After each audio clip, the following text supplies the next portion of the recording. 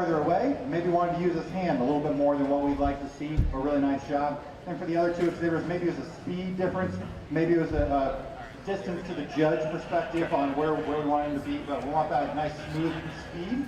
And then also keep that pig in the middle of the ring. But let's give a nice round of applause for all of these senior exhibitors.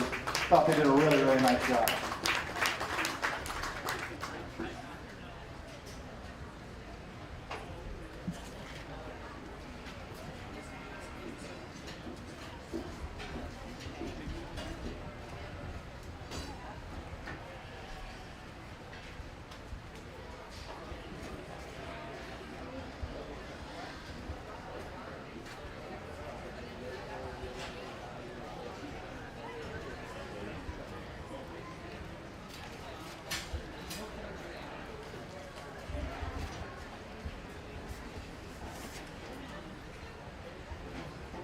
This is the second and final call for those intermediate showmen.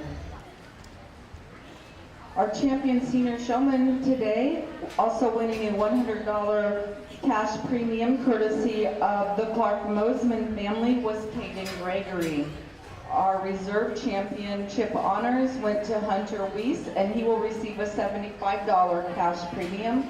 And third place showman was Chase Hartman, and he will receive a $50 cash premium. Receiving blue ribbons were Evan Hartman and Owen Meyer. Now entering the arena is our first division, first class of intermediate showmen.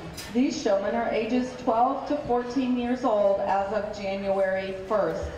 This will be a first call for that second class of intermediate showmanship. Second class of intermediate showmen include Jade Kreifels, Kaylee Gregory, Lane Mahaffey, Marcus Faust, and Thane Carter. Once again, first call, intermediate showmanship. In this class will be in the second class will be Jade Kreifels, Kaylee Gregory, Lane Mahaffey, Marcus Faust, and Thane Carter. Also, each participant in the showmanship classes will receive a $10 premium added on to their premium check.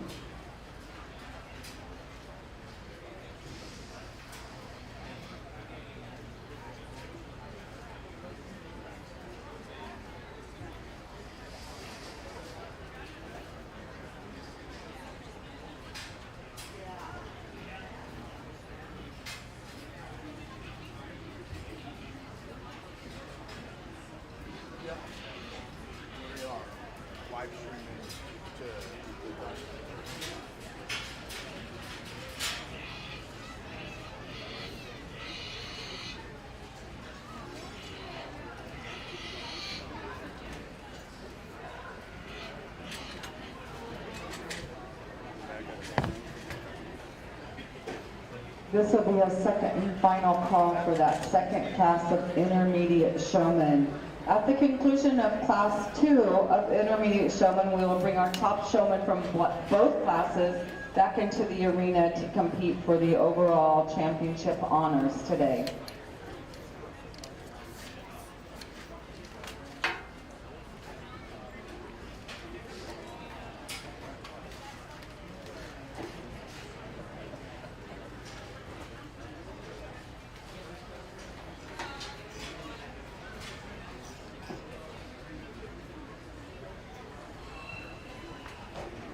Okay, we're going to keep 3 back. I thought we had 3 really good showmen in this particular drive, taking nothing away from the other 2. We kind of talked with each of them just about some little things that we could tweak.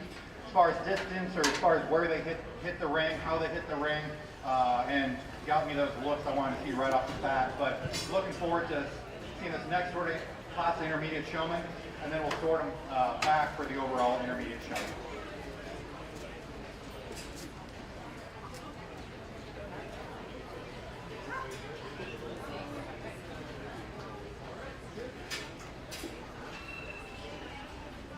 Don't forget, today is the 4-H livestock judging contest beginning at 2 o'clock here in the arena.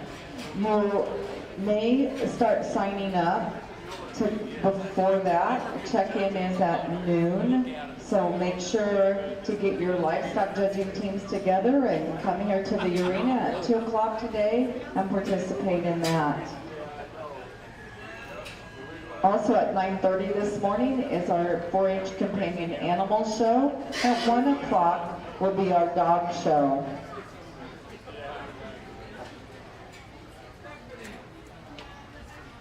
Not really, huh? That made a little bit of a difference. The last one didn't work good. Yeah, right.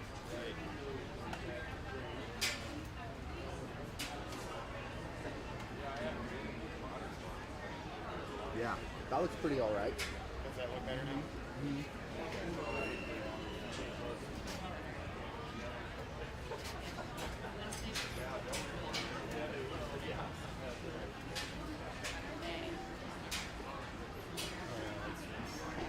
Yeah, that looks pretty good.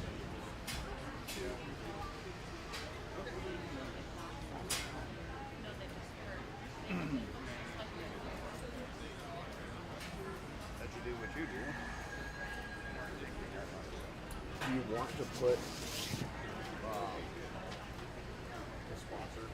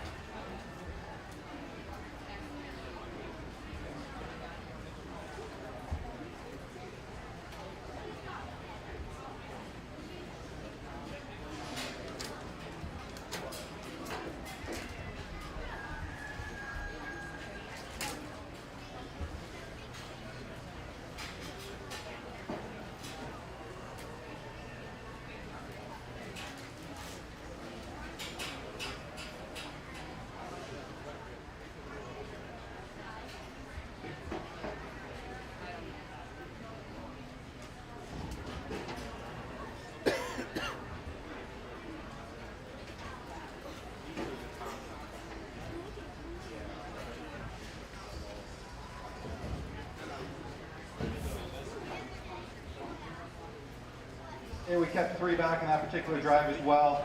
Sent 2 exhibitors kind of back to the barns just from a distance perspective, or as far as had one young man, he wanted to get that pig show itself off. That head was just wanting to stay down a little bit more than what we wanted to see. That pig wasn't wanting to just throw its head up, relax, and go across the ring. So just some minor differences. Looking forward to sorting through the 6 that we have coming back here for the champion intermediate showman.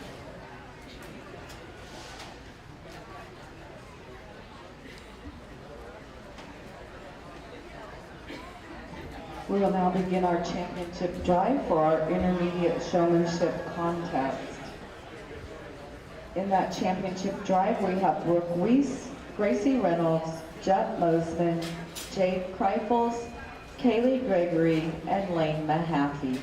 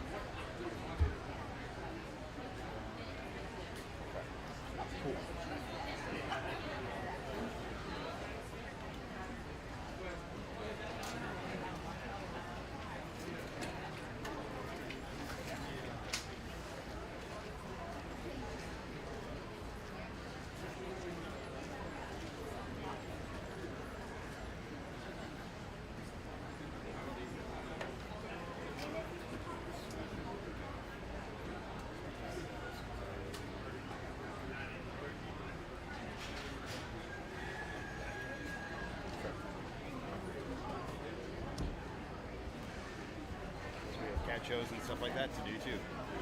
Yeah. Yeehaw.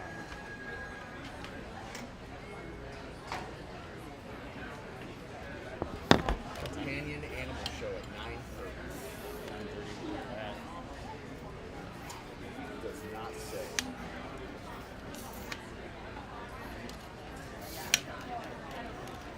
Is that what that is? Cat shows, companion animal show.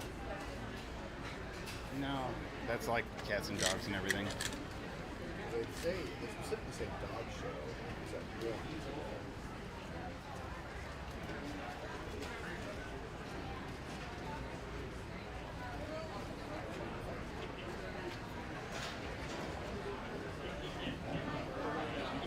This will be a first call for the first class of junior showmen. In that class, we have Annette Ruey, Ashton Kreifels, Aurora Carter, Braden Shapersman, Graham Mueller, Grayson Model, Harper Von Zagren, Gentry Mosman. Once again, first call, junior showman, class 1. In class 1, we have Annette Ruey, Ashton Kreifels, Aurora Carter, Braden Shapersman, Graham Mueller, Grayson Model, Harper Von Zagren, and Gentry Mosman.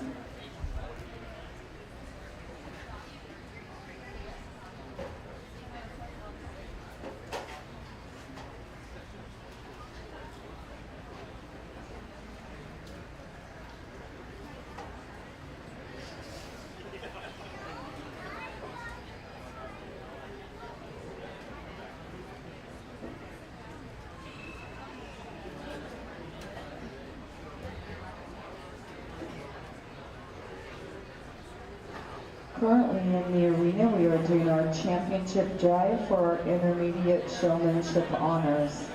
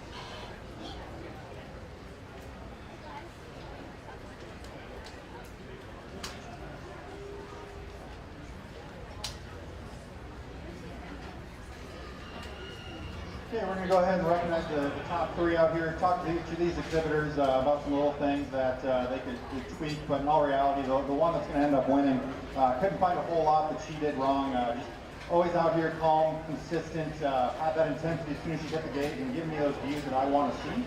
At the same time, as the drive wore on, there's no letting that pig down. It just keeps going and going and going. And so the young lady on my right side will end up being your champion intermediate center. Congratulations.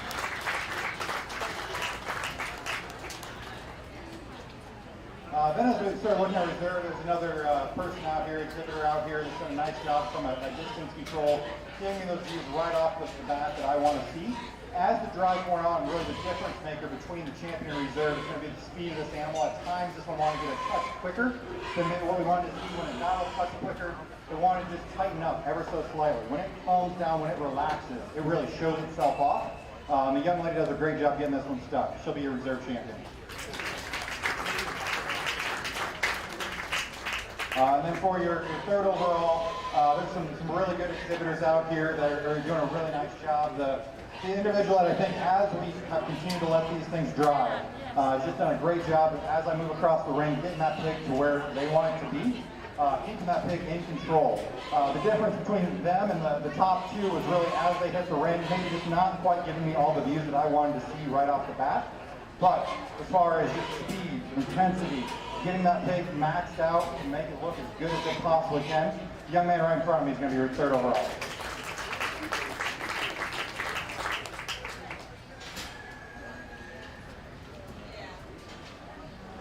Our champion intermediate showman today was Brooke Weiss. She will also be receiving a $100 cash award. Our reserve champion intermediate showman was Gracie Reynolds. She will be receiving a $75 cash award. And our third place showman was Jet Mosman, and he will be receiving a $50 cash prize. Now entering the arena will be our junior showman, the first class. These junior showmen are ages 8 to 11 years old as of January 1st. I have been asked to make an announcement that if once you get your kids into the holding pens, if you could kind of clear out the alleyways so that we can get other hogs into the pens easier and be able to get back and forth, that would be awesome help. Thank you.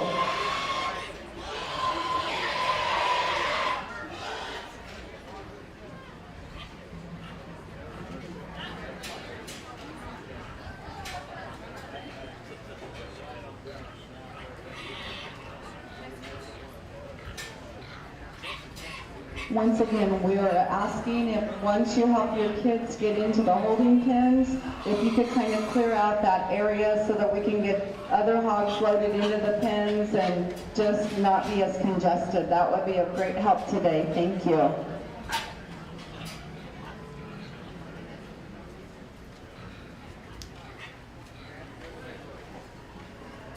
Currently entering the arena is our first class of junior showmen. These showmen are ages 8 to 11 years old as of January 1st.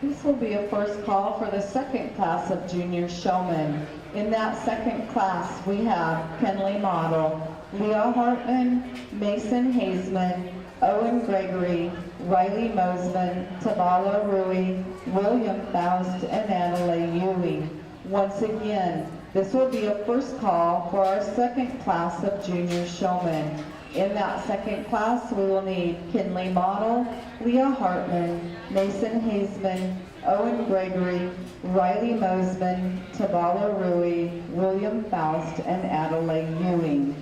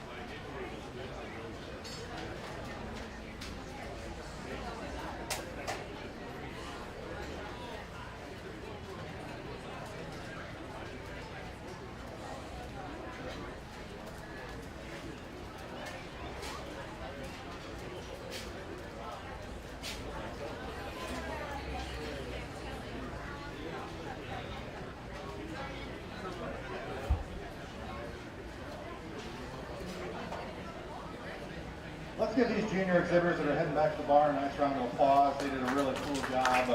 All have a smile on their face, had a lot of fun out here. And I think as we progress on down the road, we got some really good showmen that as they move into intermediate and senior divisions will be giving us a handful. But at times today, maybe these things just want to go to the rail a little bit more than what we wanted to see.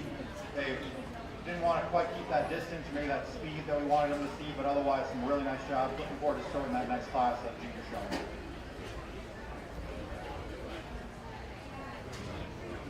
Second and final call, junior showman. Mason Haseman, if you could report to the arena with your showmanship hawk.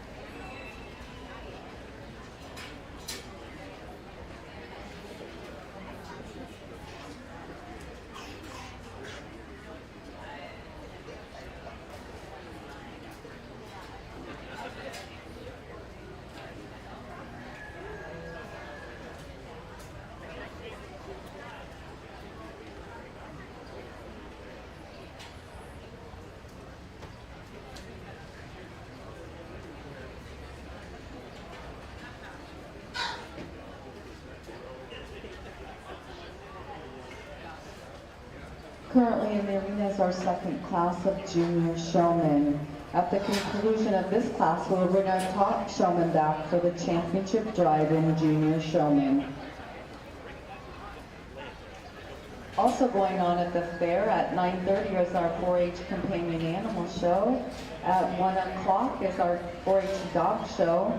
At 2 p.m., the 4-H livestock judging contest will take place here in the arena, so make sure you get those judging teams together and come and have a good afternoon.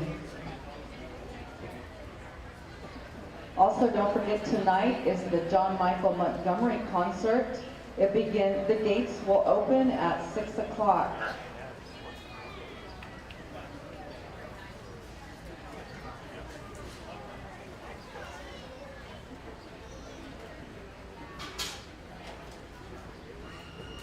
Once again, we'd like to thank the Clark Mosman family who donated all the premium money for our showmanship contest today in memory of their father and grandfather, Clark Mosman. So we would like to thank them for that donation. Also on the back of the program, don't forget to take a glance at our 4-H Council Award donors. These people have donated money to help provide all of the awards that the 4-Hers earn throughout the year. So if you see any of them, thank them as well for donating. We'd also like to thank Northeast Bank for donating the funds so that all of our 4-H exhibitors can have t-shirts this year. So if you see any Northeast Bank employees on the fairgrounds, make sure you thank them as well for sponsoring our t-shirts this year. We'd like to thank our arena sponsors this year. They include Holstone Foods, Thomas Cattle, which is Tom and John Weisenkamp, Dodge County Farm Bureau, Mosman Crop Insurance, Darling Ingredients, and Turnus Trucking LLC of Nickerson. So we'd like to give them a big thank you as well.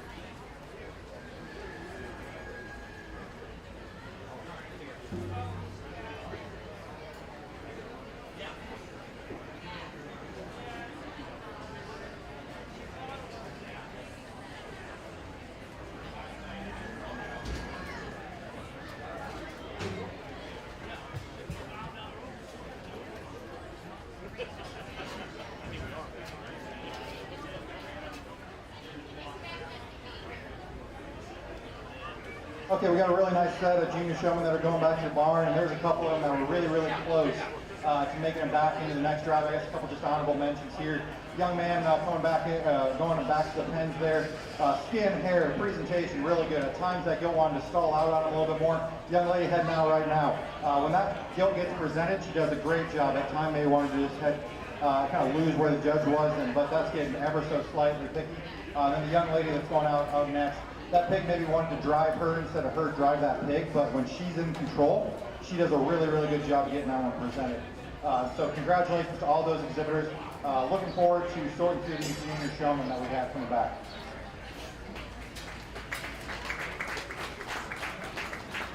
We will now begin our Junior Showmanship Championship drive.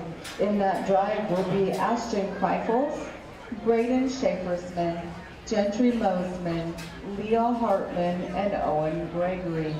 Receiving blues in Junior Showmanship were Annette Rui, Aurora Carter, Graham Mueller, Grayson Model, Harper Von Zagern, Kinley Model, Mason Hazeman, Riley Mosman, Tabala Rui, William Faust, and Adelaide Ewing.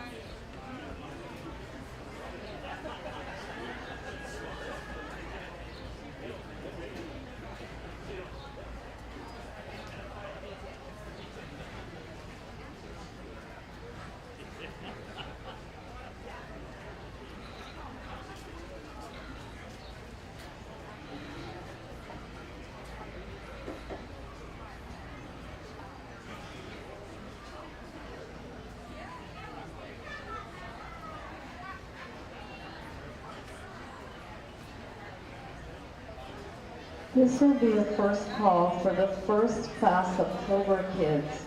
In that first class of Clover Kids, we will have Amos Von Zagern, Brinley Mosman, Claire Mueller, Dawson Hazeman, and Griffin Meyer. Once again, this is a first call for the first class of Clover Kids. In our first class of Clover Kids, we will have Amos Von Zagern, Brinley Mosman, Claire Mueller, Dawson Hazeman, and Griffin Meyer.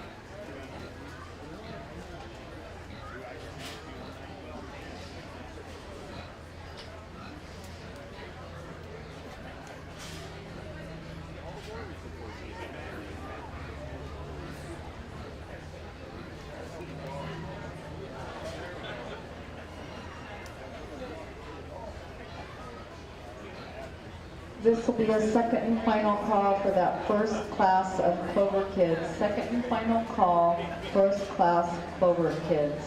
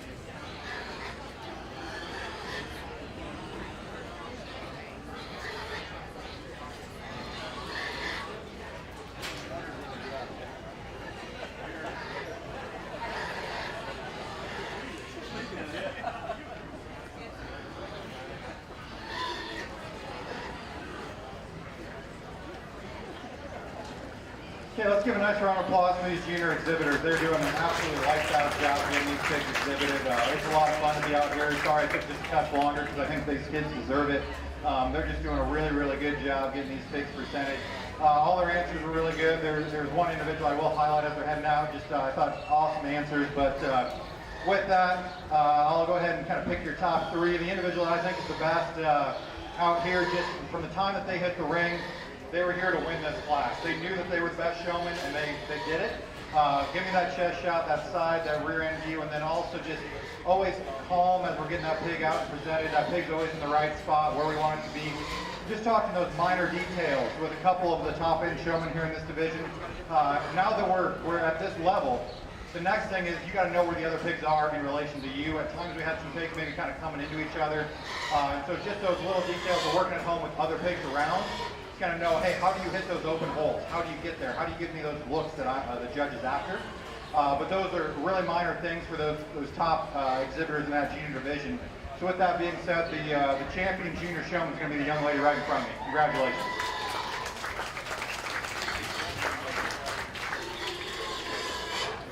Next will be somebody I thought was really, really close, and I thought this was a super tight decision.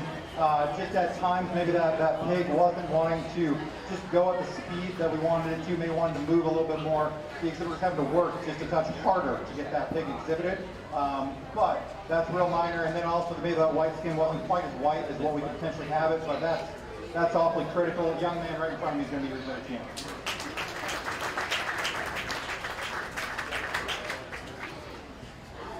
For third, I think there's an individual that as the drive's worn on, has done a really good job of getting that pig exhibited.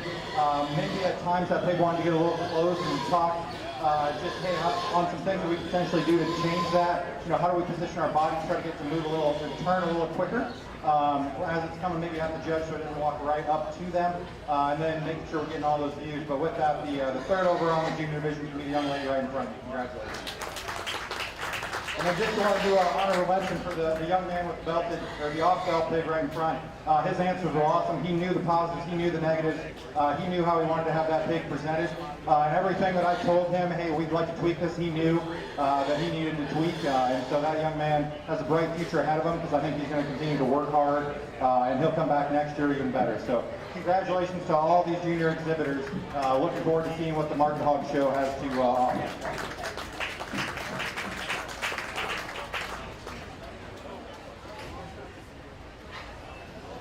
Our junior champion showman was Gentry Mosman. She will be receiving a $100 cash premium for winning. Our reserve champion junior showman was Owen Gregory. He will be receiving a $75 cash award premium. And our third place showman was Leah Hartman. She'll be receiving a third place $50 premium. Also receiving purples were Ashton Kreifels, Braden Schaefersman, Gentry Mosman, Leah Hartman, and Owen Gregory. We'll now start with our first class of Clover Kids. Our Clover Kids are exhibitors who are ages 5 through 7 as of January 1st, and this is a non-competitive class. In this class, in the arena, we have Amos von Zagern, Brinley Mosman, Claire Mueller, Dawson Hazeman, and Griffin Meyer.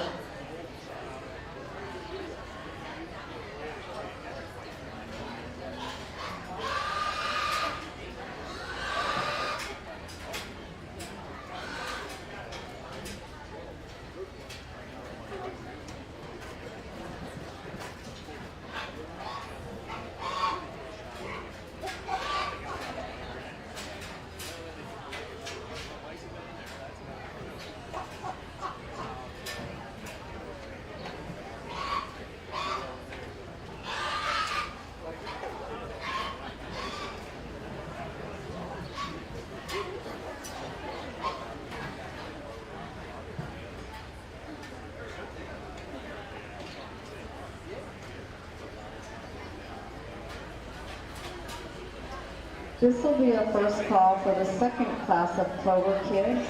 In our second class, we need Laurel Mueller, McCoy Mosman, Ronan Carter, Skylar Amon, and Stetson Mosman. Once again, first call for that class 2 Clover Kids. In that class 2, we will need Laurel Mueller, McCoy Mosman, Ronan Carter, Skylar Amon, and Stetson Mosman. Currently in the arena is our first class of Clover Kids, which includes Amos von Zagern, Brinley Mosman, Claire Mueller, Dawson Hazeman, and Griffin Meyer.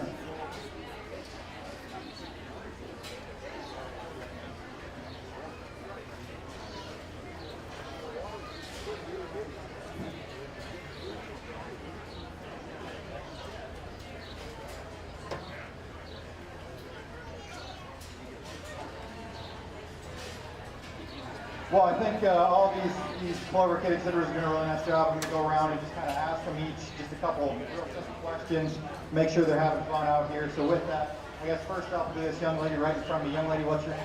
Dawson. Dawson, what is your favorite animal? Kitties. Kitties. Do you have some cats at home? What are their names? Boomer.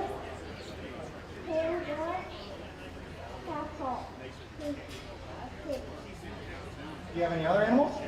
Dog. What's the dog's name? Penny. Penny. Hey, let's give her a nice round of applause.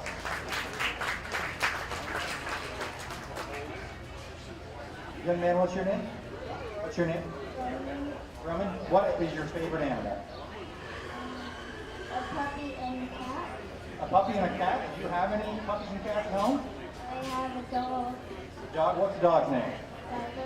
Ryder. Hey, let's give him a nice round of applause. Young man, what's your name? Amos. Amos. What is your favorite animal? Lion. A lion? Why do you like lions?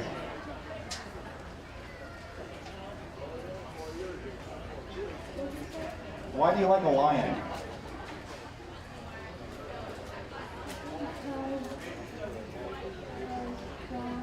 Yeah! Hey, let's give him a nice round of applause. And hopefully we don't have to judge any lions today. Young lady, what's your name? Claire. What's your favorite animal? Owl. Owl. Why do you like an owl?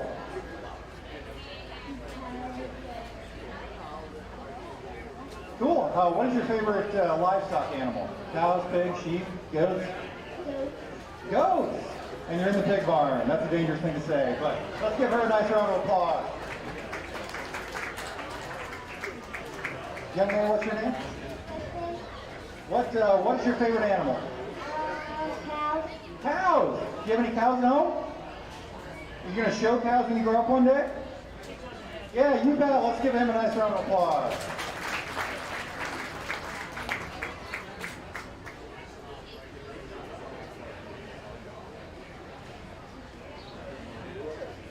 Young lady, what's your name? Braylon, what is your favorite animal? Pig. Pig. Hey, let's give her a round of applause for saying pig. Do you have any dogs and cats at home? What are their names? Papa Everett, Squeaky, Rosie, and Pumpkin Rocket, Pilot, Cappuccino, and Espresso. That is impressive that you can list all those off. Let's give her a nice round of applause. This is the second and final call for that second class of Clover Kids. Second and final call. Okay, let's give all these Clover Kid exhibitors a nice round of applause as they head out of the ring. I think they should have a lot of fun here as we move up to the junior division in a couple of years.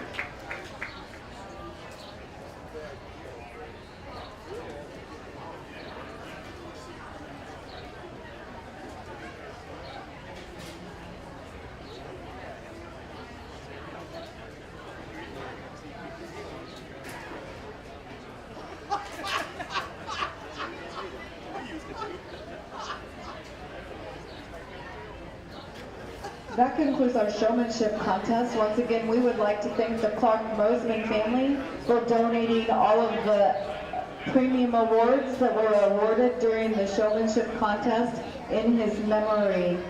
Also, just a reminder to those showmen that participated today, you will be each receiving a $10 premium for your participation in the showmanship contest. We will now start our breeding gilt show. Oh, I'm sorry, we have one more class of Clover Kids. I was jumping the gun.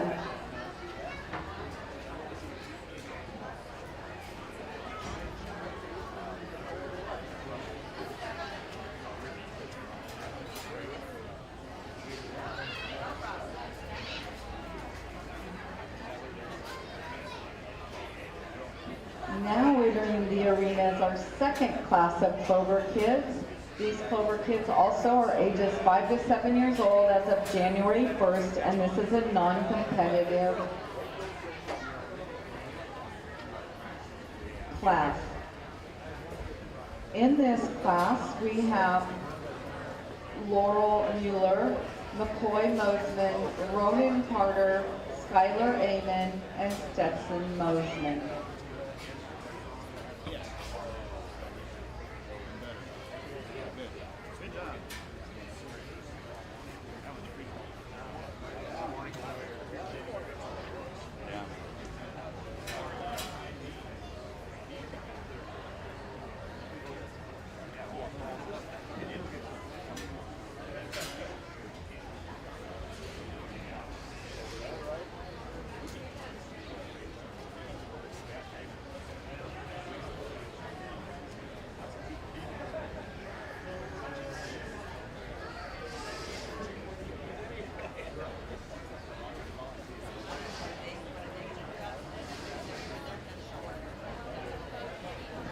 This will be a first call, Class 1 breeding gilts, registered Berkshires. First call, Class 1, registered gilts, Berkshire. Okay, we'll do the same thing in this division. So starting off, young lady, what is your name? Cool. Laurel, what is your favorite animal? A horse. A horse! Do you have any horses at home? No? Is this a hint to your parents to get you a horse? No. Oh, hey, that's a surprise answer. I was definitely thinking that was a yes. Let's give her a nice round of applause. Young man, what's your name? McCoy, what's your favorite animal? Pigs. Hey, that's a round of applause right there. What, do you show pigs? Yeah, you're doing a really nice job getting this pig exhibited. Are you looking forward to showing here at the county fair coming up in a couple of years? Yeah. You bet. What is your favorite animal besides the pig? Cows. Do you have any cows at home? Yes. You gonna show cows as well? Probably not. Probably not. Okay, let's give him a nice round of applause. Young man, what's your name? What was that? Stetson. What is your favorite animal? Pigs. Hey, that's another round of applause for saying pigs. What's your next favorite animal? Chickens. You guys have some chickens at home? Why do you like chickens? The eggs, the meat, or the meat? Hey, there we go. Let's give him a nice round of applause.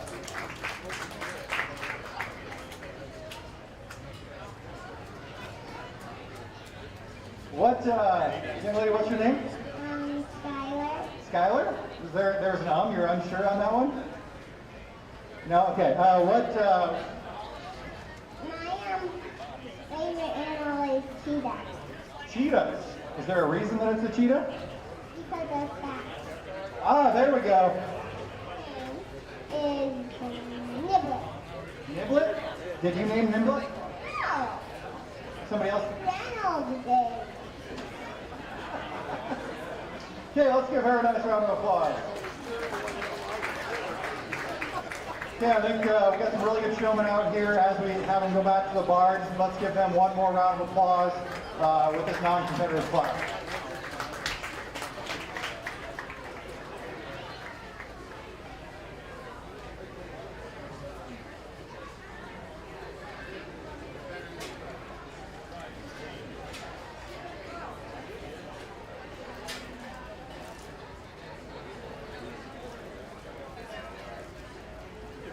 Second and final call, Class 1 breeding gilts, registered gilts, Berkshire.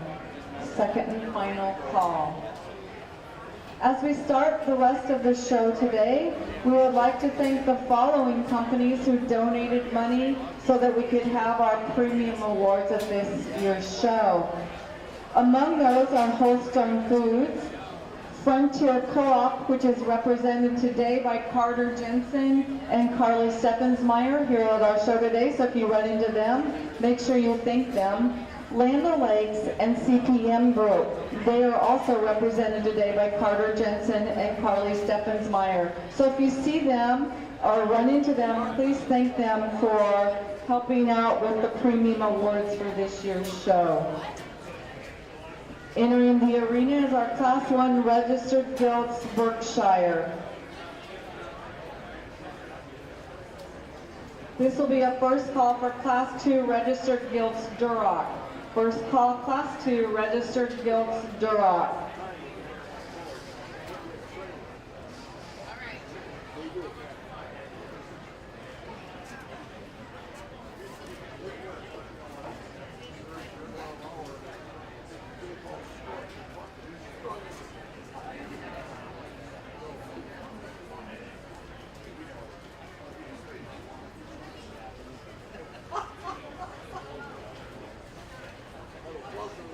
Second call, Class 2, registered gilts, Duroc. Second and final call, Class 2, registered gilts, Duroc.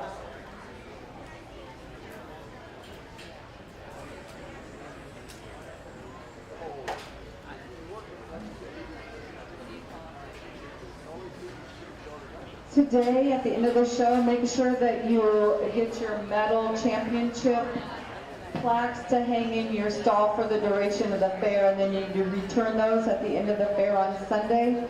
The fair board would like those hanging in your stall so that visitors to the fair can see how your exhibit did. We also have stickers up here at the announcer stand that you can get. They would like those stickers to go on your stall card, so also as visitors come through the buildings, they know how your projects have done.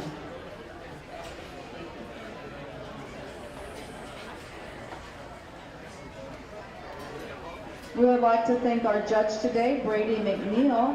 Brady grew up on a diversified livestock and row crop farm in eastern Iowa. He attended Iowa State University where he received his BS in animal science and his master's degree in animal breeding and genetics. While at Iowa State, he was a member of the livestock judging and meat animal evaluation teams and later served as a coach for both of those teams. Brady and his wife Katie currently reside in Columbus, Nebraska, where he is the multiplication leader for DNA genetics. We'd like to welcome Brady to our show today.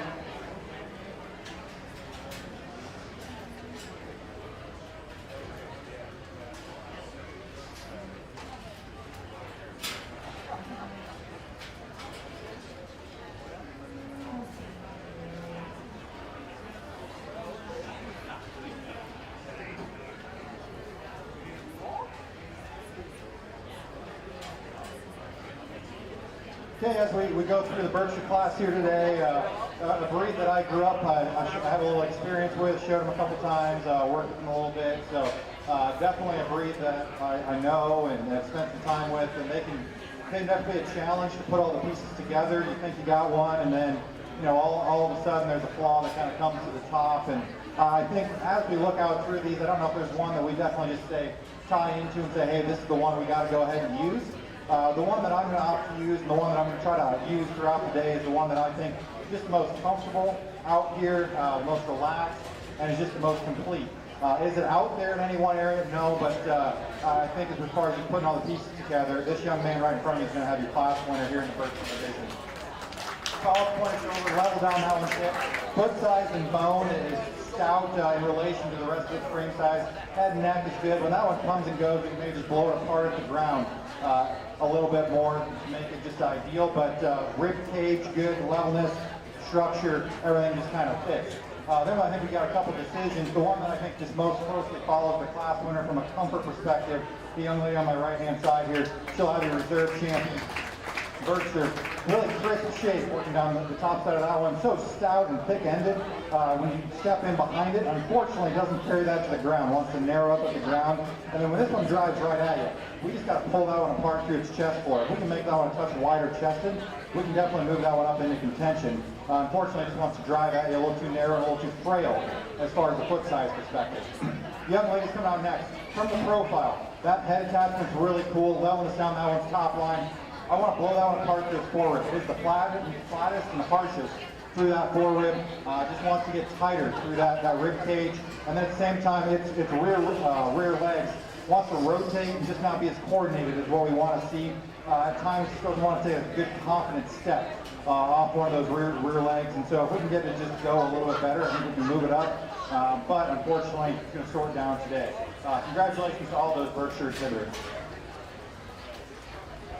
Our champion Berkshire breeding gilt was shown by Owen Gregory today. He will receive a $50 cash premium. Our reserve champion Berkshire breeding gilt was shown by Gracie Reynolds, and she will receive a $25 premium cash award. Now entering the arena will be our registered gilts, the Durocs. This will be a first call for Class 3 registered gilt spot. In the arena, we have Class 2 registered gilts Duroc, first call, Class 3 registered gilts spot.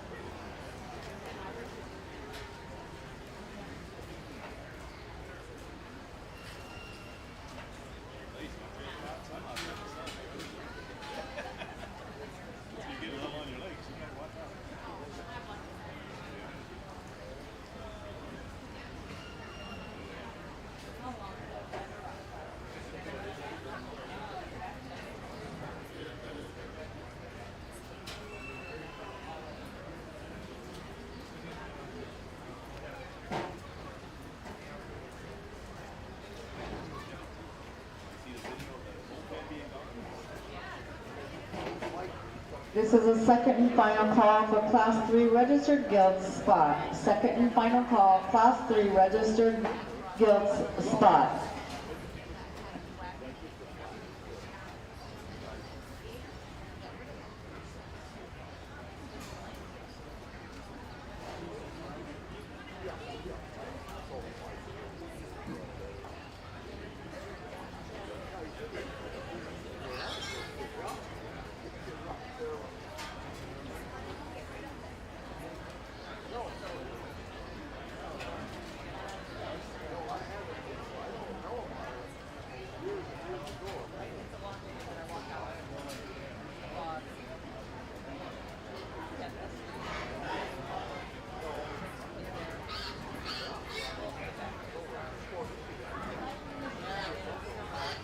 If you're hungry and need of some more breakfast, Trinity Lutheran is serving breakfast sandwiches over by the kids zone again this morning.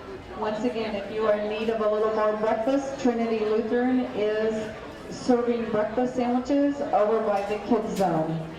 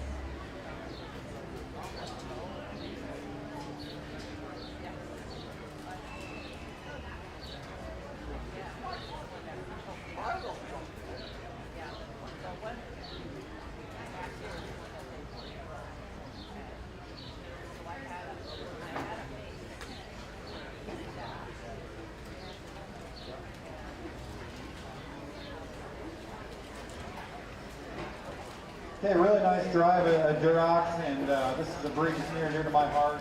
I showed quite a few of them, even in my day job today. We work with purebred Durox, and so I get to see them in their working clothes, so to speak. And with that, it's hard to put together a lot of pieces on a Durox. If you get one real feminine and refined, they're probably not going to be stout enough. If you get one wide-chested, it probably isn't going to quite have the rear wheels that you need. And so to kind of put all the pieces together is definitely a challenge, and I think there's one out here that's awfully unique in what it's able to do. It's able to just meet the surface with a lot of use and comfort. It's just kind of getting out here and floating around the ring, level on its top line, square to the ground. And then when you step off of it, it's just so good in its top line, good in its bottom line. Is it just the bulkiest centered one? No, but I call that one plenty good enough. This young lady right in front of me is going to have your champion Durox. That one's really, really nice. Just the use and flex of that one's front leg, rear leg, it's the ability to just get out and go and paint that silhouette on the profile. Very, very unique. Young man's going to have the one coming second. Here is the wide-chested one. This one is bolstered through the center portion of that one's cavity. At the same time, as the drive's worn on, that one's front shoulder just needs to get pushed back ever so slightly. It's one to tighten up and just not reach with as much use and comfort. And then it's one to pivot out of its rear end just a little bit more than what we'd like to see. But that's getting awfully critical. That's still a really high quality gill with a lot of breeding value to offer to any operation. Young man's coming out in third. This one's really moderate and boxy, and when it hits you, that chest floor and that chest right through the center portion of that one's body is so impressive. Fold and pulled apart from the top side of its blade all the way to the ground, meets the surface with a big foot and toe spread, boxy through the center cavity. It's one to get a little bit shorter body. It's one to rotate and pinch its ham-loin junction, and one to swivel a little bit too much from behind. But really high quality gilt that if you have one that can just extend them out a little bit, that one's got a lot of breeding value. This one maybe has a touch more extension, height at the point of its shoulder, fresh shape working down that one's top line. When This one meets the surface. It's not as wide down low as it is up high, and then it doesn't want to go quite as well as what we'd like it to see. Well, one coming out next. This one is more comfortable on the move than the one directly in front of it. It is so unique in its head carriage. For one to be on down the line and still have that kind of head carriage, there's a lot of breeding value in that particular gilt just for that trait alone. At the same time, we got to give that one a shot more just body and blow it apart to the middle. Then when that one comes and goes, it is the narrowest and most closed up of any in this particular class. But congratulations to all those direct exhibitors, some really high quality individuals. Our champion Dura breeding gilt and receiving a $50 cash premium award is Gracie Reynolds. Our reserve champion Dura breeding gilt and receiving a $25 cash premium award was shown by Jet Mosman. Receiving gold awards were Danica Kreifels, Braden Shapersman, and Kaylee Gregory. Entering the arena is our Class 3 registered gilt spot. This is going to be a first and final call for Class 4 registered gilts, any other breed. First and final call for that Class 4 registered gilts, any other breed. Currently in the arena, we have Class 3 registered gilts spot.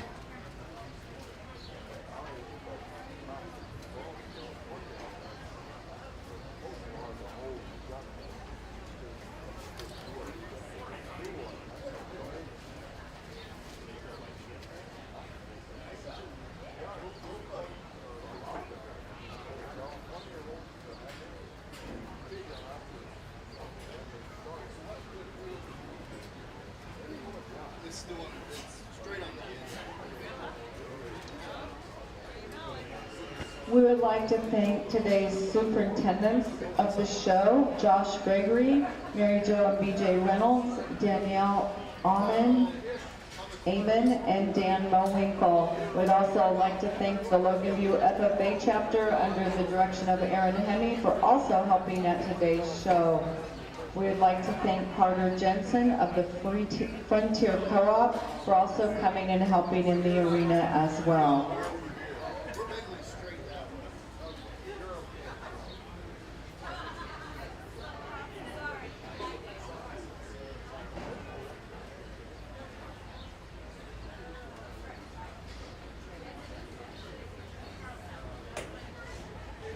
Once again, that is the first and final call for that Class 4 registered gilts, any other breed.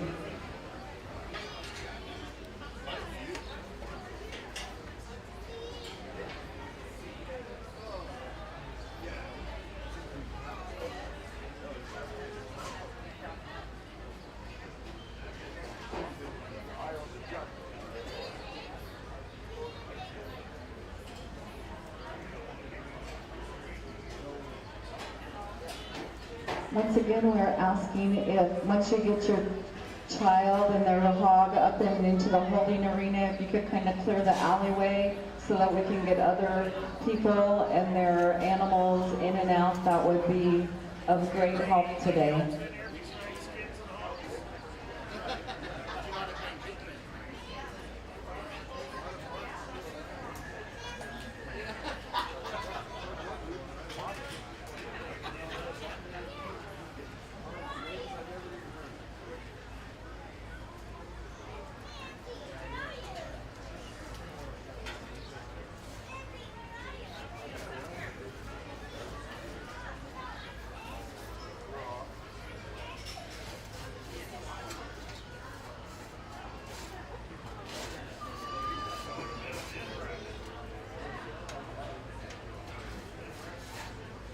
Okay, really nice class of spotted gilts and ones that I think really you have to set where your priorities are going to be throughout the day, because depending on what you wanted to do, I think you could go a couple different directions in this particular class. For me, I'm always going to come back to the ones that are just able to get out and motor, the ones that joints kind of fit on their skeleton the right way, especially in these breeding classes, and then trying to pack on the extras after that. And so for me, the one that's just able to get out and use that skeleton the way we want it to, has the most flex, especially out of its rear skeleton, The young man right in the middle of the ring, he's going to have your champion spotted gill. That thing's able to just get out and flex.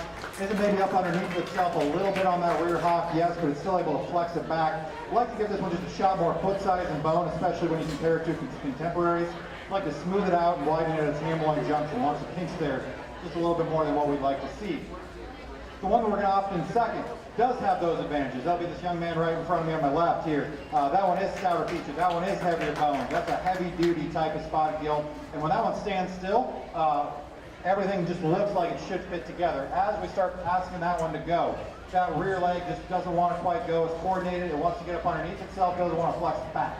It's a little bit more upright and rigid on that rear passing allow, just flex and deepen that heel a little bit more than what we currently are able to see.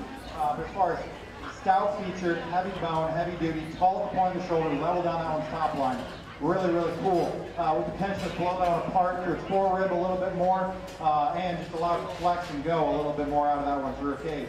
The one that is maxed out as far as just width and power and dimension, so the young man's going to come in third. That one just has that internal cavity that we're after, but unfortunately it's in a shorter, more compact package. And then with that, we just got to redesign it from a structural perspective. It is a touch more rock forward in the angle of its shoulder, and it's just more uncoordinated from behind. But if you want one that's wide, powerful, and so stout and thick-ended, that one definitely is the gilt for you. Unfortunately, in a breeding gilt show, we're just going to sort that one down, but congratulations to all these exhibitors.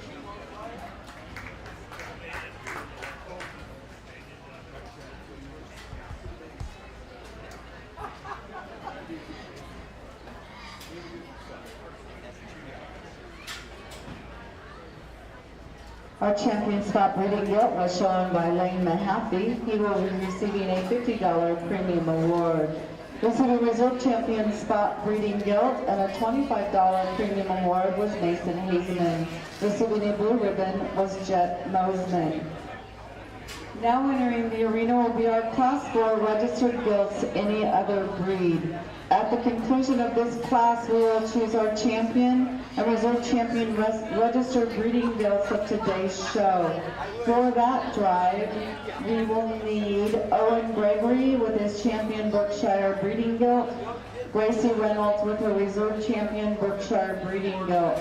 We will need Gracie Reynolds with her champion Duroc breeding gilt, Jet Mosman with his reserve champion Duroc breeding gilt, Lane Mahaffey with his champion spot breeding gilt, and Mason Haseman with his reserve champion spot breeding gilt.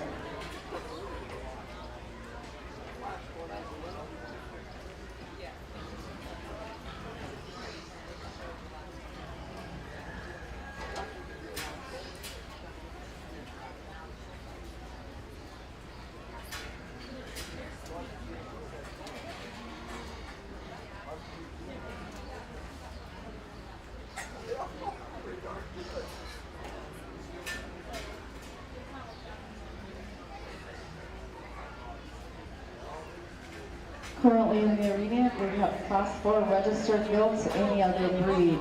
If we could at this time have these people return to the arena for our champion and reserve champion registered breeding gilt drive. We need Owen Gregory with his champion Berkshire breeding gilt, Gracie Reynolds with her reserve champion Berkshire breeding gilt, Gracie Reynolds with her champion Duroc breeding gilt, Jet Mosman with his reserve champion Duroc breeding gilt, Lane Mahaffey with his champion spot breeding gilt, Mason Haseman with his reserve champion spot breeding gilt.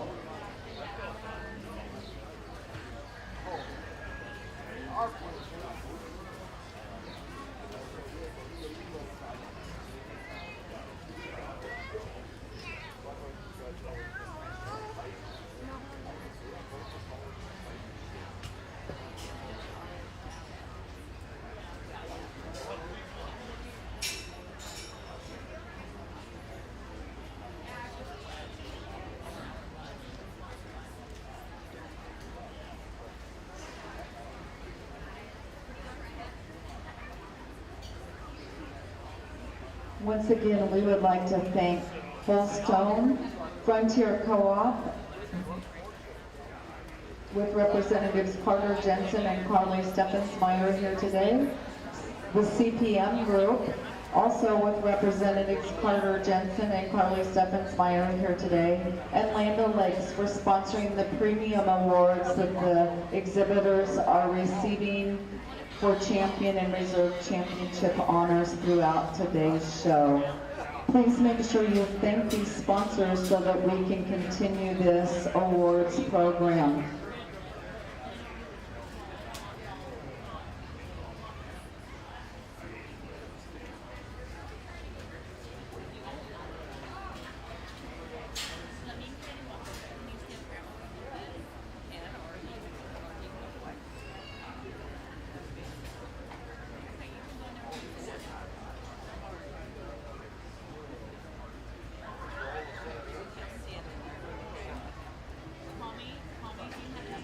Once again, beginning at 1 o'clock will be the 4-H dog show. At 2 o'clock is the 4-H livestock judging contest here in the arena. So 4-Hers, FFA members, make sure you get a team together or just be an individual and come and participate in the judging contest. Also going on today will be a baseball game at 5 o'clock. Bingo starts at 6 o'clock, courtesy of the Dodge County Legion Post number 122. At 7 will be another baseball game, and at 6 o'clock our gates open for the John Michael Montgomery concert with special guest Adam Doliak and Dylan Bloom.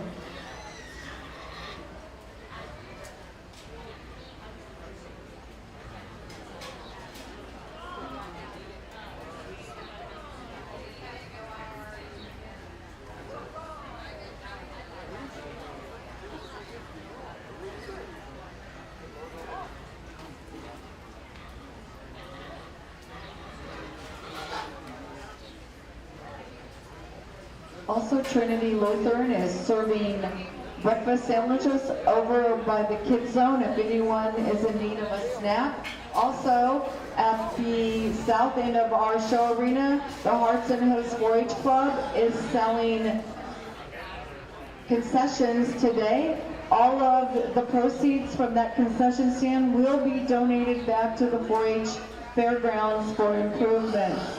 So once again, at the south end of the arena right here, we have the Hearts and Hooves 4-H Club. They're selling various pops, chips, candy. So if you're hungry, visit them. All their proceeds will be donated back to the Dodge County Fair. So make sure you support them as well.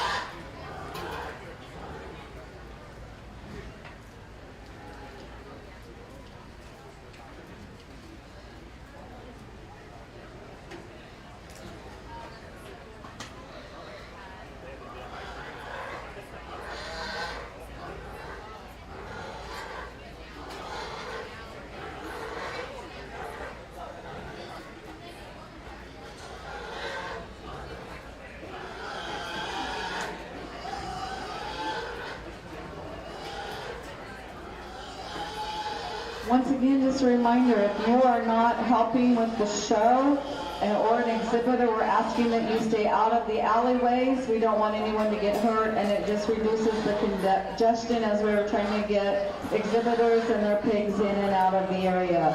Once again, please stay out of the areas where we're getting hogs in and out of the arena, as well as in and out of the holding pens.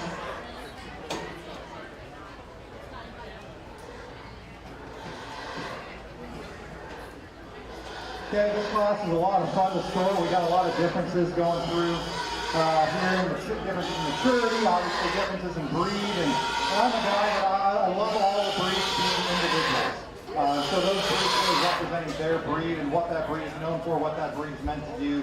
And I think we got some really good representatives of their different breeds as we go on down the line. With that being said, I think there's one individual from the time that they hit the gate, that chest shot that we're after, width at the ground, still having that back shape that we're after and rib cage. Is this one just the smoothest in its ham loin? Is it just the most picked up in its tail head? No, but the pieces that one's able to do for its breed are awfully good. The chest is going to be your champion. Congratulations. And then breed for breed, I'd argue as much breeding value is going to be in the one reserve champion, which would be this Poland here. That one's so square as it comes and goes. It's big-footed, heavy structured. When you step off to the side, wants to do what Poland's do. They want to get up in their top line just a little bit more. Not quite as smooth and jet level there in its ham-loin junction, but at the same time, as far as just foot size, structure, soundness, able to get out and go, that one has a lot of value. It maybe just not as pulled apart as some of them out here, but that one just breed for breed, really, really good. Young lady's Yorkshire does what Yorkshire should do. Just a basic type of a gilt. That one's able to get out and go. Angles read right, foot size, bone, structure, rib cage is where we want it to be. As we start talking about having those extras of look out front, femininity, refinement, this one gets to be the plainest and most nondescript up front. It just wants to have a little extra jowl working right there. If we can give that one a little cleaner look through the front 1/3, I think we can definitely talk about moving this one up. But at the same time, that one is just a little bit plainer. And then, as Yorkshires do, as they start to get big, mature, put on that extra weight, want to maybe narrow up at the ground a little bit more than what we'd like to see for how much mass and width that one does have up high. So as far as foot size, structure, just covering the basics of maternal, that one does it. The one that's completely different is the young lady's going to come out in fourth. And this one, for what it offers to that breed, really, really cool. Rib cage and center body are awfully impressive. Foot size, substance, structure, really, really cool. This one just got to push that one back at the angle to its shoulder, allow it to get out and go, and then square it from pin hock to ground. It wants to push out on its hock and roll a little bit more than what we'd like to see. The one that, if we start showing these things here in 50 days, maybe we can change the placing, is this one coming out next. That one, good in the look up front. As we start comparing to its contemporaries at this stage in the game, it is one of the harder ones up through its center body. Flatter made there, and then we got to level that one out through its ham-loin junction. It wants to rotate out of that hip more than what we'd like to see. The one coming out next, here's one that has that foot size and structure we're after with the top side of its blade. Really good. A lot of shape working on that one's back. As you step off to the side, it's the harshest interior ribbon flank of these gilts out here, and then wants to rotate out of its hip more than we'd like to see. But really nice gilt to end up down the line for that young man. The Hereford coming out next. For what this one offers from a center body perspective, really, really cool. As the drive's worn on, this one's just the least comfortable as we go. Doesn't want to quite flex out of that front end. And then we got to square this one up from behind. If we could square it up from behind, I could maybe move it up a place or two, but that rear hock isn't quite good enough. But for what that one's able to offer to the Herefords as far as just that center body and rib, really cool place for that one to end up down the line. Congratulations to all those breeding guild exhibitors. Our champion all other breed gilt was shown by Caden Gregory. He will receive a $50 cash premium award. Our reserve champion AOB breeding gilt was also shown by Caden Gregory, and he will receive a $25 cash premium award.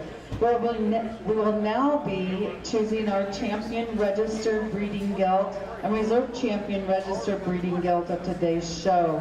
For this championship drive, we have Owen Gregory with his champion Berkshire breeding gilt, Gracie Reynolds with her reserve champion Berkshire breeding gilt, Gracie Reynolds with her champion Duroc breeding gilt, Jet Mosman with his reserve champion Duroc breeding gilt, Lane Mahaffey with his champion Spot breeding gilt, Mason Haseman with his reserve champion Spot breeding gilt, Caden Gregory with his champion AOB breeding gilt, and Caden Gregory with his reserve champion AOB breeding gilt.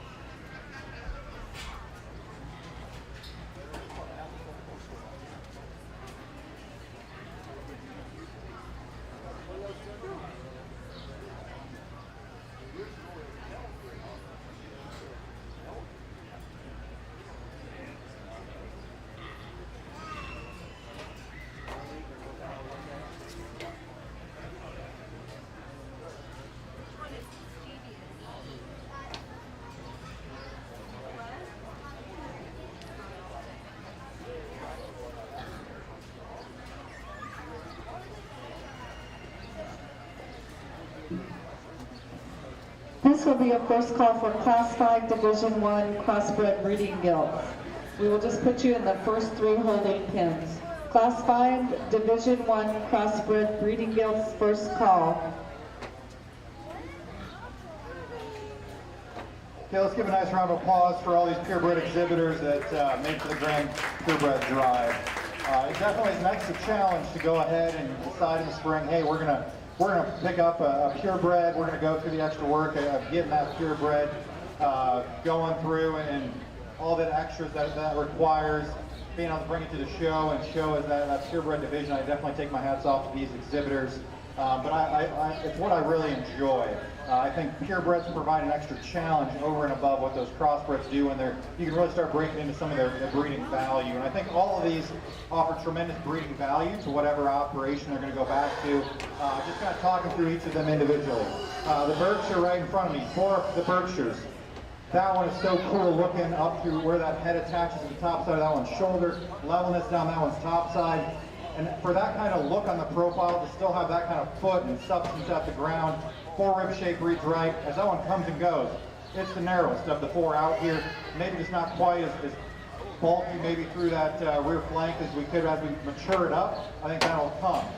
But really, we just got to have that one blown apart at the ground when compared to some of its contemporaries. Talking about the spot. The spot in that particular class, just talked how that one was the one that was able to get out and go the best of the spotted hogs, and I think as it comes back out here, it still does that.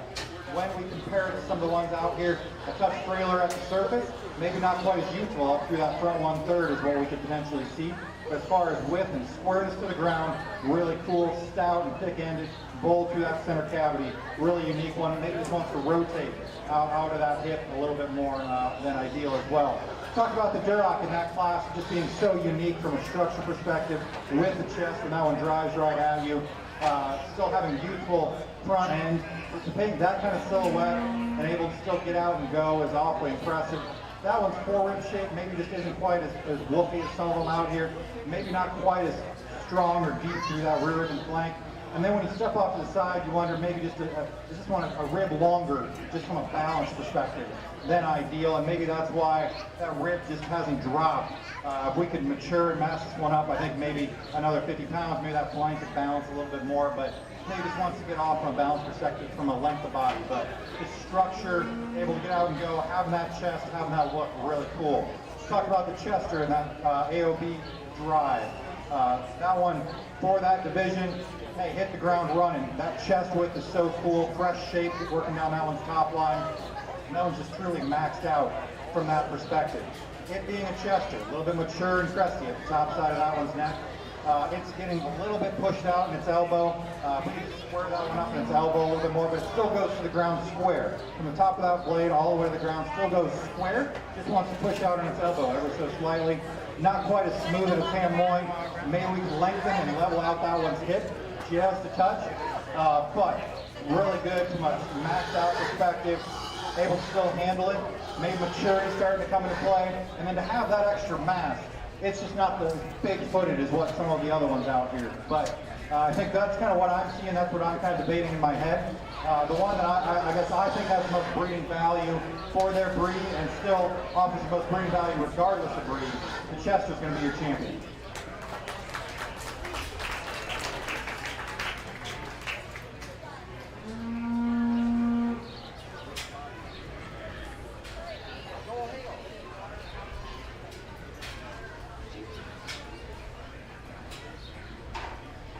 Once again, just a reminder as we start into the market show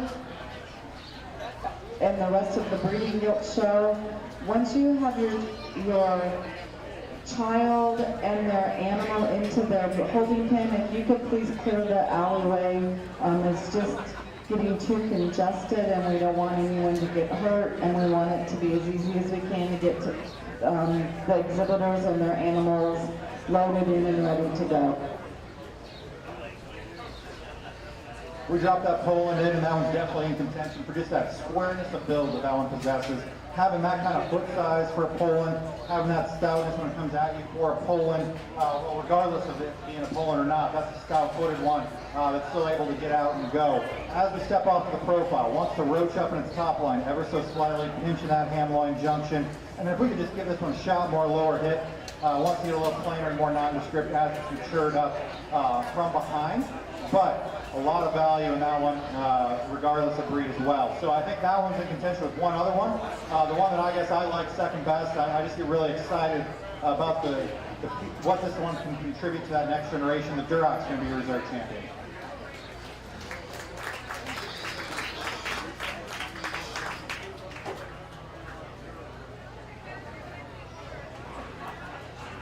Our champion registered breeding guild of the day show was shown by Caden Gregory, who will be receiving a $100 cash premium award. Our reserve champion registered breeding guild was shown by Gracie Reynolds, and she will be receiving a $50 cash premium award. This will be a final call for that Class 5 Division I crossbred breeding guilds. Gentry Mosman, we need you to come to the arena with your Class 5 Division I crossbred breeding guild.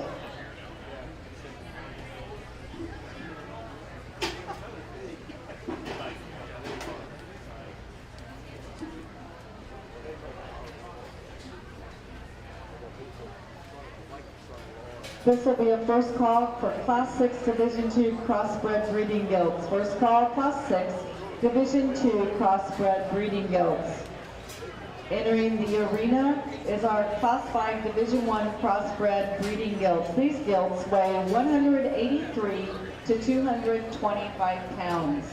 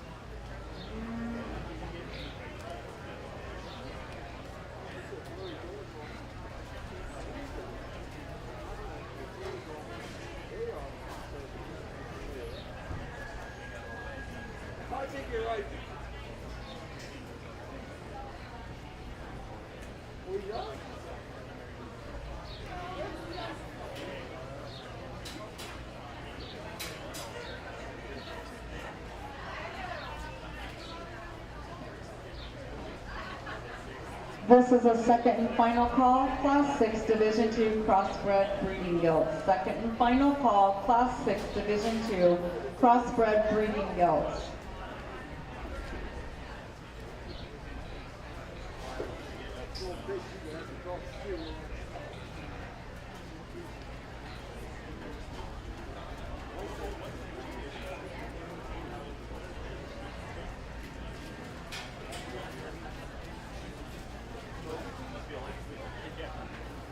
Don't forget, tonight is the John Michael Montgomery concert with special guests Adam Doliak and Dylan Bloom. The gates open at 6 p.m. and the after party will include the Silas Creek Band.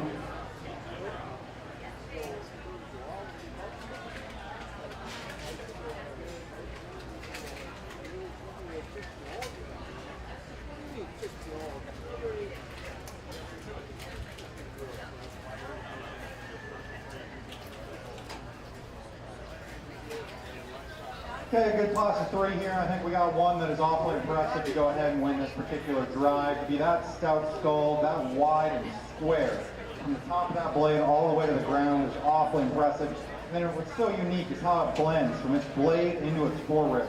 Everything just matches and blends back down. So you step in behind this one, could it just be a touch square from pin half to ground? Yes. And could we pick it up on a strong pass one? Yes. But to be able to have that stoutness, that squareness, that kind of four-rib shape, especially at this stage of the game and this weight, really, really cool. Congratulations to that young lady. Looking forward to seeing that one as it comes on down the line. I think for second and third, it gets awfully close, and there's some differences to go ahead and sort. For second, I'm going to opt to use the off-belted one. Here, this one just reads raw. It needs more time. We give this one another 40, 50, 60 pounds. We'll have to flush up, body down. I think that one could look a lot better. Today, it just reads hard and a little bit just more immature in its look. Still stout in skull, still square in still. I'd like to just level this one out in its top line where that loin ties into the top side of that one's shoulder, how the loin ties back into that one's hip. But squareness from pin hock to ground, muscles there, width's there, just got to give that one some time to go ahead and mature out. Generally with the mostly white one here, long body, deep centered, really good through the middle portion of that one's cavity. Squareness built, it is the frailest of the three. It is off behind its shoulder. If we can just square it up how it ties into that shoulder, I think maybe we can go ahead and use that one. But really nice gilt to end up in third. Congratulations to all these breeding gilt exhibitors. Top purple and champion crossbred Division I breeding gilt honors went to Gentry Mosman. She will receive a $50 premium award. Blue ribbons were received by Kenley Model and Haley Model. Now entering the arena will be our Class 6 Division II crossbred breeding gilts. These breeding gilts weigh from 255 to 317 pounds. Once again, entering the arena is our Class 6 Division II crossbred breeding gilts. At the conclusion of this class, we will need Gentry Mosman back to the arena with her champion crossbred Division I breeding gilt. At the conclusion of Class 6, we need Gentry Mosman back to the arena with her champion crossbred Division I breeding gilt.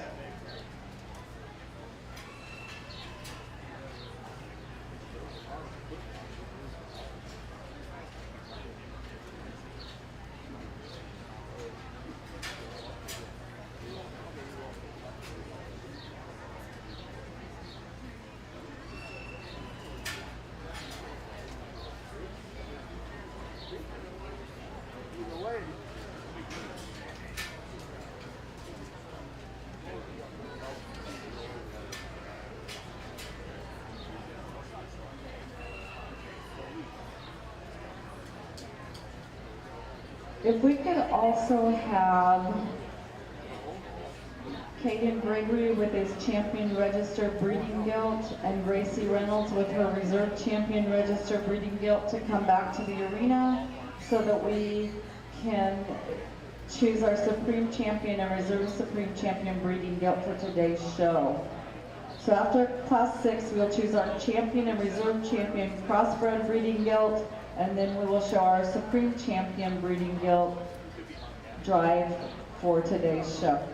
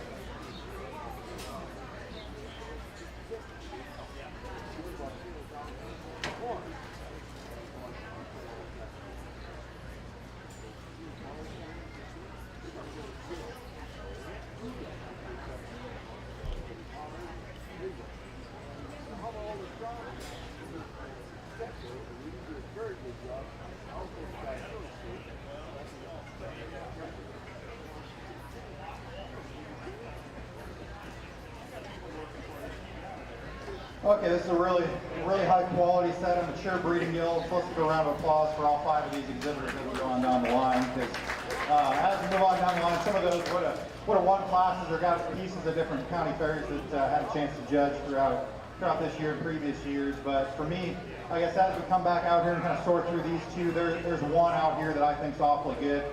From the profile, you just love this one's top line, where that one's pointing the shoulder back to that one's hip. Just dead level from that perspective. Throw last reach good. So maybe tie that neck a little higher on the top side of that one's shoulder. Yeah, we may push the shoulder back ever so slightly. Yeah, but squareness coming at you. Forerib just blending in so smooth. Just levelness through that one's hip and still being able to handle it in a sound, secure package while being square from pin out to ground. Young man in the middle of the ring is going to be your champion. Congratulations. Let's move into second in this particular class with this young lady's belted gilt here. And this one, what's so impressive, you get on top of this one from the point of this one's shoulder, it opens up into so much just mass and width. That is super impressive how it ties into the top side of that one's shoulder. This really big back. You come from the behind, so stout and thick-ended. A lot of mass and muscle working in this particular gilt. As you start breaking it down, maybe just not quite as secure up front, maybe wants to narrow up at the ground ever so slightly. I'd like to redesign it out of its rear too, how it blends into its hips. It's really wide as it blends, but it starts to wrinkle a little bit more than what we'd like to see. And then at the same time, not just as super wide and square as what we could see at the ground compared to some of them out here, but everything reads right. Everything is just so heavy and duty, powerful, heavy muscle. A lot of value in that one. Maybe it's not quite as complete as the one that wins that class, but really high quality one in its own right. The one that comes out next from the profile. You like that one's head and neck attachment. Maybe doesn't want to tie the top side of its shoulder just perfectly. Maybe wants to just get a touch crusty at the top side, but really good at the bottom side. When it drives right at you, chest floor reads good, not quite as wide at the ground. But what we want to change on this one, upper rib cage. It wants to get a little flatter, more nondescript. Where the loin ties into the top side of that one's rib cage gets a little tighter. And then this one wants to track outside of itself from behind, more than what we like to see. But so stout, thick, wide from behind. Really cool. Young man's got one that came out in showmanship, and in showmanship I thought, hey, this one could be the one that wins this particular show. Top side of that one's skeleton, so cool. Fresh back, really big back working down that one. Stout, thick-ended. Bone doesn't match the extra mass that one possesses. Got to give that one a shot more at these foot size, and then where it meets the surface wants to narrow up more than what we'd like to see. But to have that look on the profile, that freshness of back, have that muscle shape from behind, really, really cool. Give it a shot more bone, I think we're definitely in business. The one that's coming out, here's one that has the rib cage to the rafters. Really soft and pliable through that center skeleton. Square from blade knee to ground, but at the same time, where that blade sits on its skeleton is just a touch too forward. It's just the most immobile out here of these 5 particular gilts. Wants to track outside of itself from behind, but top side of its skeleton, wide, big body, just got to redesign it from a structure perspective. But 5 really, really high quality gilts. Congratulations to those exhibitors. Our champion prospect Division II breeding gilt was shown by Chase Hartman. He will receive a $50 cash premium award. Our reserve champion crossbred Division II breeding gilt was shown by Gracie Reynolds. She will receive a $25 cash premium award. We'll now be choosing our champion crossbred breeding gilt and reserve champion crossbred breeding gilt. For that, we will have Gentry Bozeman from Division I with her champion crossbred breeding gilt. And we'll have Chase Hartman with his champion crossbred Division II breeding gilt, and Gracie Reynolds with her reserve champion crossbred II division gilt. At the conclusion of that, we will be choosing our supreme champion and reserve supreme champion breeding gilts. For that, we will need Caden Gregory with his champion registered breeding gilt 1710, and reserve champion reserve breeding gilt will need to be brought back that was shown by Gracie Reynolds.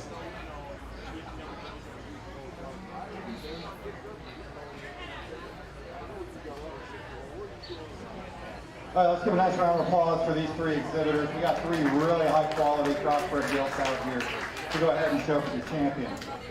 Just kind of talking through all 3 of them that are in contention. We got 2 class winners in a second, but the lightweight class winner from the side, just so cool, and how that top line ties in behind that one's shoulder, able to get out and motor, how that forerib ties into that blade we talked in class. just so unique in that design. Dead level to that one's hamline junction, back to that one's hip. Stepping behind it, potentially could square that one's hock up ever so slightly, pick that one up on its front pasterns.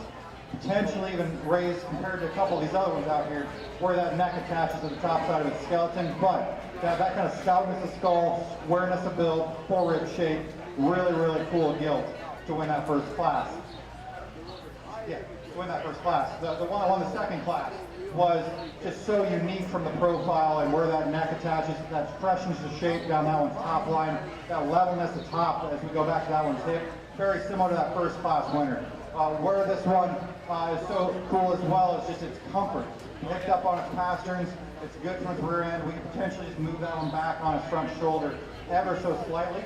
And compared to some of them we've seen throughout the day, is it just the widest coming and going? No, but I call that one square and wide enough from that perspective. The one that was second in that particular class, we talked so fresh, big back, heavy muscle, heavy duty, stout skull. Was it just as clean and unique to that one's ham loin and just as comfortable out of that rear end? They wanted to duck its in a little bit more than what we wanted to see. But I think that's a high quality individual in its own right. So just kind of talking through all three of these. My champion's going to come out of the heavyweight. The reserve's going to come out of the heavyweight as well.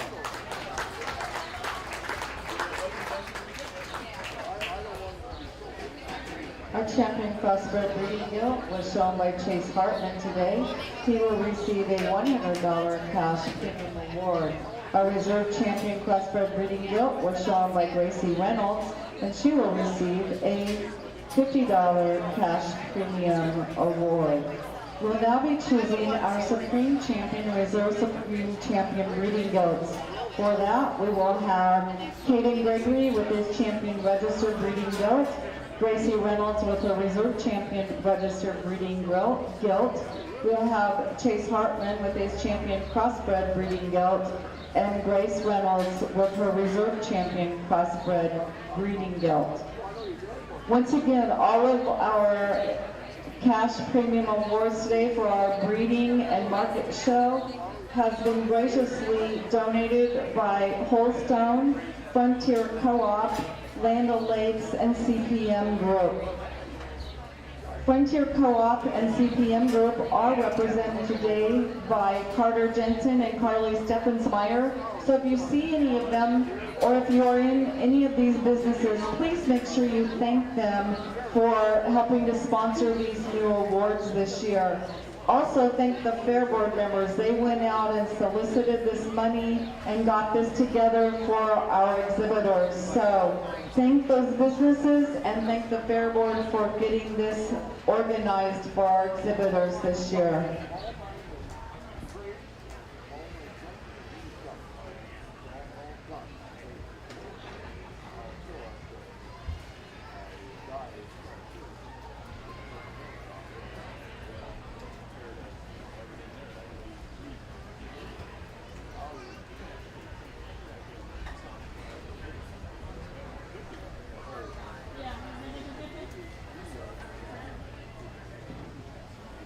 We ask that if you are a champion or a reserve champion today, if you hang those metal plaques in your stalls so that our visitors to the fair can see how your project did. We also have stickers to put on your stall cards.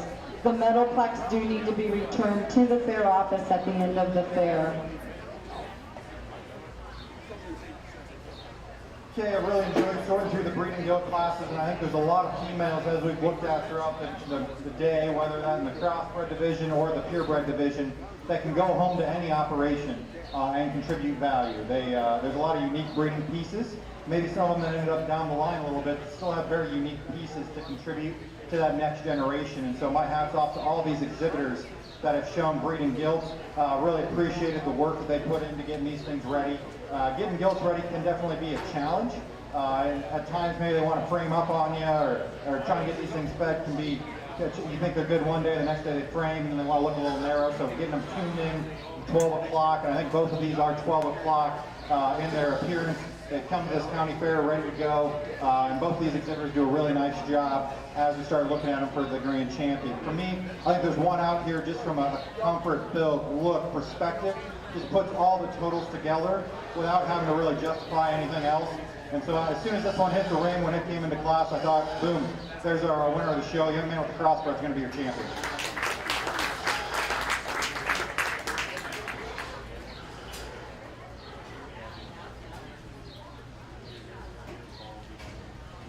Our Supreme Champion Breeding Gilt was shown by Chase Hartman. He will be receiving a $200 cash premium award as well. This will be a first call, Class 7, Division 1 Purebred Market Hogs. First call, Class 7, Division 1 Purebred Market Hog.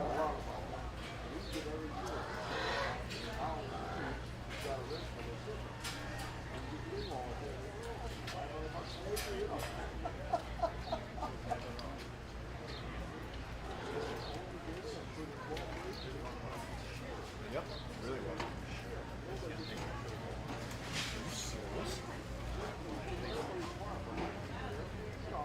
Wow. What is it? Just cats or is it? Oh.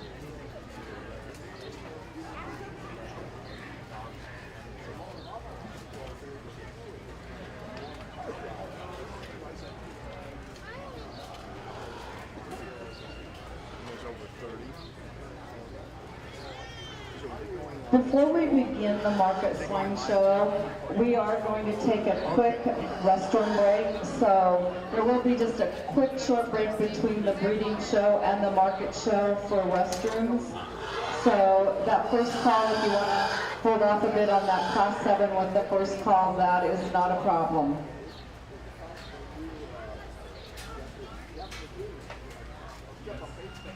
Okay, it gets really close here as we start looking at reserve breeding guild here. Just to talk through both of them. Talked in the purebred drive how unique that Chester was, and as we bring it back out, it definitely doesn't take anything away from the overall division. That one from width, from blade, knee to ground, is actually wider at the ground than the crossbred. So fresh and unique through that one's four-rib shape, really wide and stout and thick-ended. Is that one just as coordinated from behind me? Doesn't want to stride quite as long from behind. As the drive's going on, maybe just getting a little more tired up front. But at the same time, what that one can offer just from a mass and still usability perspective, really, really unique. I think the same could be said for the one that's going to come out of the crossbred division. Talking about that one's back shape and dimension is just so cool. Squareness from behind, foot size, and just how everything balances on rear bone. Maybe front bone, we can give that one a shot more. Maybe we could just make that one a touch more youthful up through the front, 1/3 of that one's body, and we just talk allow that one maybe not quite wrinkle through that ham loin, but really unique one there as well. Where we really start comparing, this one, for how much width it has up high, does not come at you as wide as what it needs to. Wants to narrow up at the ground just a touch more. And I think with that, makes the forerib just look a touch tighter than what maybe it actually is. So I think upper rib cage is good. Maybe just at the base of that one's forerib wants to get a little bit more tucked up, partially because of how that one meets the surface coming right at you. And so I think you can go either direction. For the one, for me, that offers the most breeding versatility, or as far as breeding value to contribute to that next generation, I'm a sucker for purebreds. The Chester's going to be a reserve champ.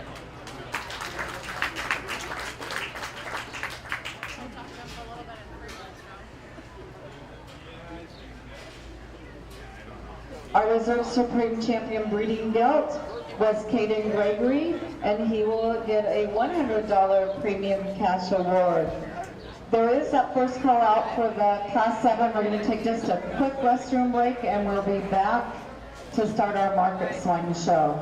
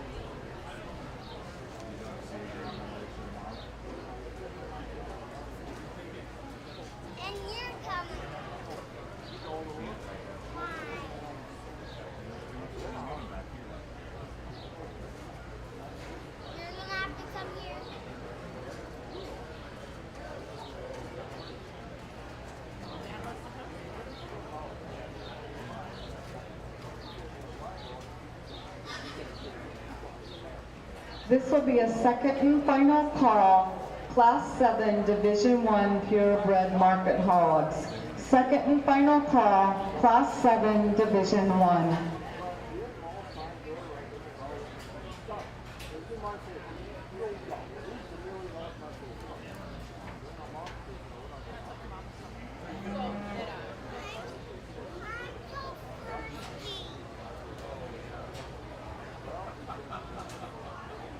I'm still thirsty. Can you get me another one?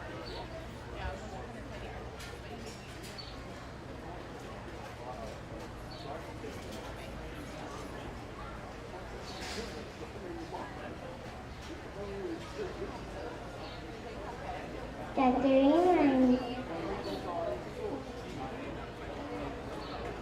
I see her.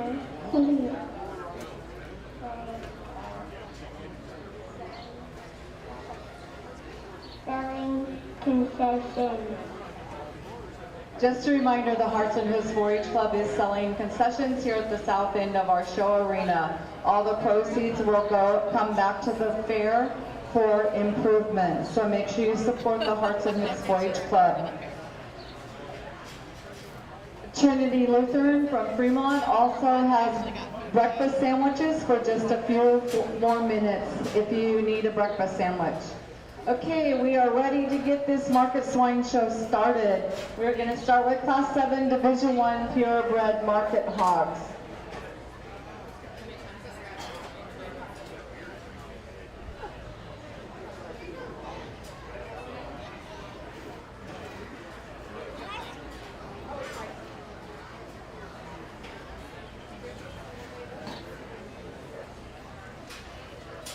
Dad, there's a tick right here.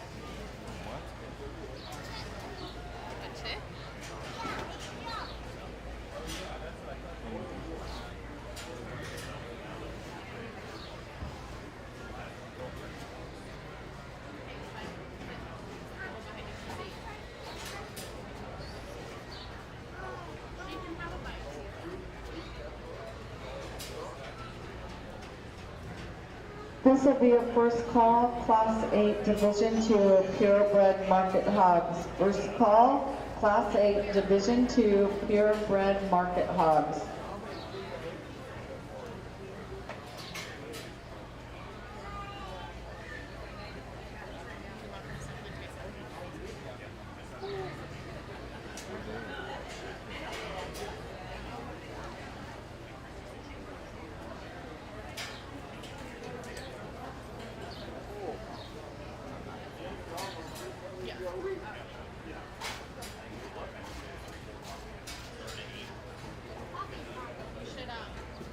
Currently in the arena is Class 7 Division 1 purebred market hogs. These market hogs weigh from 247 to 297 pounds.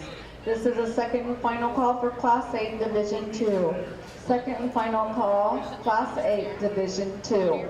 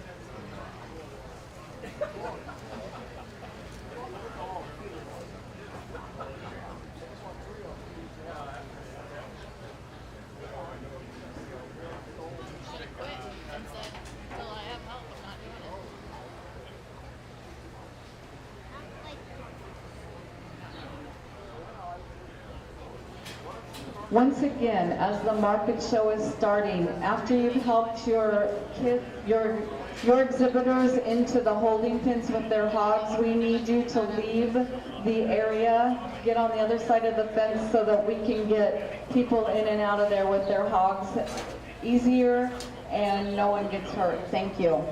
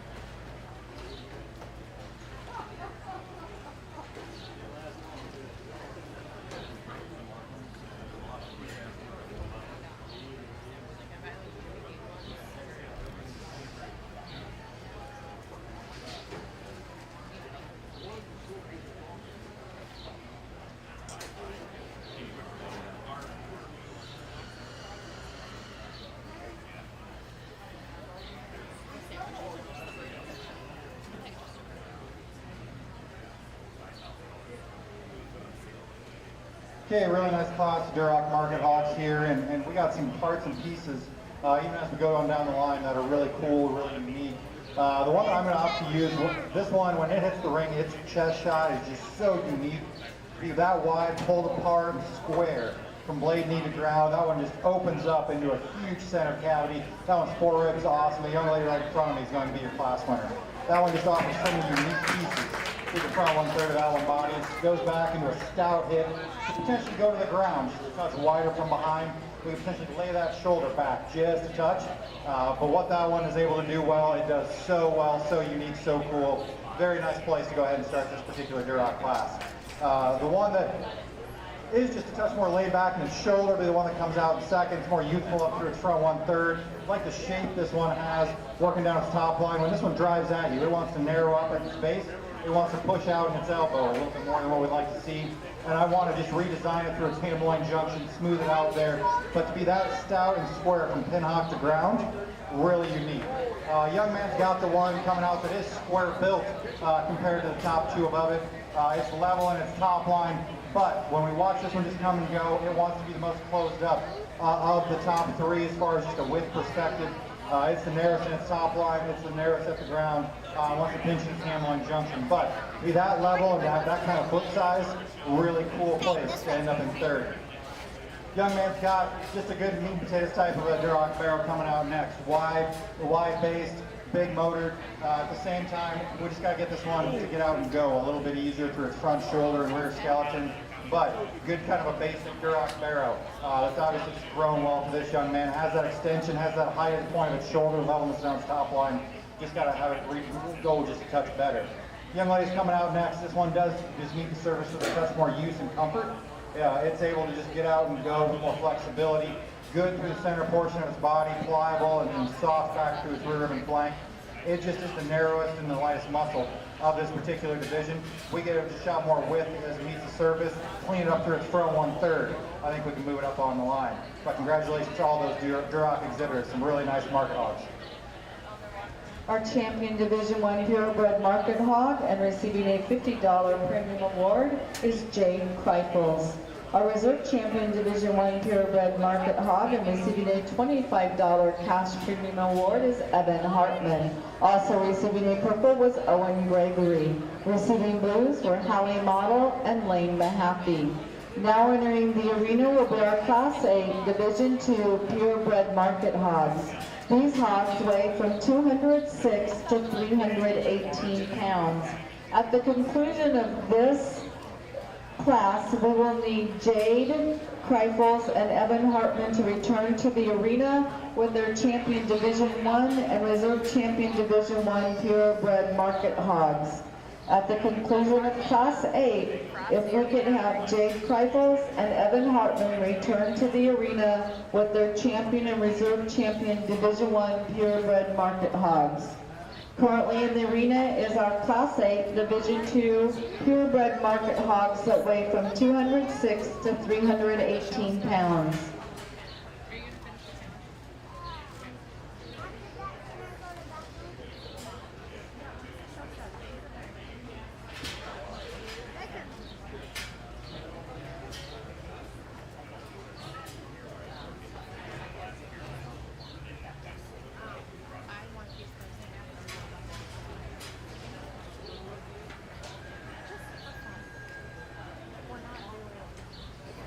Just a reminder to exhibitors, as you check out on Sunday evening at 6:30, don't forget to put those wood chips out in the alleyways so that the fair board's cleanup next week is easier. Once again, please remember when you check out on Sunday evening to clean out your stalls and put those wood chips out into the alleyways to make it easier for our fair board to clean up. Thank you.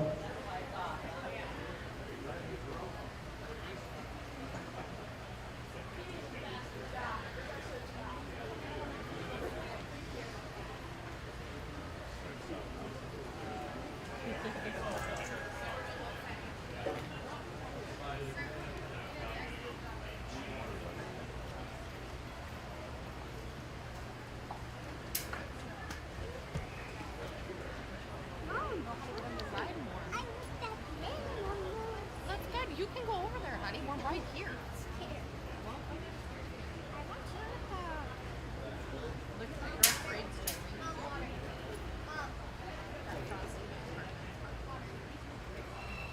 Mom, when I get on this ship, tell me Jenny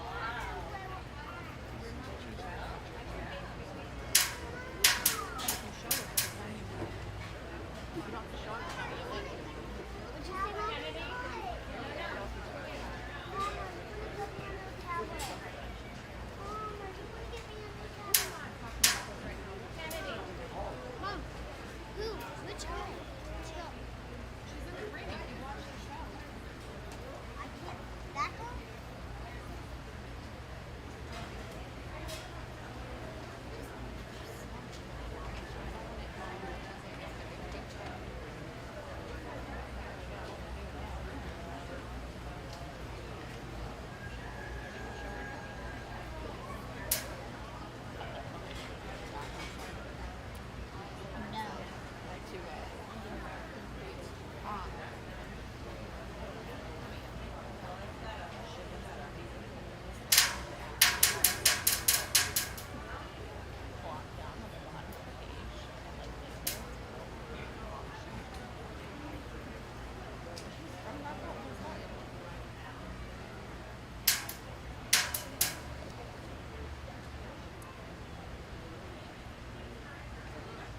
Mom, after this show, can we go look? Where's Christy? Hey, Lane's still in there. We should watch.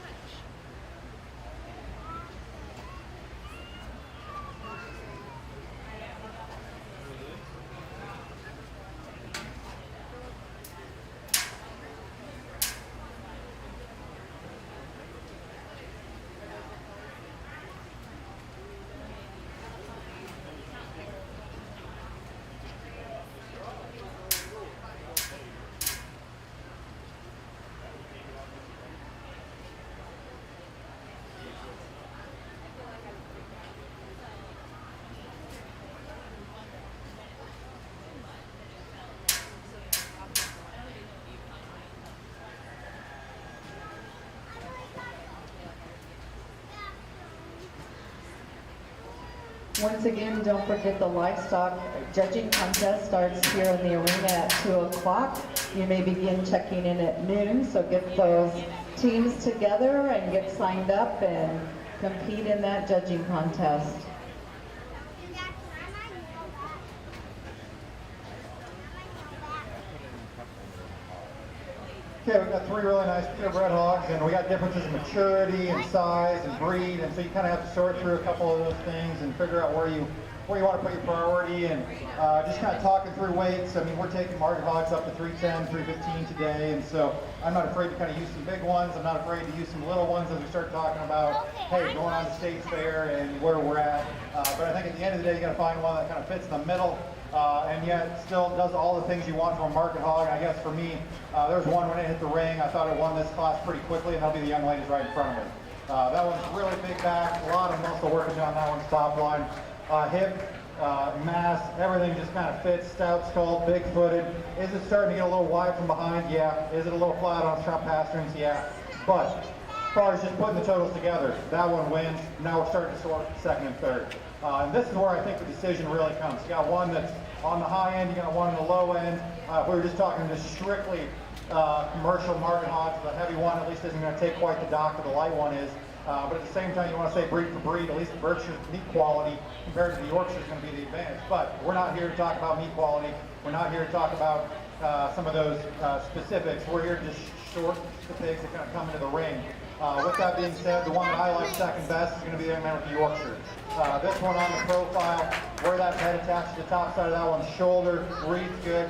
Go back through that one's top line to its hip, square built. We redesign it at the top side of its shoulder, how it transitions into its loin. And as common with the Yorkshires that are starting to get big and mature, wants to narrow up at its base more than what that class winner did. It wants to get a little bit more mature at the top side of its neck. But as it compares to the one that's going to end up in third, I think there's some differences. The one that comes out in third, I think does stay square to the ground when compared to that Yorkshire. But its head still has that Berkshire breed characteristic head. It's a little bit plainer, more nondescript, especially at this weight and stage of the game. For it being this weight, it's just got to have a little bit more youthful look up front. But with that, we can start to take into account, hey, maybe it's not quite as filled out for its flanks because of that. And then we just want to redesign it from its rear hip. It wants to rotate out its rear skeleton a touch more than what we'd like to see. But for what that one does for us, breed, stout, thick-ended, wide top, square coming and going, a lot of value working in that one. Redesign it up to its front 1/3, drop its flank in it, and allow it to just swivel a little bit easier out of its rear end. I think we switched that pair from second and third pretty quickly. Young ladies coming out in third, very important. This one comes at you, blade knee to ground square, just not as wide as we would like to see. Really like this one's top line, point of its shoulder all the way back to that one's hip. So when we get right on top of it, we just got to pull that one apart all the way through. It's forerib, it's rib cage, and elbow to the ground from behind. Just got to get that one shot more width. If we do that one, it moves up. Young man's coming out next. Similar story from a width perspective. It comes out, you just the narrowest of this particular drive. But you step off to the side, that's the cross shoulders, good ribs type of easy feeding type of a gilt. Unfortunately, it's just the narrowest made of this particular class. Young man's coming out next, take the opposite. I mean, that one's wide and full body. That one's center cavity is just so huge, so massive, and stepping behind, really stout and thick-ended. Unfortunately, that was just the shortest and most compact build. It's just a little too overdone for me. Just a little too short in its overall build and design for what I'm after. We got to lengthen that one, and pick it up, and we can potentially move it up, but unfortunately today it's just too small and compact. So congratulations to all those purebred exhibitors. We will now be choosing our champion reserve champion purebred market hog of today's show. Our champion Division II purebred market hog and receiving a $50 cash award is Gentry Mosman. Our reserve champion Division II purebred market hog was shown by Chase Hartman, and he will be receiving a $25 cash premium award. Also receiving a purple ribbon was Lane Mahaffey. Receiving blue ribbons were Lane Mahaffey, Hunter Weiss, and Grayson Model. This will be a first and final call for Class 9 Division I market gilts. First and final call, Class 9 Division I market gilts. Currently in the arena, we are choosing our champion and reserve champion purebred market hog. From Division 1, we have the champion Jade Kreifels and reserve champion purebred market hog with Evan Hartman. From Division 2, we have the champion purebred market hog shown by Gentry Mosman and the reserve champion Division 2 purebred market hog shown by Chase Hartman. Once again, a first and final call for that Class 9 Division 1.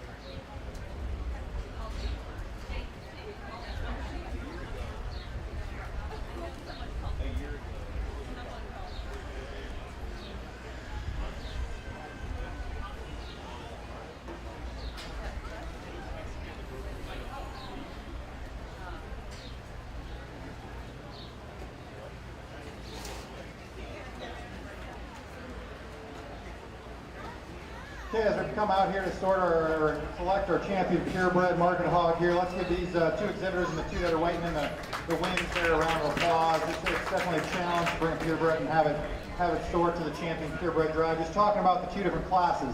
The one out of the first class there, from the side, stout, heavy structure, just heavy duty type of a market hog. Fresh in its shape, going down its top line, thick-ended, really wide from behind. Unfortunately, it maybe wants to push the envelope in width a little bit for me. You get right on top of this one. This one's just not as pulled apart in its upper rib cage and lower rib as what that Duroc is. Maybe not quite as smooth in that ham loin junction. Wants to wrinkle just a touch there. And then we talked also just pick it up in its front pasterns. But from the side, just heavy structured, stout, skull, fresh shape, really wide and stout from behind. The Duroc, when that one comes out here, really pulled apart the top side of its blade. So good and unique through that one's forerib. That one's center body is just incredible. As you go from the top side of its shoulder all the way back to its tail root, level on the drive, want to move that one's shoulder back just a touch. It's maybe just not wanting to get out and go quite as well. It's a little bit more challenging to evaluate. It's never just wanting to go and take that nice relaxed stride. And then from behind, at times it wants to narrow up at the ground. At times when it gets its head up, it wants to stay a touch wider. So it's a little harder to evaluate that one as well. So I guess you have to really make the decision on, is that one's shoulder good enough? Because it's so unique in some other places. And so some give and take between the Yorkshire and the Duroc. The one that I just think is so unique in some pieces and still covers the basics good enough, the Duroc's going to be your champion purebred.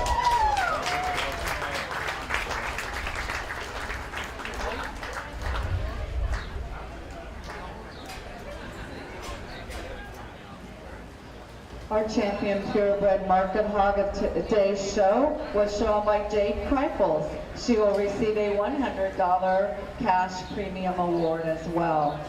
We'll now be choosing our reserve champion purebred market hog of today's show. Entering the arena for that drive is Chase Hartman.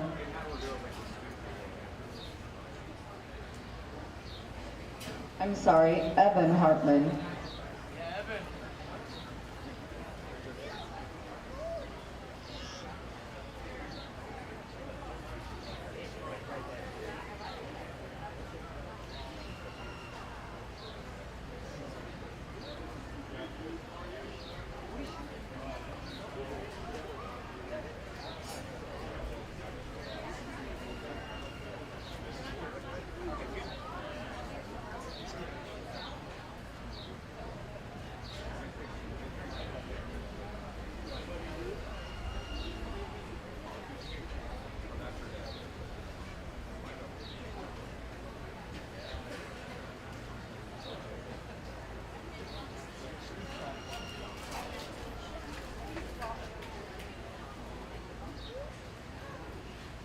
Bring out the Duroc and talk in that particular class. So good on the profile, that top of that shoulder all the way back, so unique in that one's top line. As that one's able to just get out and motor, good in just in stoutness and squareness from pin hock to ground, how that one leaves you. Really youthful and refined up through that one's head and neck. Looks like that one still has some miles left on it, but yet it still looks 12 o'clock today. It's really hard to do and put that into a particular Duroc barrow package. Is it the heaviest structured one? No, but I still think the bone matches its mass. Is it the most pulled apart right there in its upper rib cage? No, but I think it matches this particular barrel. I think the one that won that division was just so unique in that particular area. Is it just as smooth in its hammerline junction? No, we can potentially smooth that one out there just a touch. But what that one is able to do just from a structure perspective, mass, squareness from behind, able to get out and go, the Duroc's going to be a reserve champion. Congratulations. Our reserve champion purebred market hog of today's show was shown by Evan Hartman. He will receive a $50 cash award premium. Now entering the arena will be our Class 9 Division 1 market gilts. These gilts weigh 216 to 236 pounds.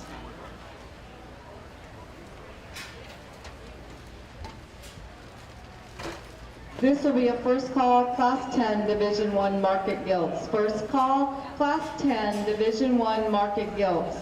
Getting ready to enter the arena is our Class 9 Division 1 market gilts weighing 216 to 236 pounds.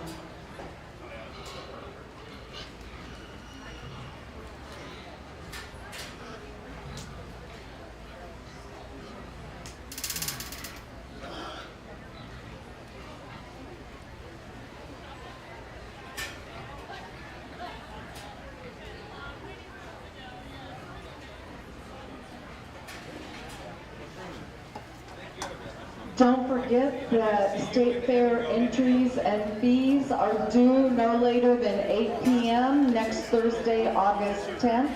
Those are to be done online by the exhibitors. If you have any questions or need help, please contact the extension office. They will be more than happy to answer any questions. Their number is 402-727-2775, or you can just stop in the office for any questions here on the fairgrounds or next week in the office. Once again, those entries and fees for the state fair are due no later than next Thursday, August 10th by 8 p.m.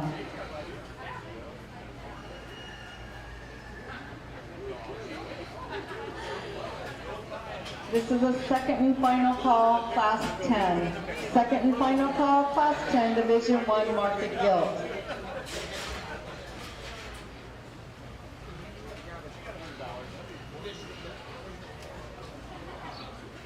Once again, with Class 10, there was that correction sheet.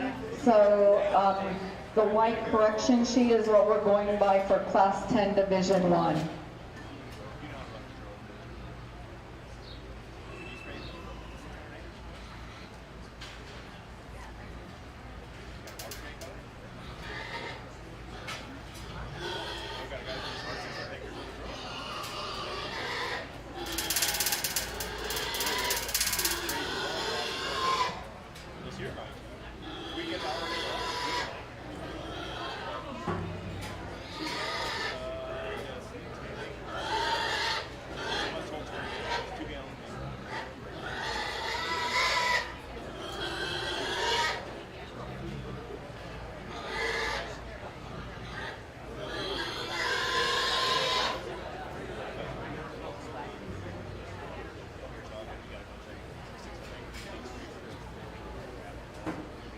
Once again, we'd like to thank the Northeast Bank for sponsoring all the exhibitors' t-shirts this year.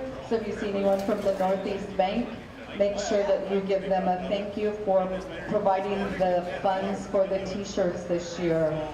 If you look on the front of the program, make sure you thank our sponsors of the Premium Awards this year. They include Holstone, Frontier Co-op, Land O'Lakes, and the CPN Group. Carly Steffensmeyer and Carter Jensen are both here today representing the Frontier Co-op and the CPM Group. So make sure you find them and thank them. If you're into any of those businesses, make sure you thank them at the business as well. On the back page of your program, you will find the people who have donated to the Dodge County 4-H Council Awards Fund. Those funds that are collected by the 4-H Council are used throughout the year to provide awards for all of the 4-H competitions. So thank them as well.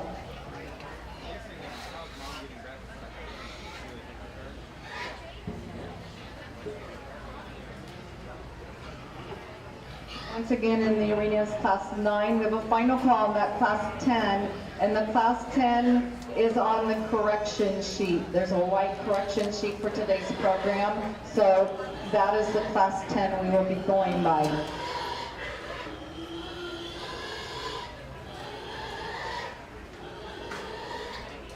Okay, we got some really nice representatives to go ahead and kick off this crossbred market gilt drive. And as I talked about, it's really hard to get a young, I guess I shouldn't say young, a lightweight gilt to be this maxed out in these divisions that these young exhibitors are able to do. And so my hat's off to them on them being able to bring a gilt that represents that lightweight division. For me, the one that I guess I like the best, starting to push the envelope, and it's on the edge as far as just length of body, moderation, and just too much. But in this particular class, I call it good enough. Young lady on the left is going to have your class winner. That one is so busted open when it drives right at you. Still useful and long up to that front 1/3. As it starts to go away, it gets pinched in its hairline junction, wants to rotate a little bit more from behind than what we'd like to see. But what that one's able to do from a width and extension up front, really cool, big back, unique one to go ahead and win. Then I think you got some decisions to make. The one that I opt to use, I think, is just the one that's the hardest to fault, the one that's just good and basic in its overall design. He'll be the young man on my right-hand side. He'll be second in this particular division. That one coming out of his shoulder, wide and square at the mid portion of that one's back, stout and thick-ended. This one is just as unique up to its front 1/3. No, is it maybe just want to pop up in its top line a little bit more. It doesn't want to really flex those rear hocks. It wants to get a little bit more underneath of itself, so it comes up in that top line a little bit more than what we'd like to see. As far as just basics, that one does really well. Bone matches, width matches, everything just kind of matches on that one. Then we got one that if you just watch this one from the side, you're going to say, hey, that one's really, really cool. How that one's shoulder all the way back to that one's hip is designed is awfully unique. You watch this one come and go. It is the frailest, it is the narrowest of the top 3. Give that one a shot more bone. I think you can maybe make the argument, or a shot more width, either or. But we got to have a little bit more just at the ground for that one. Young lady's got a nice basic one to come out in 4th. Good, fresh top shape coming down the top side of that one. Skeleton, square built from behind. In this particular drive, it's the flattest and harshest in its forerib. Just the flattest, most nondescript for its rear rib and flank. Next one coming out.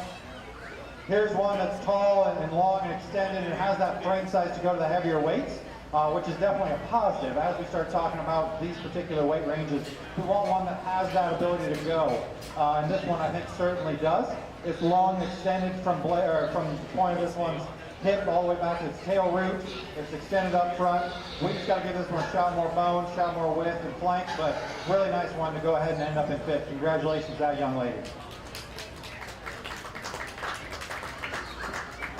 Top purple in class 9 was received by Leah Hartman.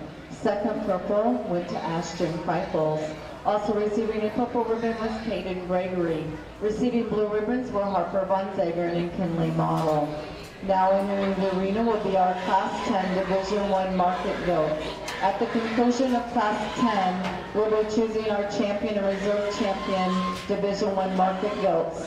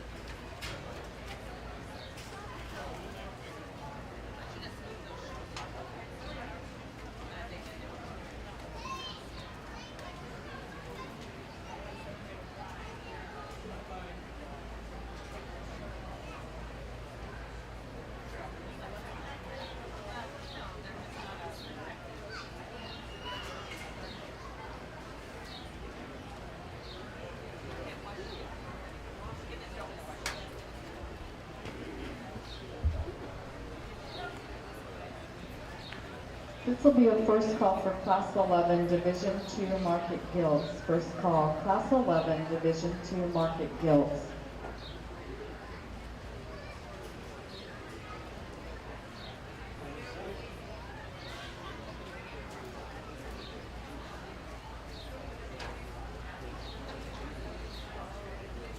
Once again, our Class 11 is on that correction sheet, so do not use the Class 11 that's in the stapled pink program. Look at the correction sheet for Class 11. Once again, first call, Class 11, Division II Market Guilds.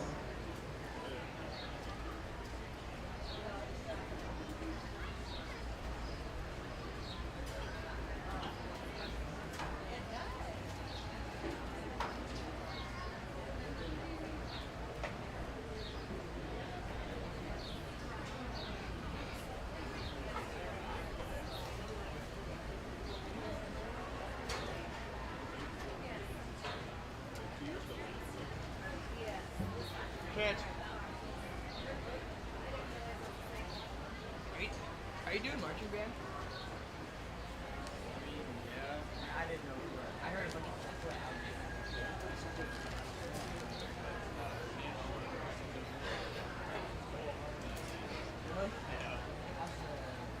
Okay, got some differences to sort through as we come here in the second class at Crossbred Market Guilds, and I think there's some differences in muscle and structure. You got to kind of put where you're going to draw that line on a few of these, but I think there's one that wins this particular class and wins it pretty handily as just being the combination one of having the structural correctness to be able to get out and go, having that muscle shape and products that we're after, having that width, having that foot size, and still doing it in a collected package. You know, it drives out your stout, skull, square built. Young lady right here in the middle of the ring, going to have your class winner. Congratulations. From there, I think you have some decisions to make. For me, the one that I'm going to have to use, I think, has some shape down the top side of its skeleton, really stout and thick-ended, and still is able to handle the ground comfortably enough. We can potentially move this one back in its shoulder, eventually make it a touch more youthful up to its front one-third. A young man right in front of me with mostly black gilts, going to be second in this class. Congratulations. Almost went down there. So then we have the one come out in third. It'll be a young lady on the far side with the belted one. That one is just the soundest as we compare it to the second on down to the fourth. And so if you want to just say, hey, that one's structure, we're going to go ahead and use that one in second, I believe you. But at the same time, that one just has to be wider, has to be stouter at the ground. But as far as just a good, easy doing, practical type of a market pig, that's a really nice one to end up in third. Young lady right in front is going to end up in fourth. This one's so stout and wide and square when it comes right at you, really big back. Unfortunately, we just got to fix that rear hop. Just not quite good enough here today. Young man's going to end up in fifth, running out this class. So good from the profile, but when you watch this one come and go, front left isn't quite good enough, and rear hops just aren't quite good enough. But so stout, heavy duty, heavy structured, stout skull. Unfortunately, structure just going to sort it down today. Congratulations to these exhibitors.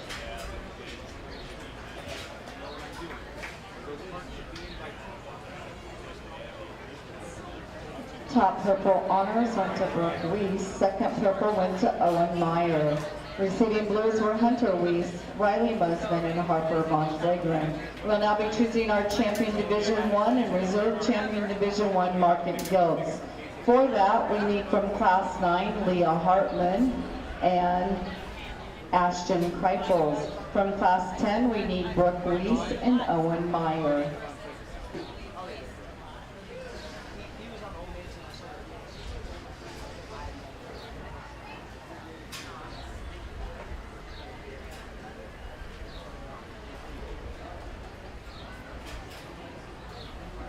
This will be a final call for Class 11, Division II. Once again, remember Class 11, we're using the class that's on the printed white correction sheet.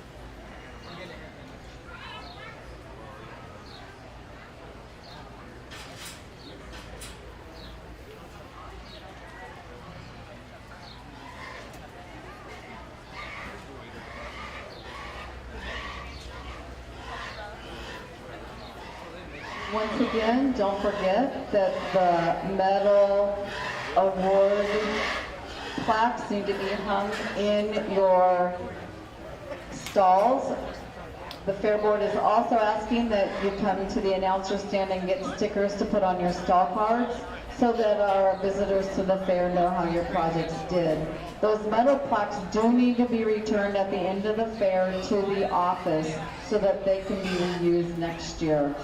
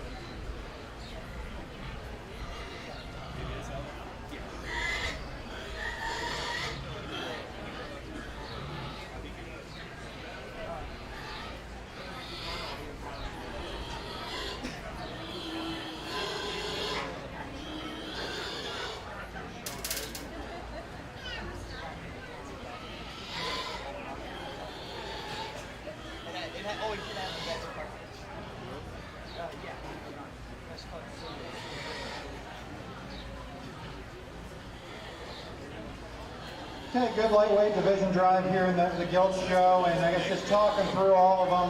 The one that comes out of the lightweight class, that one just is maxed out for this particular stage in the game.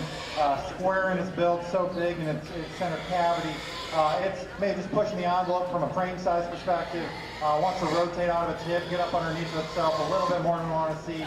But where that one's head and neck, tie on the top side of that one's shoulder, so unique, opens up to a big cage, really fresh back. A lot of unique pieces in that particular guild. The one out of the second class, I think seems to be said as far as front 1/3, youthful and extended up there, fresh turn on that one's shape. It's more appropriate from a frame size perspective. It has some extra go, extra gas left in the tank.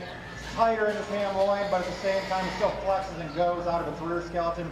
For this one, for me, I just got to blow that one apart through its middle section. A little flatter its floor rib, not just quite as pliable there in its upper rib cage. But I think a lot of pieces kind of come together. Just talking through the second places. The one out of the lightweight class, just talk about that one being a meat and potatoes type of a hog. Good in its foot size, good in its bone, stout in its skull, not as youthful up through its front 1/3. Wants to get up underneath of itself a little bit more than what we like to see. The most of the black one, really fresh turn to that one's shape, so stout and thick-ended. A little bit frailer as compared to some of these out here, not quite as blown apart at the ground compared to some of these out here. So for me, the one that I guess I'm the most comfortable with, putting the totals together, the champion's going to be out of your second class, reserve champion's going to come out of your first class. Congratulations.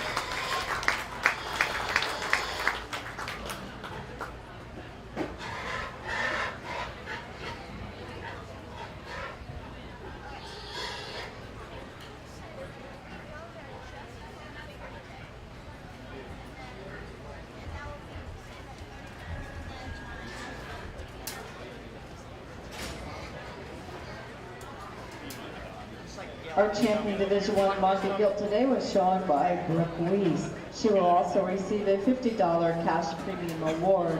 Our reserve champion Division I market guilt was shown by Leah Hartman, and she will receive a $25 cash premium award. Now entering the arena will be our Class 11 Division II market gilts. These gilts weigh from 257 to 263 pounds. This will be a first call for Class 12 Division II market gilts.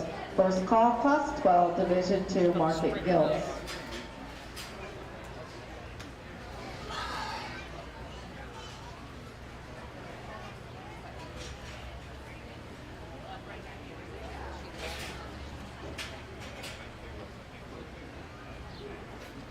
Once again, do not forget on checkout on Sunday evening, if you would please put all of your wood chips out into the alleyway to help the Fair Board with cleanup next week. It makes it go a lot faster and smoother for them. Once again, please be courteous and put those wood shavings out into the alleyways for the Fair Board.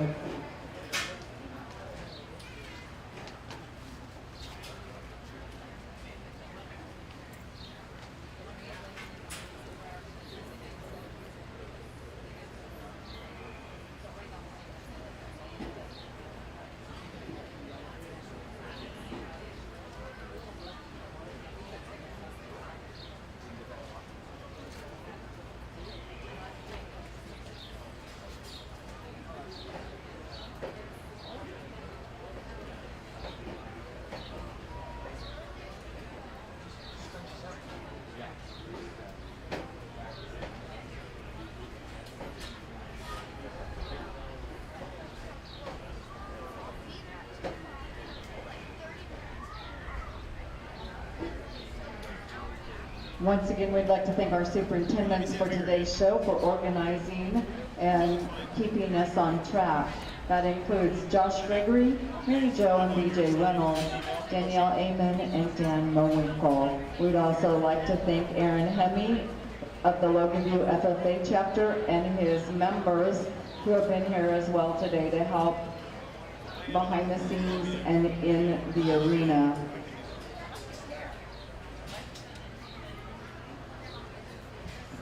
We'd also like to thank Carter Jensen for his help today as well.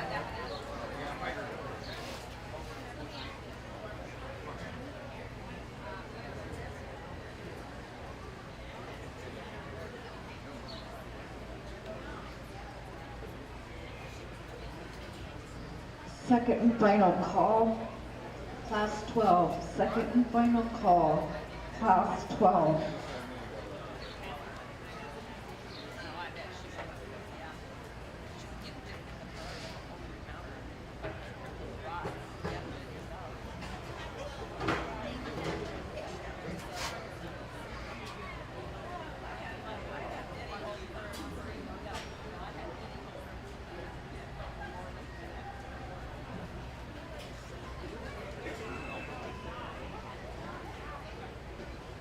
Okay, as we start off the middleweights here, the next division of our market guilds, I think as we sort through these, there's one that kind of sorts to the top pretty quickly. There's one that wins and wins pretty handily.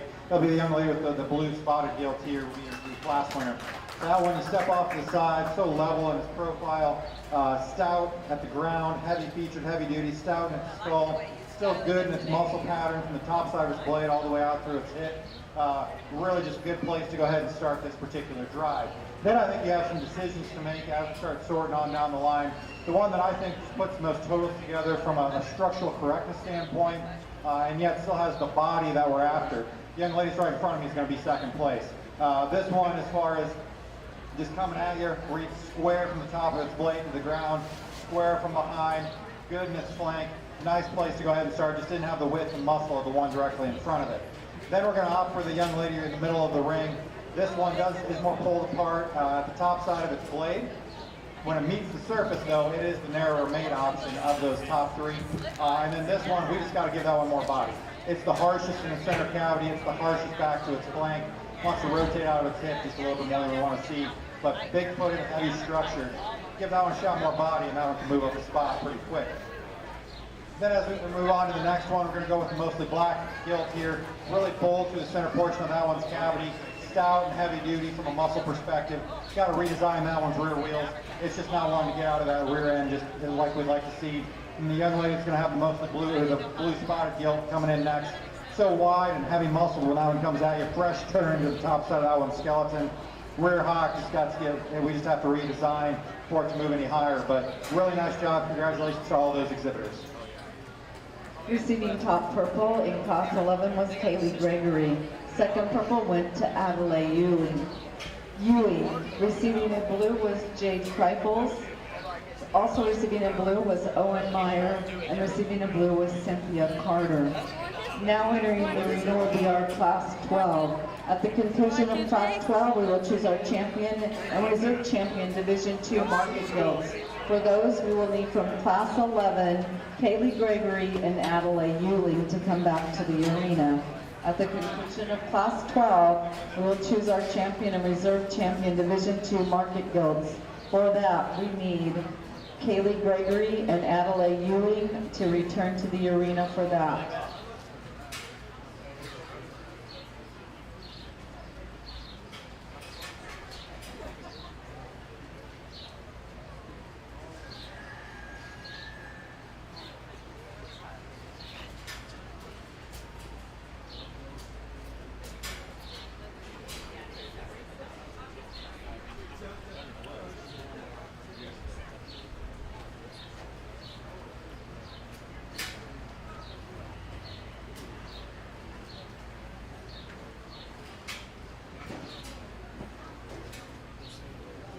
Beginning at 1 p.m. will be the 4-H dog show. At 2 will be the 4-H livestock judging contest here in the arena. Beginning at noon, you can start checking in your teams for that, so make sure you get together your teams and compete in that judging contest. Also going on at the fair today are baseball games at 5 and 7. Bingo begins at 6. The North Bend Community Band will be performing in the exhibit hall at 7. And gates open at 6 p.m. for the John Michael Montgomery concert with special guests Adam Doliak and Dylan Bloom. After the John Michael Montgomery concert, the after party will have Silas Creek Band for entertainment. Tomorrow will be the beef show here in the arena, which begins at 9. The rabbit show will begin at 10.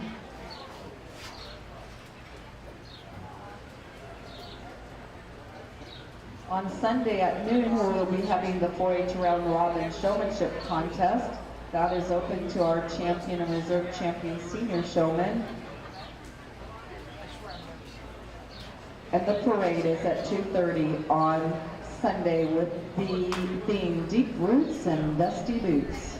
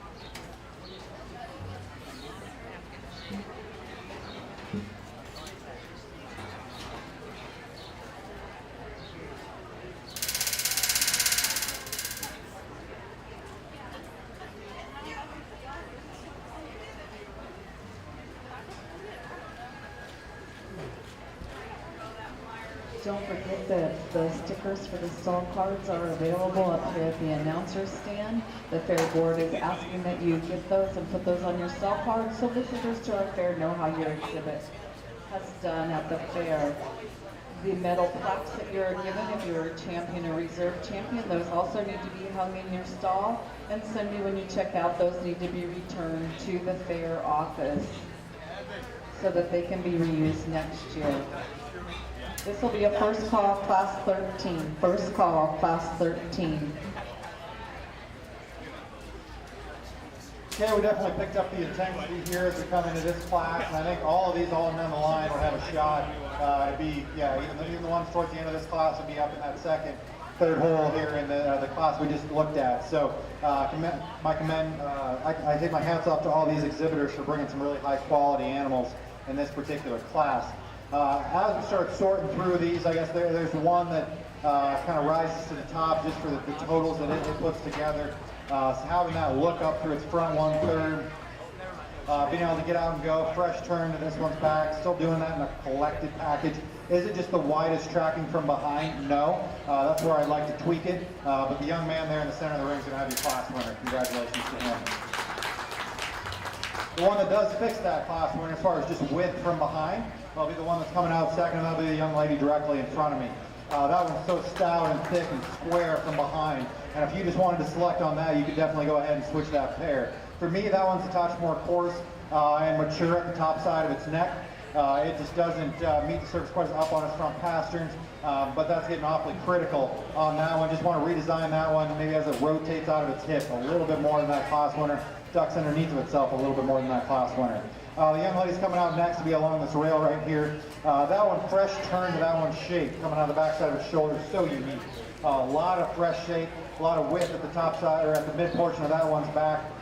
As we start comparing it, touch plainer to then the two directly in front of it, and at the same time just doesn't quite get out and go and have that upper rib cage that some of them did. As we start looking at the next one, the young lady or the young man with the blue spotted pig is going to come out next. That one's rib cage is really good, like the softness that one has back to that one's flank width. Want to clean that one up through its rear flank, wants to swell just a touch. It's getting a touch more restricted compared to some of them above it, and a touch more trailed, the mostly black one. That one's so ripped up, so shapely, lean cutout will be in its favor. A lot of product there. It's the tightest in its rear rib and flank, just the harshest doing, but really nice pig to round out this class. Congratulations to all those exhibitors. Top purple went to Evan Hartman. Second purple was received by Gracie Reynolds. Also receiving a purple ribbon was Aubrey Ewing. Receiving a blue ribbon was Amet Rui. Also receiving a blue ribbon was Tabalo Rui. We will now be choosing our champion and reserve champion Division II market gilts. From Class 11, we have Kaylee Gregory and Adelaide Ewing. From Class 12, Evan Hartman and Gracie Reynolds. This will be a second and final call for Class 13. Second and final call, Class 13.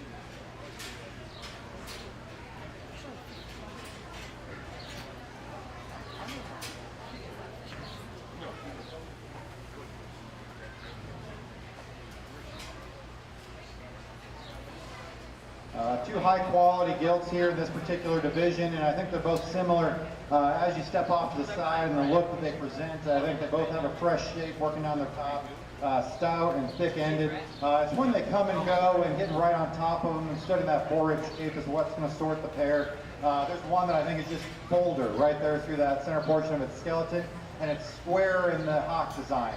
It goes square from pinhock to ground. It can be wider at the ground, but I think it's square in how it meets the surface from the main portion of that one's hip all the way down. And so with that, the one that I like best in this particular division is going to be the belted gilt. Will be your champion in this division.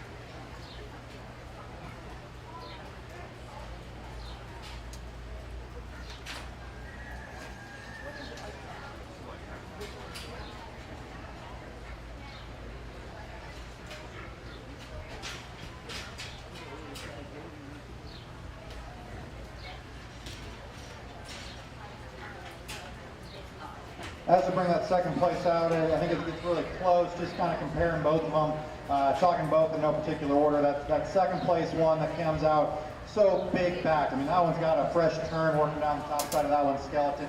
Stout skull, but maybe when you study that one at the ground, front feet, rear feet, could be just a touch wider as far as the extra mass that that one possesses. It wants to get up underneath of itself more than what we'd like to see and rotate its top line.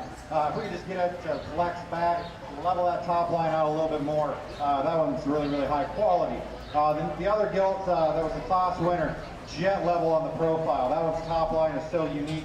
Talked in previously how that one's stout pin, maybe just doesn't meet the surface quite as square from behind.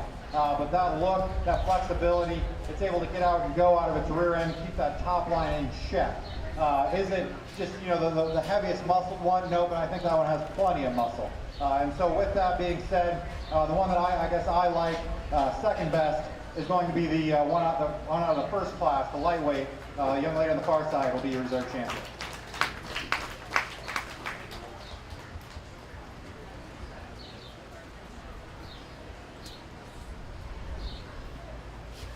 Our Division II Market Guild champion was shown by Evan Hartman. He will be receiving a $50 premium cash award.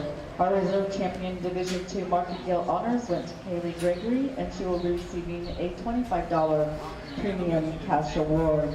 Now entering the arena will be Class 13 Division III Market Guilds. These guilds weigh from 281 to 289 pounds. Once again, entering the arena is Class 13 Division III Market Guilds weighing 281 to 289 pounds. This will be a first call for Class 14. First call, Class 14.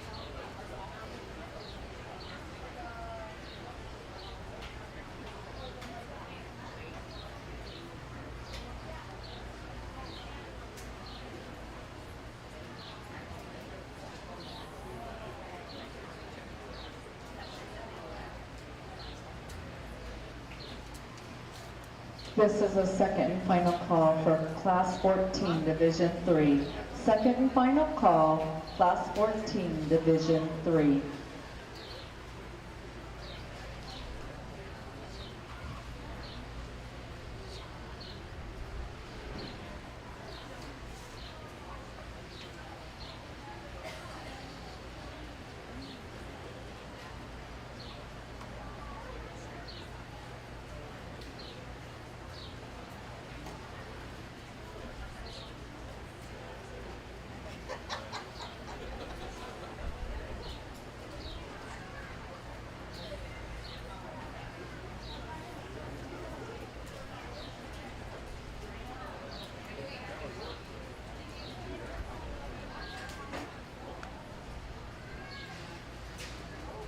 Once again, if you're in need of a drink or a snack, the Hearts and Hooves 4-H Club has their concession stand set up just here behind the south bleachers.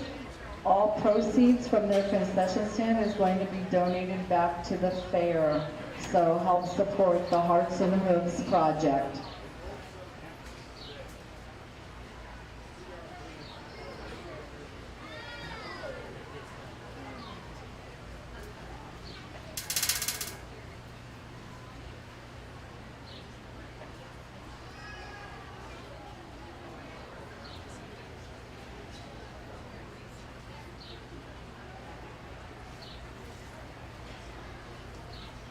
There is that second and final call out for Class 14 Division III.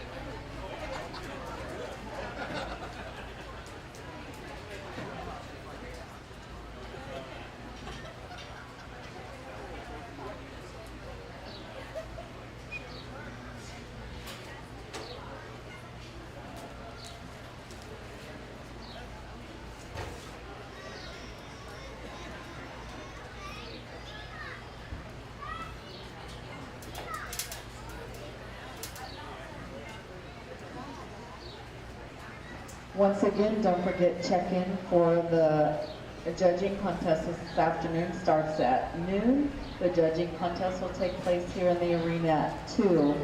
Don't forget to get a team together and come and participate and have fun with your friends this afternoon judging livestock.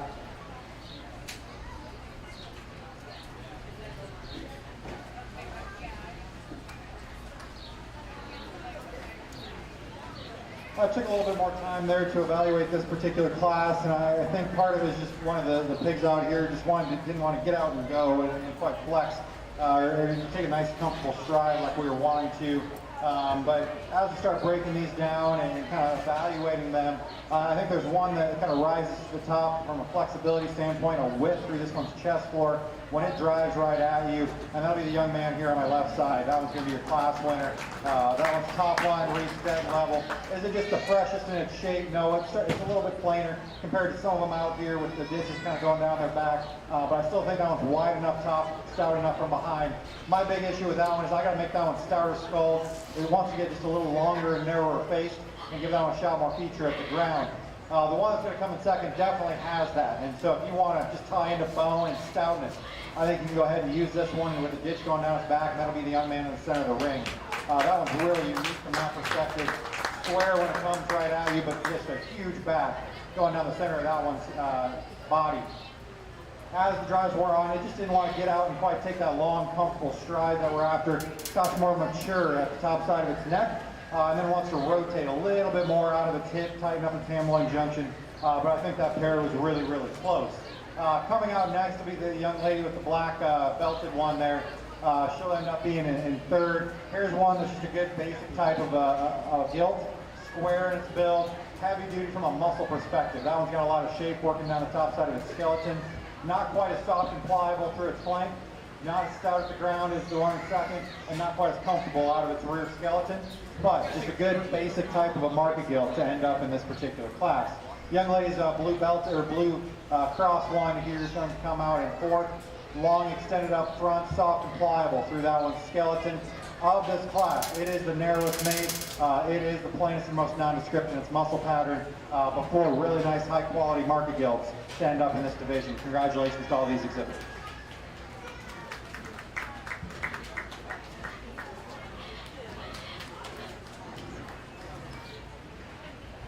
Top purple went to Owen Gregory. Second purple went to Mason Hazeman. Receiving blue ribbons in class 13 were Aubrey Ewing and Aurora Carter. Now entering the arena is our class 14 division market gilts. These gilts weigh from 292 to 316 pounds. At the conclusion of class 14, we will need Owen Gregory and Mason Hazeman back to the arena with their gilts from class 13. At the end of choosing our champion and reserve champion Division 3 market gilts, we will need to have back Brooke Weiss with her champion 1 division market gilt, and Leo Hartman with her reserve champion Division 1 market gilt, Evan Hartman with his champion Division 2 market gilt, and Kaylee Gregory with her reserve champion Division 2 market gilt.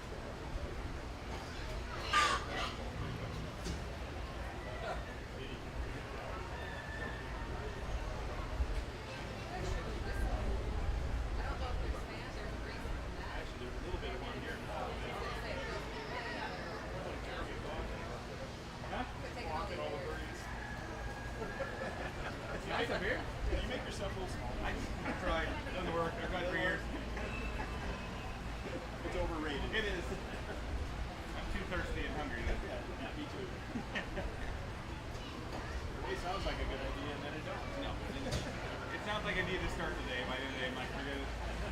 Okay, as we move up here into the heavyweight division, I think we got ones that have the frame size to go ahead and get to this heavyweight.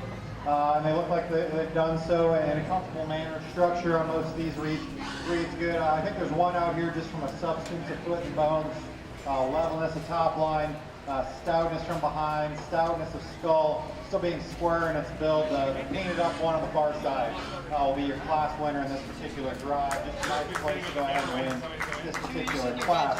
This is just the most coordinated under its rear skeleton. No, once you get up underneath itself and rotate a little bit more, isn't the boldest right there through its forerib. No, but I think that's getting pretty critical on one that I think wins this class pretty quickly. My decision was really on what to do in second and third. The one that I'm going to opt to use, I think, just meets the surface with more width and squareness. Goes down the top line with more lean cutout. As you start studying the mid portion of that one's back and out through that one's hip, and the bulge that that one has to its lower stifle is very impressive. So the young man with mostly black gilt is going to end up in second. That one is just really ripped up and muscular. We could potentially just give that one a shot more just overall condition. It's so lean at this stage in the game, you kind of wonder when is it going to start putting on that condition. We want to give it a little bit more rear rib and flank as well. The one that has the body, has the rib cage, that has allowed it to get to this weight in an efficient manner is going to be the belted one that will come in third. That one's so impressive through its center portion of its body, upper rib cage, softness through its rear rib and flank. Got to give that one a shot more bone, move it back in its shoulder and give it a little bit more base width.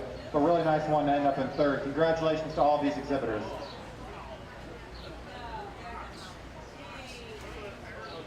Our top purple in class 14 was received by Lane Mahaffey. Second purple went to Thane Carter. Receiving in blue was Graham Muller. We will now be choosing our champion and reserve champion Division III market gilt. For that, we will have from class 13, Owen Gregory and Mason Hageman. From class 14, Lane Mahaffey and Thane Carter. At the conclusion of that, we'll be choosing our champion and reserve champion market gilt for today's show. For that, we need from our champion from Division I that was shown by Brooke Weiss, a reserve champion from Division I that was shown by Leah Hartman. We'll need our champion back to the arena from Division II that was shown by Evan Hartman, and our reserve champion from Division II that was shown by Kaylee Gregory. Currently in the arena, we are showing our champion and reserve champion Division III market gilts.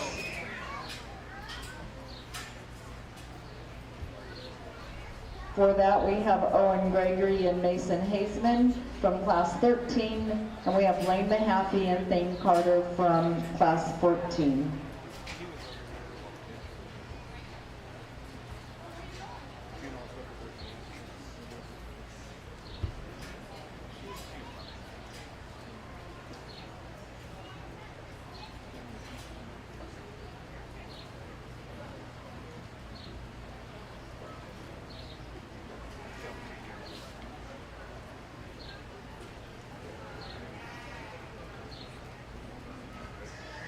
Okay, as we go to sort our heavyweight here, division drive, I think we got good representatives of the heavyweight division. Have that frame, have the body, have the structural correctness to get to these types of weights. Just kind of talking through them in general.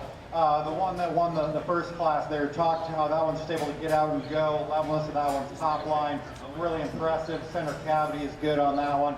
Just need to give that one a shot more bone, stouten up that one's skull. So second in that particular class had those advantages. Big-footed, heavy structured, stout skull, really shapely down the top side of that one's skeleton. Maybe just not wanting to get out and take as long and comfortable of a stride. A little bit more mature at the top side of that one's skeleton, or that one's neck. The one that came out of first in that last class, as we start comparing it to the rest of these out here, that's just a good long body, easy to practical type of a market gilt. A little bit plainer through its front 1/3, not quite as pulled apart as some of them out here. The young man's black one talked, that's just a good lean cutout type of a market gilt. That one will go to the rail with as much just shape and dimension to that one's carcass as any of them out here. Potentially got to give that one just a few more days on feed to soften that one up. But at this weight, you're kind of running out of time. And so that one becomes a little bit of a question mark from that perspective, how hard and ripped up it is. So with that being said, the two that I like best are going to come out of that first class and go champion and reserve in this particular division.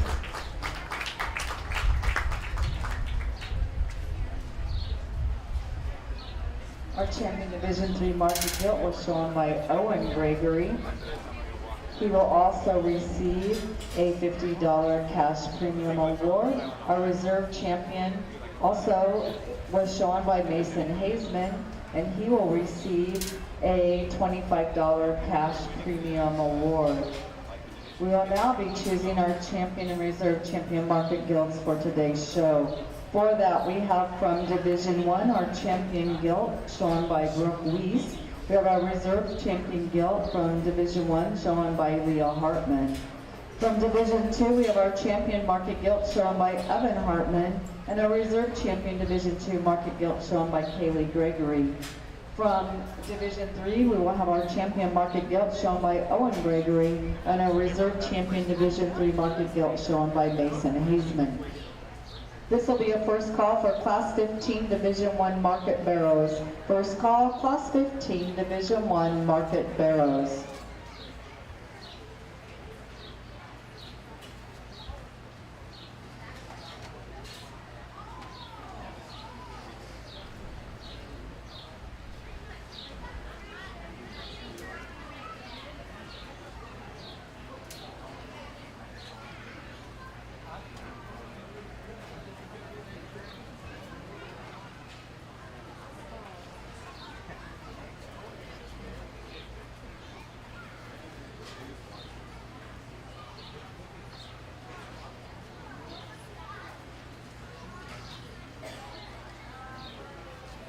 Once again, currently in the arena, we are choosing our champion and reserve champion market gilt for today's show.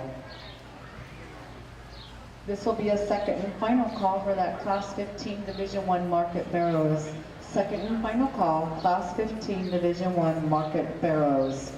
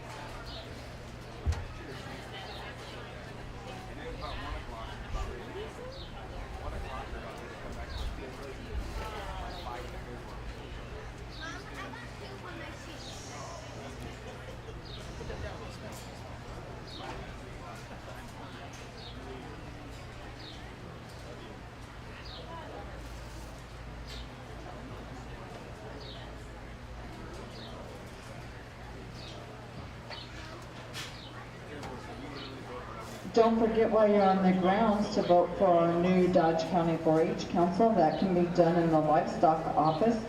Anyone that is a Dodge County resident and interested in 4-H is eligible to vote, as well as our senior 4-H members. So make sure you stop in the livestock office and vote for our new Dodge County 4-H Council members.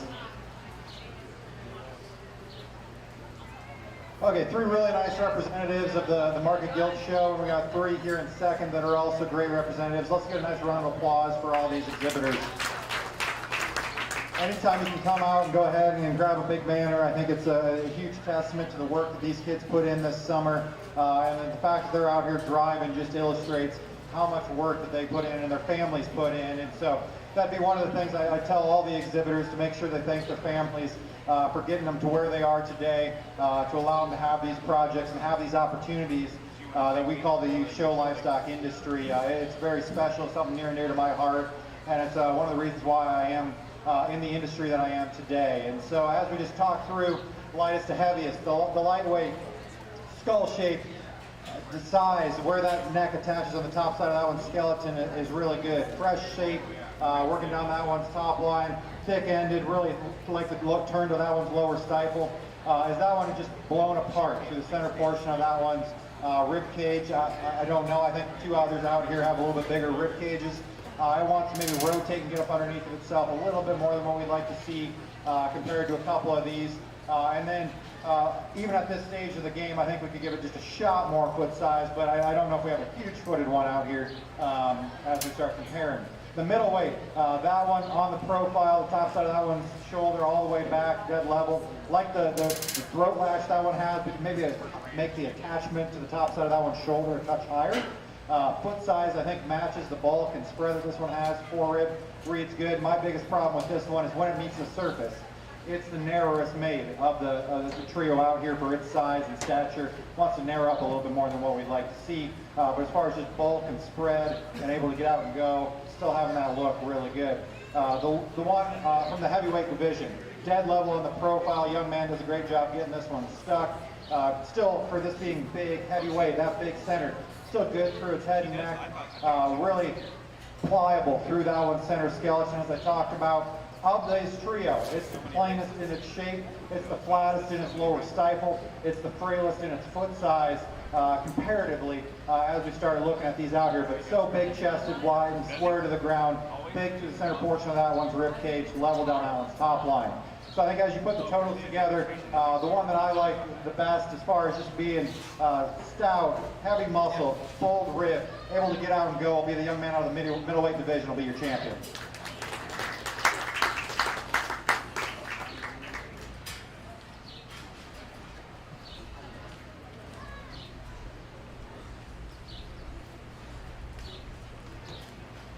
Our champion market yield of today's show was shown by Evan Hartman. He will be receiving a $100 cash premium award.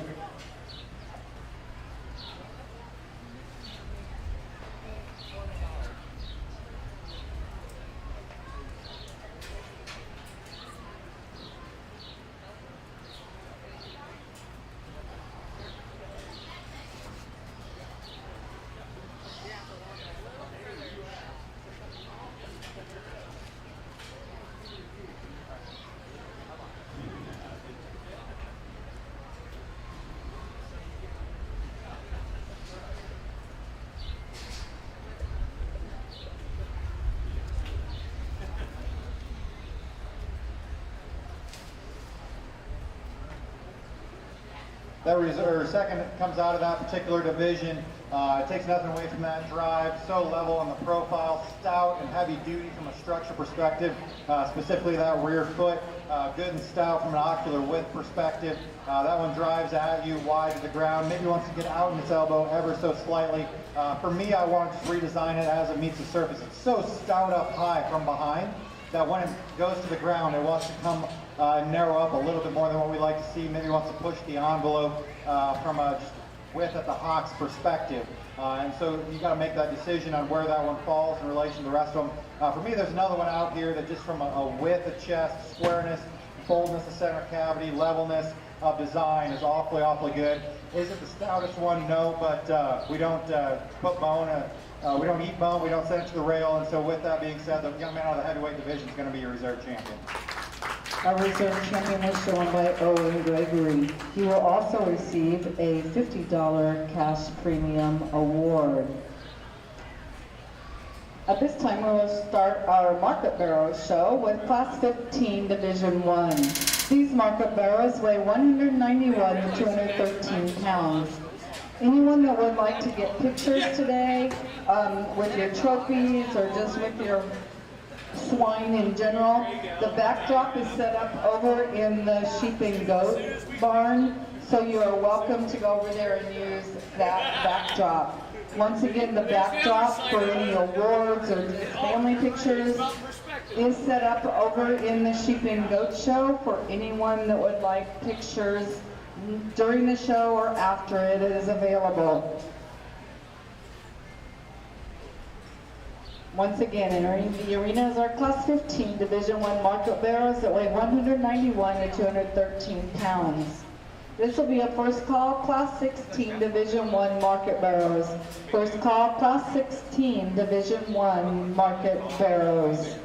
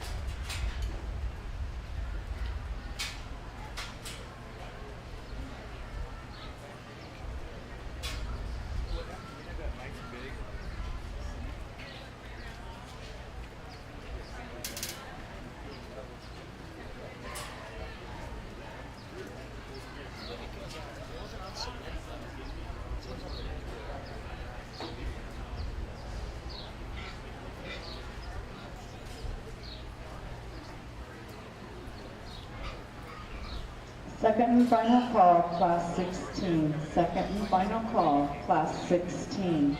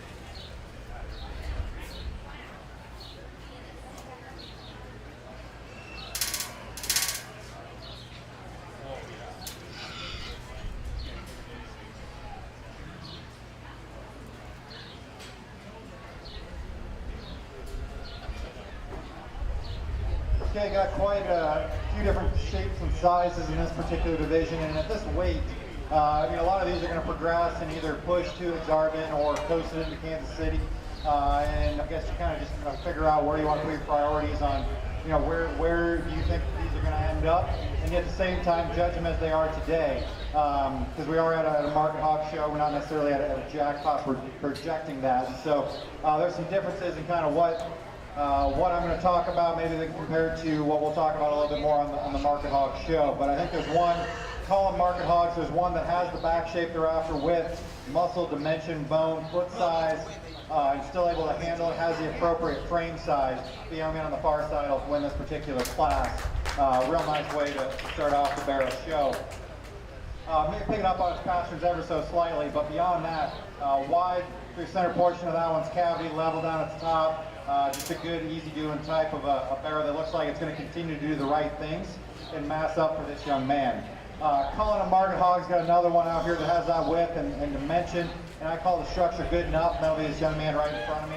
He'll be second in this particular class. A lot of shape, a lot of dimension. That one meets the surface a little too flat on its front pasterns, pushing the envelope a little bit from behind.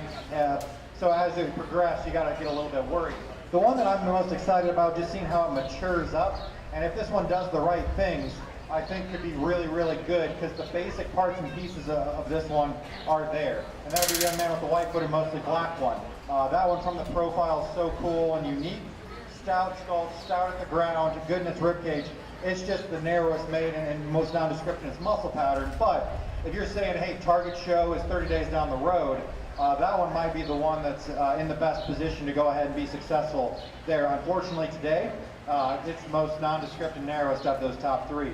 The one that I just couldn't get a good read on, and at times, hey, I'm going to go ahead and use this one, and then at times it would sort itself down. This belted one will come out next. That one is so ripped up in the center portion of that one's back, stout and thick-ended. Unfortunately, it wants to walk outside of itself, get up underneath itself, and pop that top line more than what we would like to see. And then with all that muscle shape, all that dimension, it's the frailest in its foot size. And so if we can stout it up and just relax that top line, I think we can potentially move that one up pretty quickly. The Berkshire appearing one's going to come out next. Just a good, doing, easy feeding type of a Berkshire barrow that looks like, hey, it'll progress and do the right things.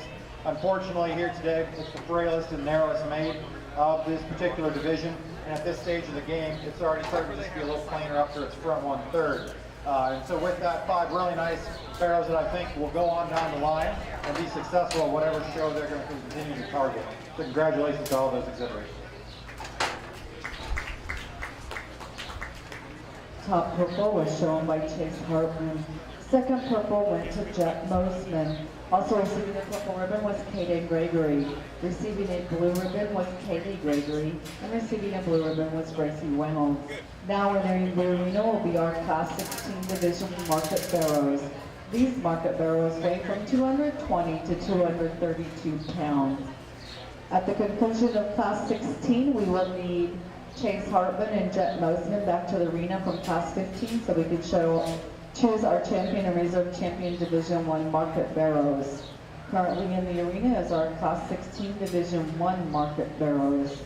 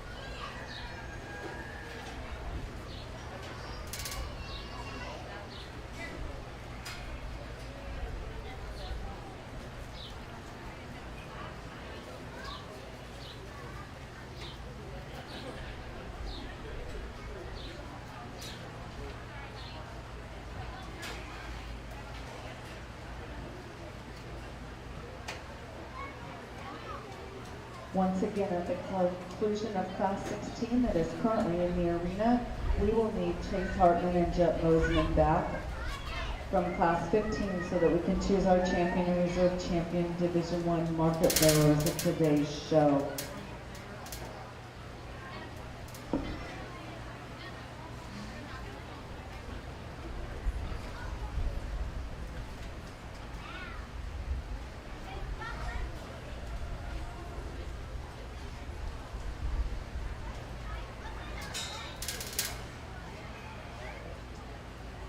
Once again, there is a backdrop available in the sheep and goat barn for anyone that would like to take pictures during or after today's show.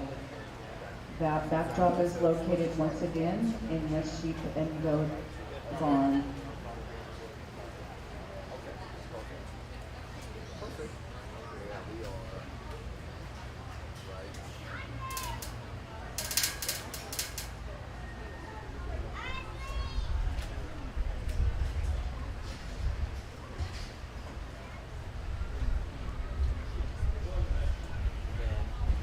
After the show's done, I'll probably head out and help. Like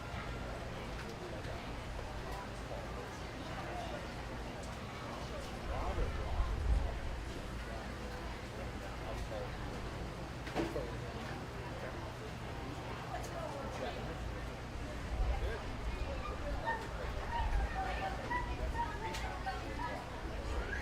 Yep.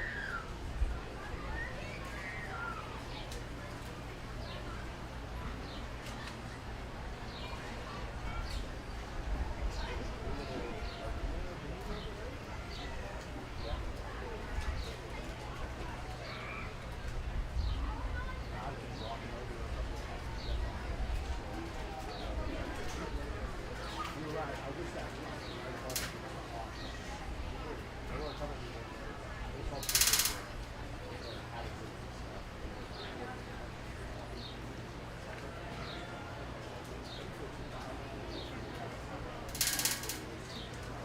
Decent enough news. It looks like it's getting clean.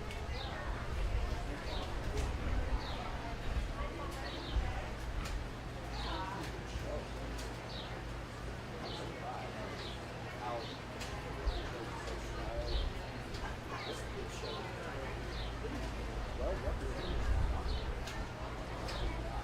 I've been looking at it.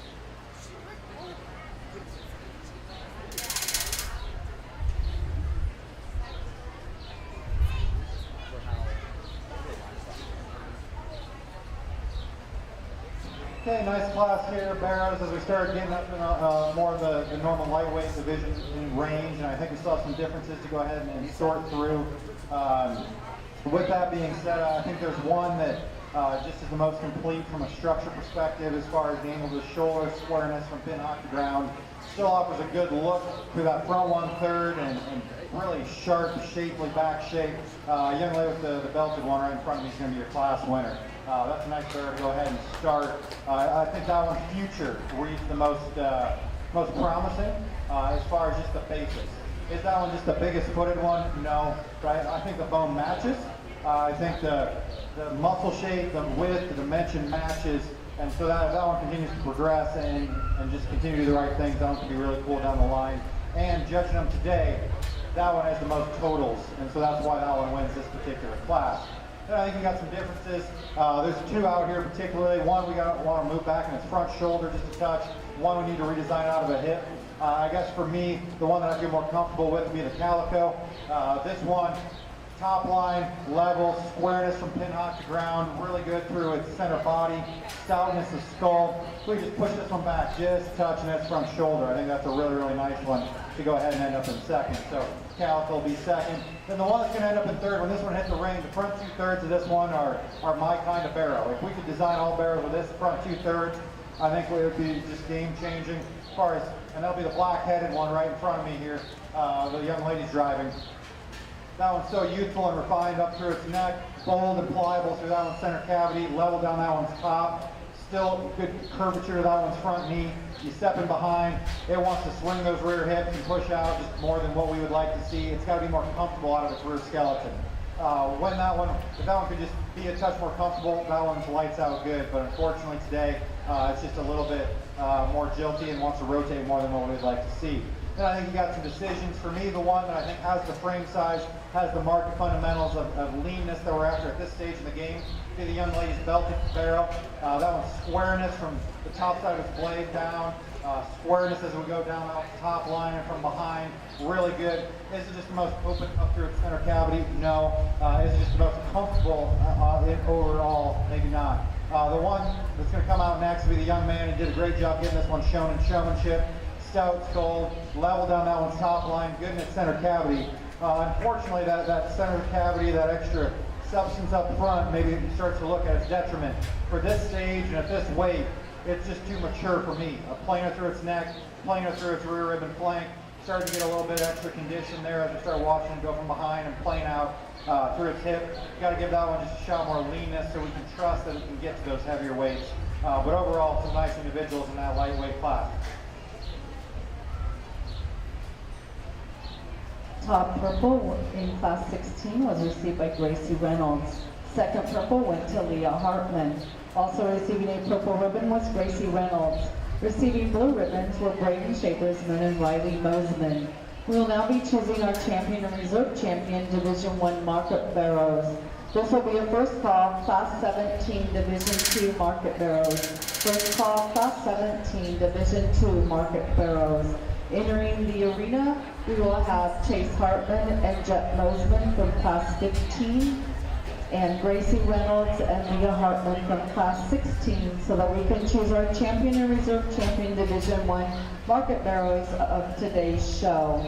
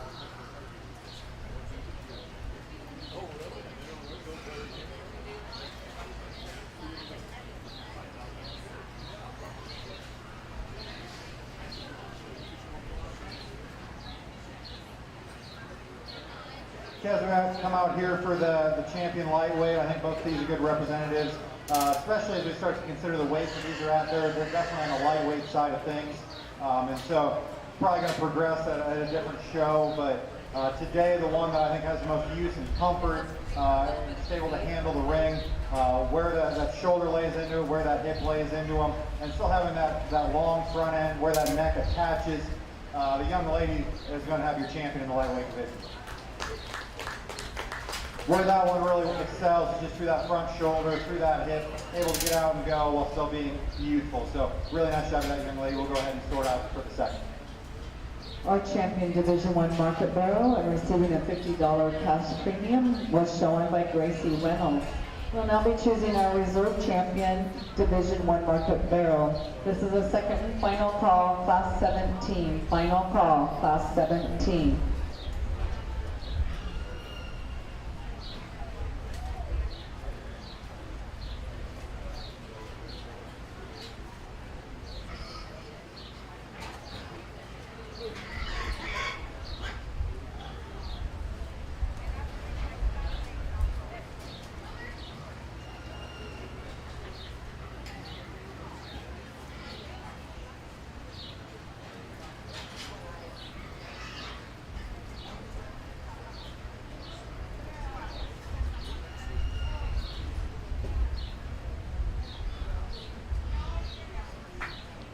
As we come out here, I think it gets a little closer as we start looking for second, just talking about both of them. Young man's out of the lightweight, just talked about how that one can progress and continue to get better as we go on through. Square through its chest floor, big through its center cavity. Is that one's shoulder just laid on it perfectly, and where its passion sits, maybe wants to rotate just a touch more, but really stout and thick-ended, really bolts through that center cavity.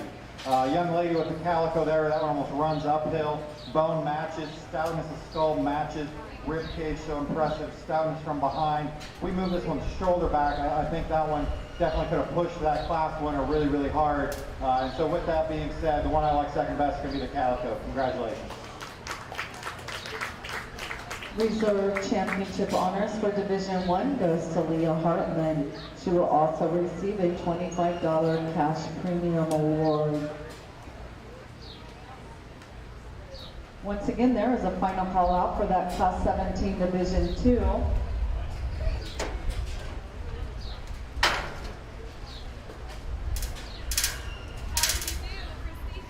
There is a second and final call out for Class 17 Division 2. We got champion.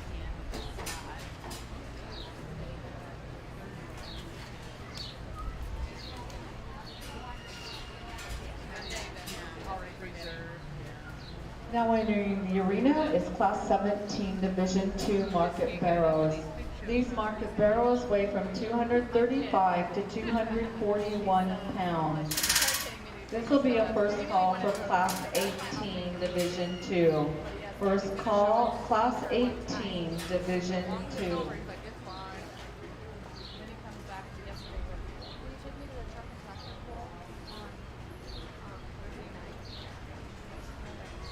Sure, I'll do that. If we don't go to the pig show. I said, you have to choose. Pig show. That Pig tells you show. where he's at. I don't know where Kate's at. He's here somewhere.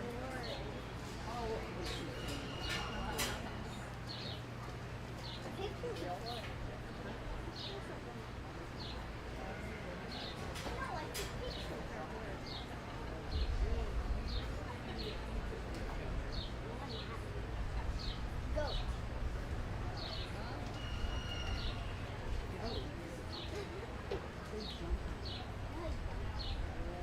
I already know how. Like, I never go.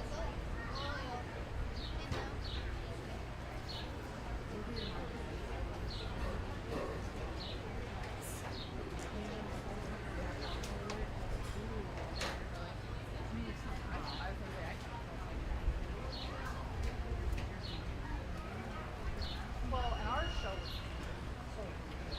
Yeah, our show was like that. It was raining. I said, "Rob, I had a bag the whole week with a over thing on it. And just left it at home. I tried to do this all week and that was the day. Second and final call, Class I 18 couldn't come Division late because we all 2. Second sweated. and final It was the call, worst. Class 18 Division 2. Terrible.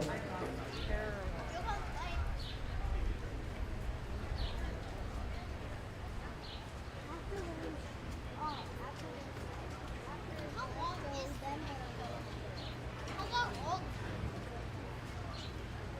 How long all the show?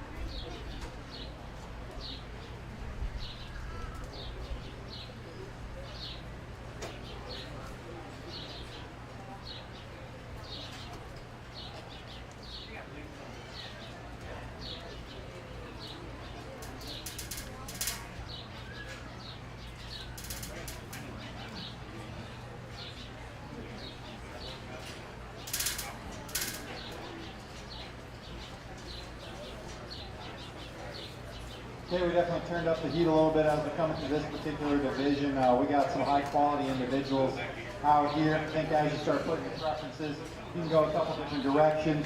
For me, the one that I'm going to opt to use, I think is just so cool on the profile, just tight and clean through that one's jawline. It really opens up into a fresh back shape.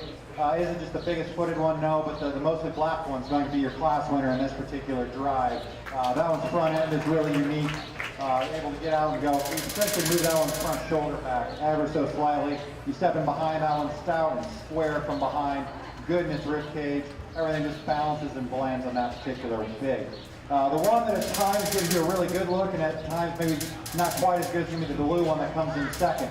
That one's so stout and just heavy duty at the ground, stout in its mud shape, at times maybe a little longer body, and with that, wants to throw those rear legs a little bit more than what we'd like to see, and then we could just look part of it for how much width it has.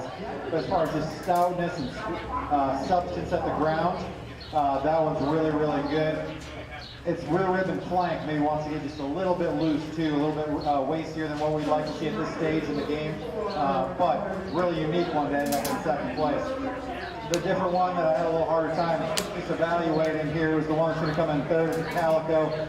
So good through its fore rib, really blowed open through that center cavity, stout from behind. We got to freshen that one up for its front 1/3. That ear obviously takes away a little bit, but it's plainer through that front 1/3, and it wants to narrow right there from behind. Young man that's going to come out next, good looking from the profile, good in its rib shape. It's the narrowest coming and going of this particular class. We just got to blow it apart at the ground, making it much more just wider all the way through to compete with the three above it. But four really nice individuals to end up in this particular class. Top purple in class 17 went to Caden Gregory. Second purple went to Chase Hartman. Receiving blue ribbons were Evan Hartman and Jet Mosman. Now entering the arena is class 18 Division II Market Barrows. These market barrows weigh from 254 to 268 pounds. This will be a first call, class 19 Division II. First call, class 19 Division II. Entering the arena is class 18 Division II.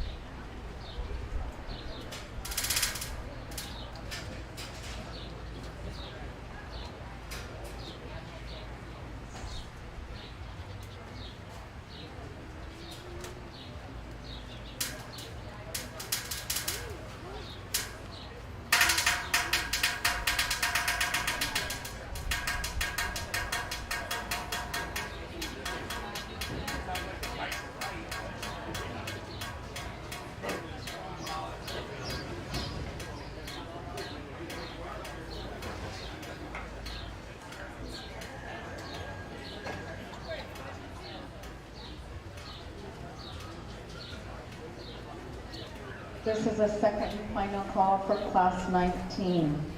Second and final call, Class 19.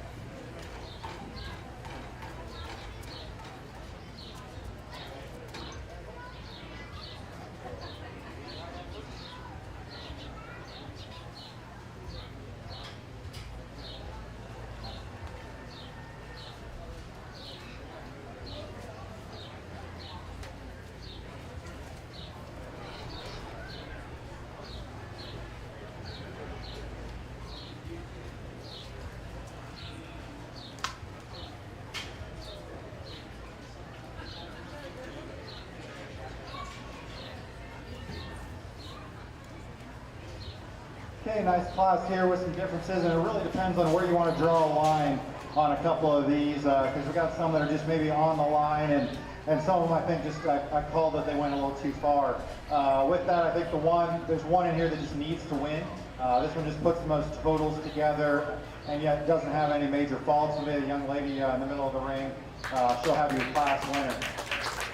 As far as just substance, the foot size, levelness down that one's top line, squareness from behind, able to get out and go, no major issues, that one just needs to win. Then I think you got some differences in where you want to put your priorities. The one that I'm going to opt to go second, and this is one where the second and third, I think you can go a couple different ways, and really it's where you want to draw that line. I'm going to opt to use the young ladies for second. This is one that is so wide and bold to the center portion of that one's cavity, stout from behind. It's pushing the envelope from a condition standpoint. It's waistier through its front 1/3, starting to get wasty through its rear ribbon flank. It's a little light and low to the ground for me. The one that corrects that, the one that I think it was a really close decision on, the young man's black-headed one will end up in third. If this one was any wider coming right at you, I would have went ahead and used it. That one is just too narrow coming right at you and leaving you at the ground. But that one from the side, tall, extended, level down that one's top line, able to get out and go. It's just too closed up underneath for me today, comparatively speaking. Then I think you got some differences. The one I'm going to have to use will be the young lady in front of me. That one's so wide-chested, fresh back. You step in behind that one, we just got to redesign that one's hocks. It's just too puffy from a hock perspective. Made that decision. If you say that hock is good enough, I think you can run it up. Unfortunately for me today, I said just wasn't. Young man coming out next. Really bold, pliable center skeleton on this one. Square in its build. At the same time, not trailer in its design, planar in its shape up through its front, or planar in its front 1/3. But congratulations to all of those exhibitors. Top purple in Class 18 went to Leah Hartman. Second purple went to Gentry Mosman. Also receiving a purple was Lane Mahaffey. Receiving blues were Thane Carter and Brooke Weiss. Now entering the arena is Class 19, Division II market barrows. These barrows weigh 269 to 275 pounds. At the conclusion of Class 19, we will be choosing our champion Division II market barrow and our reserve champion Division II market barrow. For that, we will need from Class 17, Caden Gregory and Chase Hartman. From Class 18, Leah Hartman and Gentry Mosman.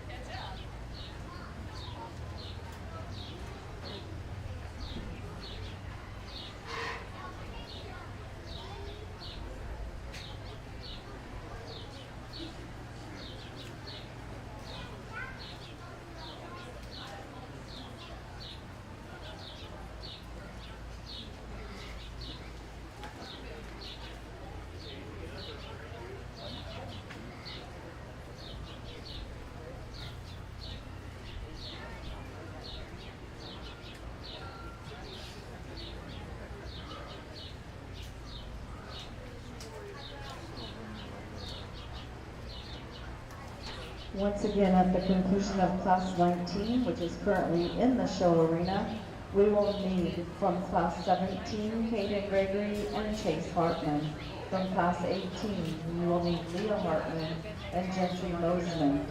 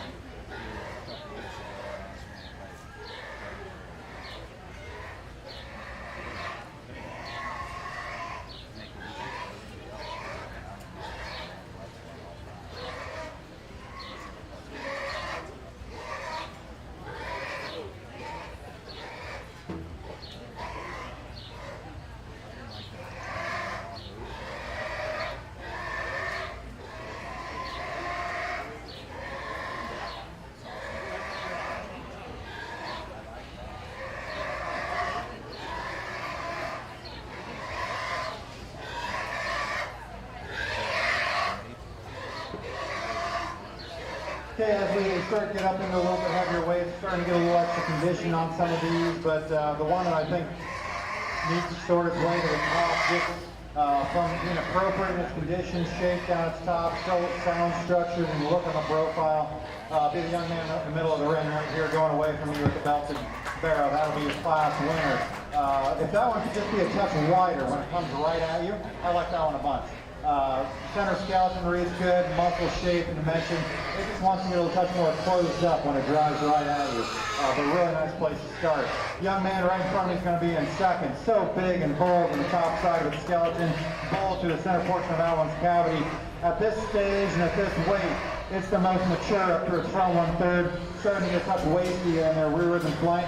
And then as it drives away, wants to come in its hock and push those rear feet out just a little bit more than what we like to see. If we could just lengthen that one out, I think we can go ahead and count into that one. The good basic type of a barrel is going to be in third with this young man's black-headed one. That one, if we can just clean that one up to its front 1/3, I like that one quite a bit. Big-footed, level in its design, square in its muscle pattern. Just got to have that one be enough touch more useful through its front 1/3 and go to the ground from behind wider. But stout featured, heavy structure, good build. A barrel that's not going to get you in trouble anywhere you go. Young lady's barrel's going to come out in next. That thin belted one, she'll end up in fourth. That one drives right at you. Square, wide to his chest, really heavy and shapely to the top side of that one's skeleton. You look at that one's rear and flank, got to clean up those lymph nodes. Before it probably blew those lymph nodes, she was thinking, hey, I got a pretty good barrel here. But unfortunately, those went ahead and kind of got blown out, and so we're going to sort her down with that, but it definitely happens to a lot of us. Young man's Berkshire appearing one's going to come out next. One's maybe attitude's not one to cooperate quite as well today, but that one's rib cage is really good and impressive. How that one's able to just probably convert feet in an efficient manner. Touch frailer, touch narrower than some of them out here, but congratulations to all those exhibitors. We will now be choosing our champion and reserve champion Division II market barrows. For that, we have from Class 17, Hayden Gregory and Chase Hartman. From Class 18, Leah Hartman and Gentry Mosman. And from Class 19, Hunter Weiss and Owen Gregory. This will be a first call, Class 20, Division III. First call, Class 20, Division III.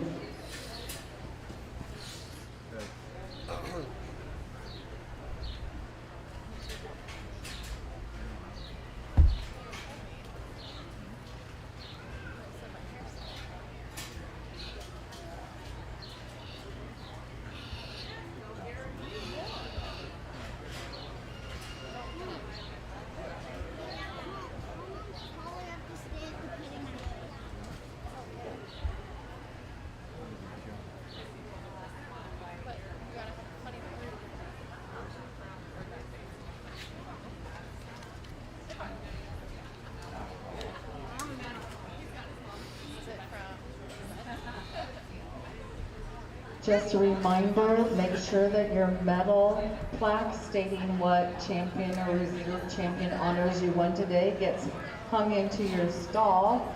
Those need to be returned when you check out from the fair on Sunday. Return those to the livestock office. Also, there are stickers up here at the announcer stand. The Fair Board is asking that you get those and place those on your stall cards so that our visitors to the fair, as they walk through the buildings, they can see how your projects did. Once again, when the fair is over and you are checking out on Sunday night, the Fair Board has asked that you could help them out by putting your wood chips from your stalls out into the middle aisles. This is a great saver of time for them next week as they're cleaning up and closing up the fairgrounds for another year.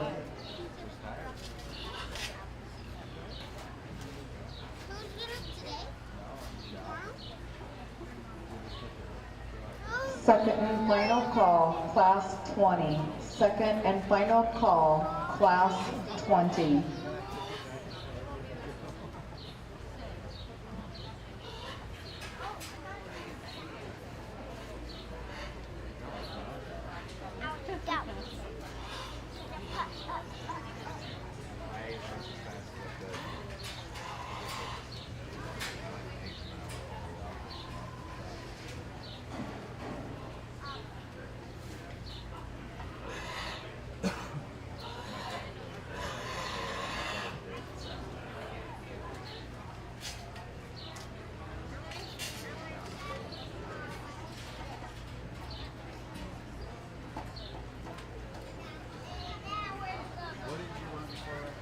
Okay, let's give all these middleweight exhibitors a nice round of applause. We've had a really good division here, and it's excited to see how everything comes back together. But with that being said, we got some differences just from a foot size and substance perspective, a youthfulness and freshness up front. I think all of these meet the surface with enough youth or with enough use and comfort.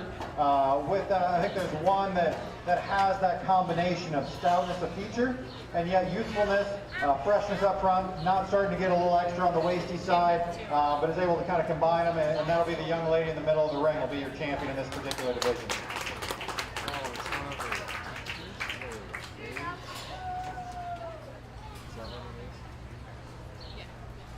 Our champion Division 2 Market Barrel was shown today by Leah Hartman. She will also be receiving a $50 cash premium award. Once again, please make sure if you see anyone from a Holstone, Frontier Co-op, Land O'Lakes, or the CPM group to thank them for their monetary contributions so that we can provide these premiums this year at the fair. Also, thank your Fair Board for going out and soliciting those monies so that we could do this year. We greatly appreciate those efforts and those donations.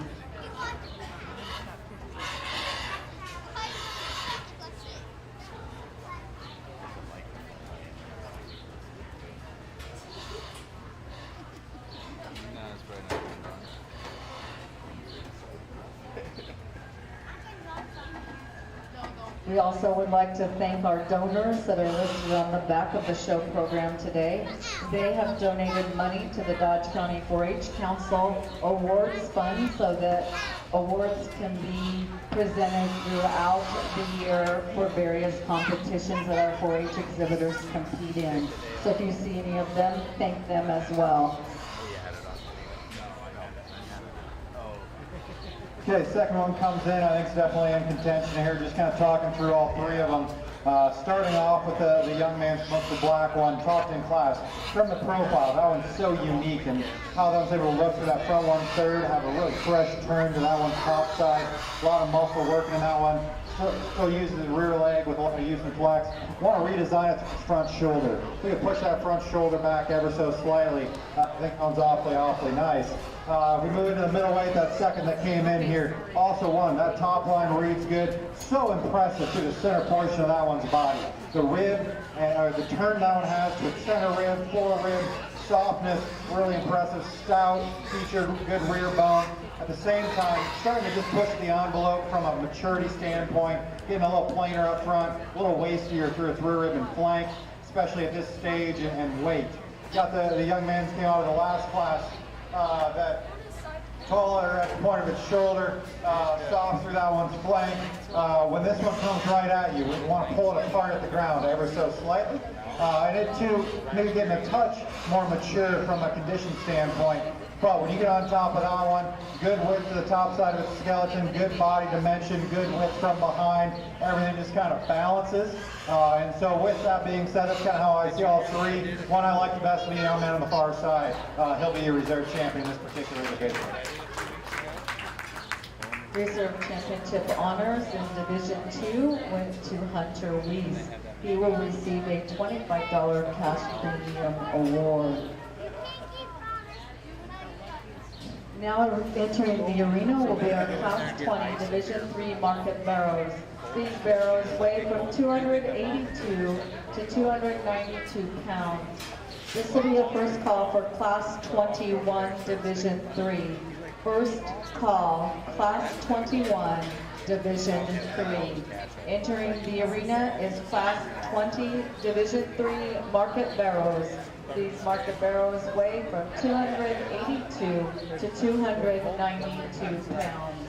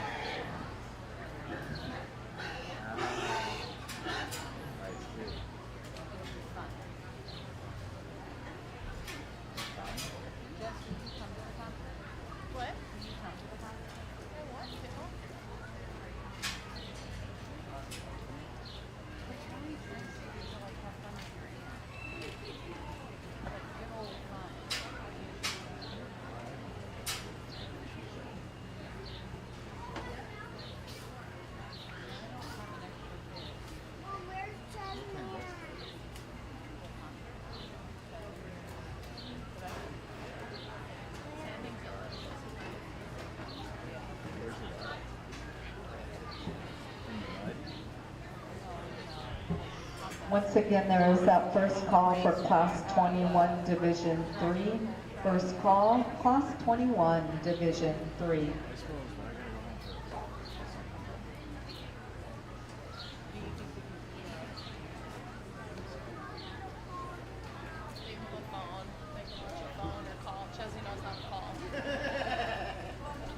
Mom, can we go to the park now?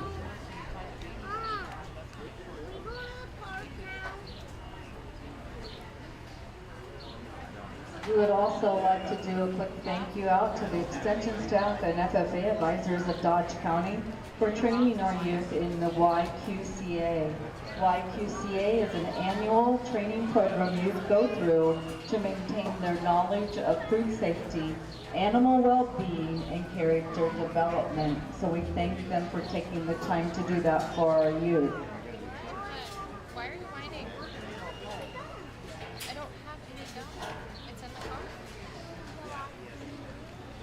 What'd you do to your lip?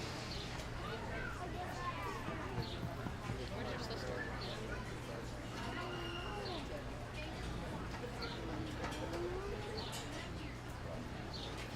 We'd also like to take this time to recognize our 2023 Dodge County 4-H ambassadors.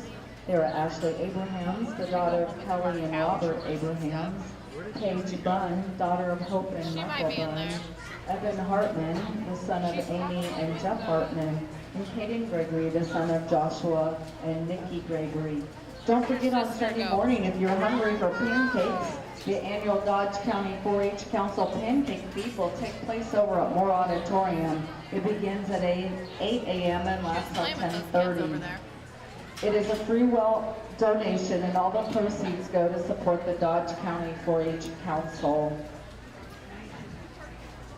If you have 4-H related questions during the fair, don't forget to reach out to Dean Castillo, Shane Ahrens, Lisa Pup, or Mary Spath. Once again, don't forget your state fair animal entries and fees are due no later than next Thursday, August 10th at 8 p.m. Those can be done online. Well, they have to be done online, actually. If you have any questions, please contact the Extension office or stop in here during the fair and ask your questions. Their phone number at the office is 402-727-2775. They would be glad to help you out with getting those entries. Also, the age limit on animals at the state fair has been lowered, so you might check that out as well.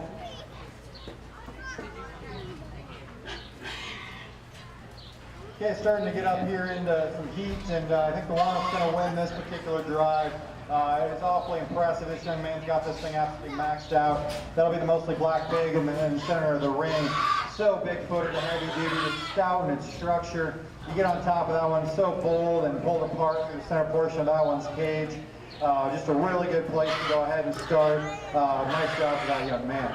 Then we got a nice one to end up in second. When this one gives you a look on the profile, you think, hey, that one's going to go ahead and win this whole show because that one's so cool. Through the front one third, level and sounds top side, big through the center portion of that one's cage. When it comes right at you, it's just too narrow and closed up underneath. It's the frailest and it's frailer in its feature, and we got to pick it up on its front pasterns. But there's a lot of really, really cool pieces in that one to end up in second place. The young lady's going to have one that ends up in third. This one's heavy duty, heavy structured, level on the profile. We just got to have this one have a shot more just width all the way through when you compare it to the two directly above it. But as far as just the basics, heavy duty, heavy structured, good muscle, that one does it well.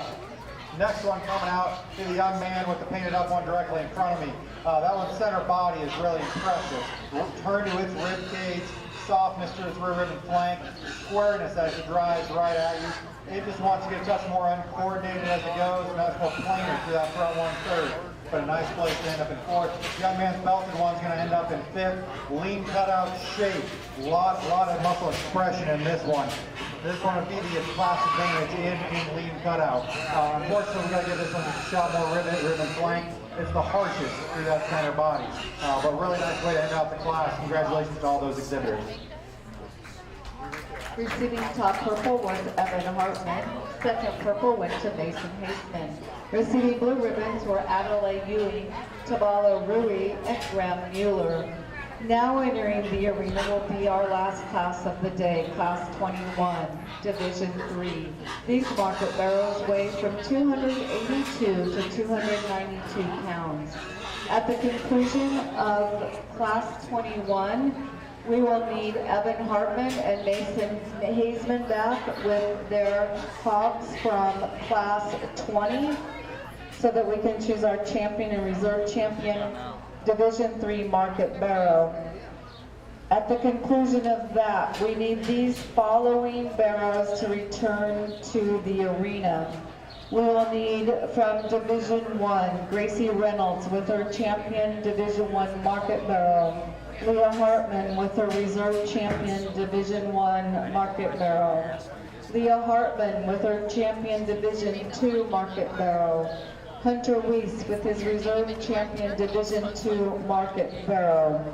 At the conclusion of choosing our champion and reserve champion market barrow, we will need to have Evan Hartman with his champion market gilt and Owen Gregory with his reserve champion market gilt to return to the arena so we can choose our supreme and reserve supreme champions market swines of today's show.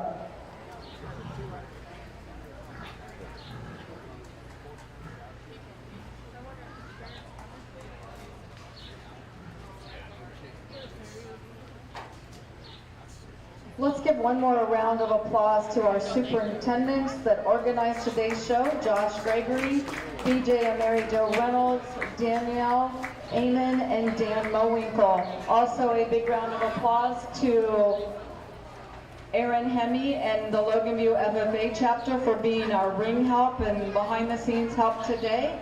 Also, a thank you to Carter Jensen for helping as well today. If we could give all of those people a round of applause for their help in organizing and running today's show, that would be appreciated.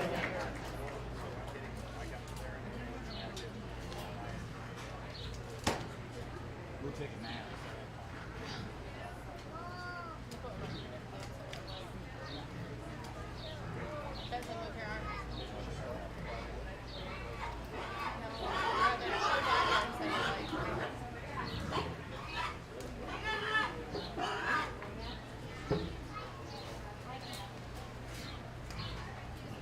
Also for that final drive for the Supreme overall, we need the champion purebred market hog shown by Jade Kriples and the reserve champion purebred market hog shown by Evan Hartman.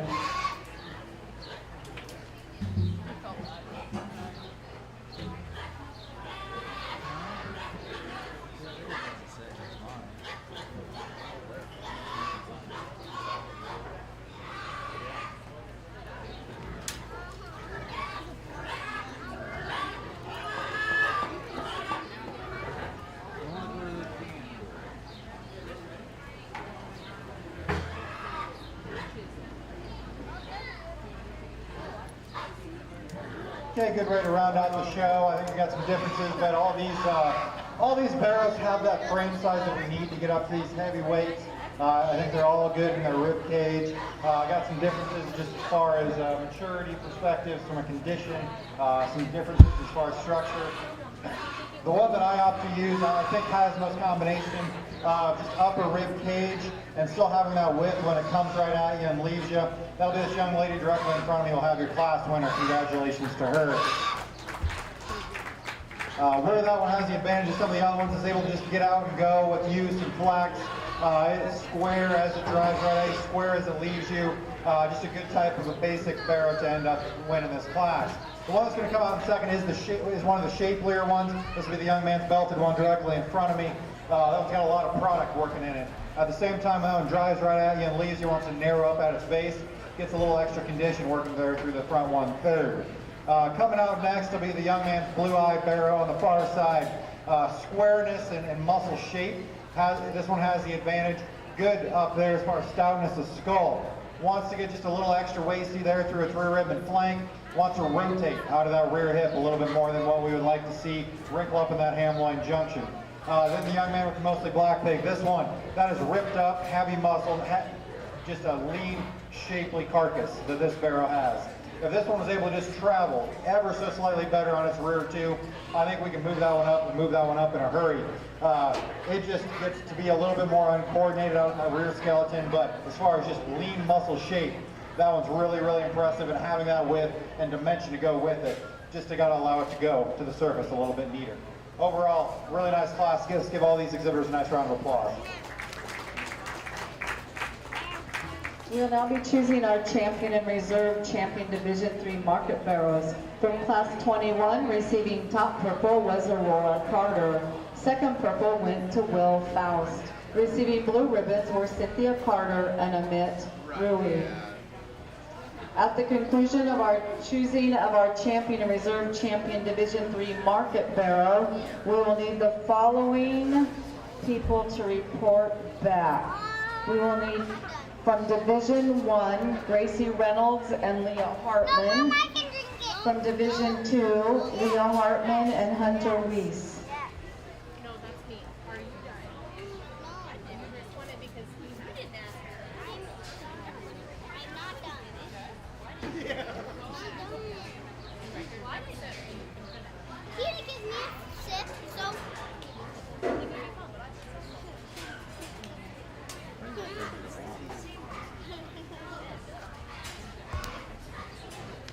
He's gonna drink it.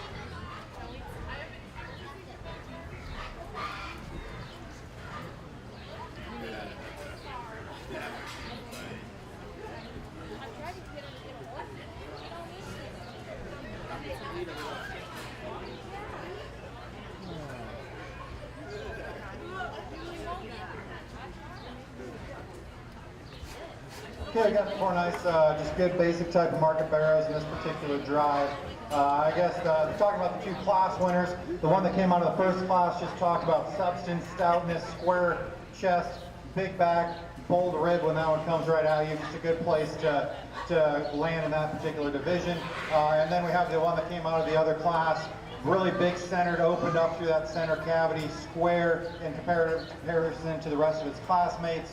As we bring it back out here, maybe not quite as heavy duty, maybe not quite as good through the front 1/3. As we start evaluating those second places, the second place in that first class talked on the profile, so unique through that front 1/3, to still have that rear rib and flank, so opened up through that one center cavity, really unique. Maybe not just the heaviest structured, maybe not just the widest coming right at you. The second place in that second class, this one's really big, wide topped in comparison to the rest of those classmates in that particular class. It's heavy in its structure as we compare it to the rest of them out here. Maybe a notch plainer in its shape, touch tighter in how it meets the surface. So with that being said, I guess the 2 that I like the best, the mostly black pig will be your champion, and the belted one on the far side will be reserve champion. Congratulations.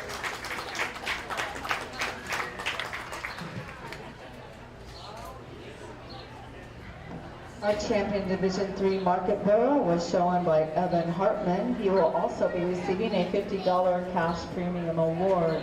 Our reserve champion Division 3 market barrow was shown by Mason Hazeman, and he will be receiving a $25 cash premium award. We'll now be choosing our champion and reserve champion market barrows of today's show. For that, we have from Class 1, or from Division 1, our champion market barrow shown by Gracie Reynolds, and our reserve champion market barrow shown by Leah Hartman. From Division 2, we have our champion market barrow shown by Leah Hartman, and our reserve champion market barrow shown by Hunter Reese. From Division 3, we have our champion market barrow shown by Evan Hartman, and our reserve champion market barrow shown by Mason Hazeman. At the conclusion of choosing our champion and reserve champion market barrow for today's show, we need the following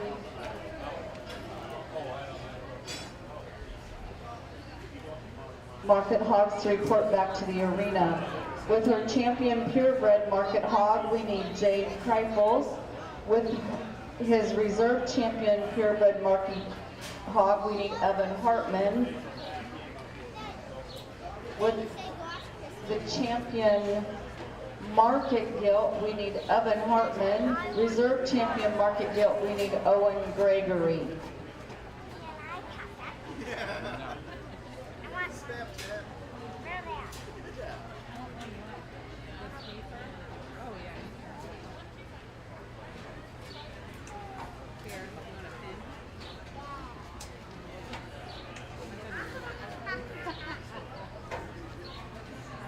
Once again, don't forget to get those championship plaques hung in your stalls. Don't forget to pick up the ribbon stickers here at the announcer stand and put those on your stall cards. That's being asked by the fair board that be done. The fair board's also asking that all wood chips get put out into the middle of the aisles at the conclusion of the fair to aid them in cleaning up and closing up the fairgrounds next week. Also, those plaques need to be returned at the end of the fair to the livestock office so that they can be reused next year.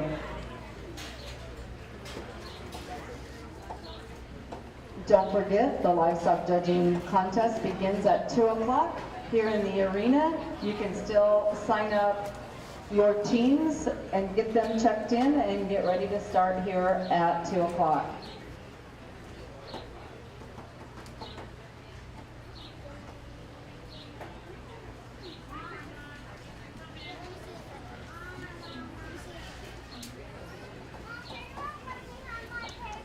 Won't waste any time on this decision, as I think there's one that wins this particular drive and wins it pretty quickly. But before I say that, just heard the announcement for livestock judging. I'll just put another plug in.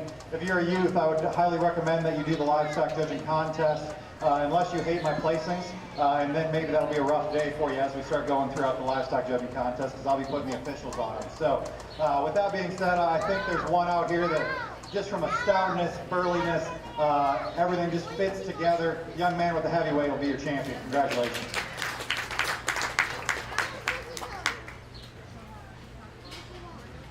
Our champion market barrow today's show was shown by Evan Hartman, who will receive a $100 premium award as well.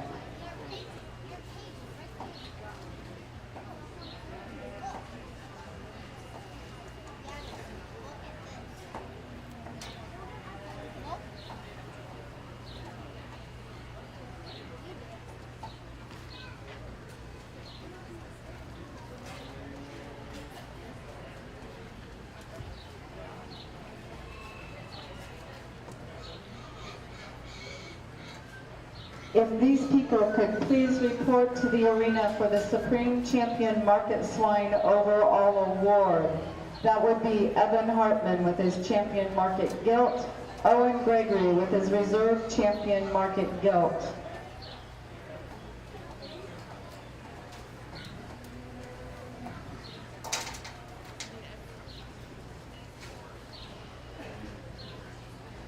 And Jade Kreipels with her Champion Purebred Market Hog, and Evan Hartman with his Reserve Champion Purebred Market Hog. If you could please report to the arena.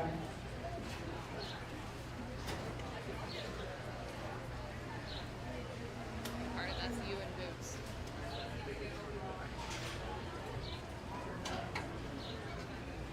Mom, can I have a backpack?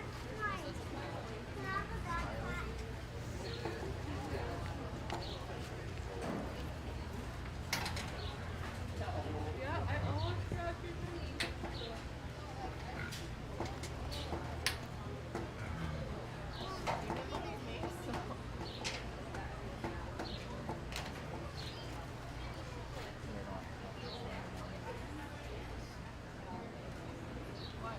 Okay, it gets close here for reserve, and I think all three are definitely in contention. And depending on where you want to go ahead and land, I think you can do it a couple different ways.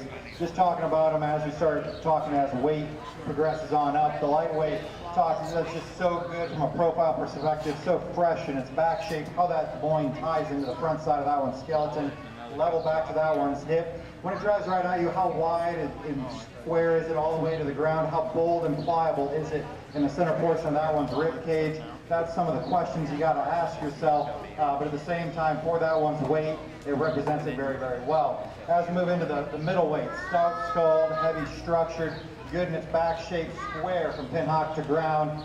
This one could be potentially picked up on those front pasterns. We could potentially allow it to just take a longer, more confident stride out of its rear skeleton. Doesn't want to really flex that rear hock quite as much as what we'd like it to do. The young man that comes out of that heavyweight division, really bold through that center portion of that skeleton. That one's so unique in how it's built through the center portion of that one's body. Level, really joke fronted up through the front 1/3. With that, it's the frailest in its feature, it's the narrowest as it comes right at you in relation to how much width it has up high. And so you kind of have to take all that into account. The one I like second best will be the one the young lady's driving. She'll be reserve champion.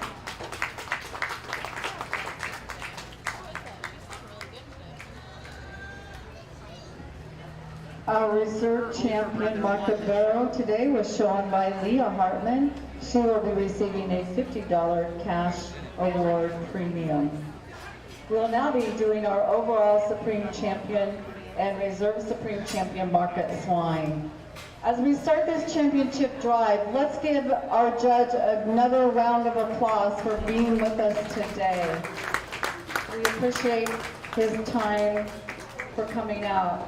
We'd also like to thank all of our exhibitors and their families for being here today. We look forward to seeing you next year in 2024. We hope you all have a great school year. For those of you that are headed off to college, enjoy your year of college. If this is your last year, remember next year we will always take volunteers. So come back and help us out as a volunteer. Have a great year, everyone, and we'll see you in 2024.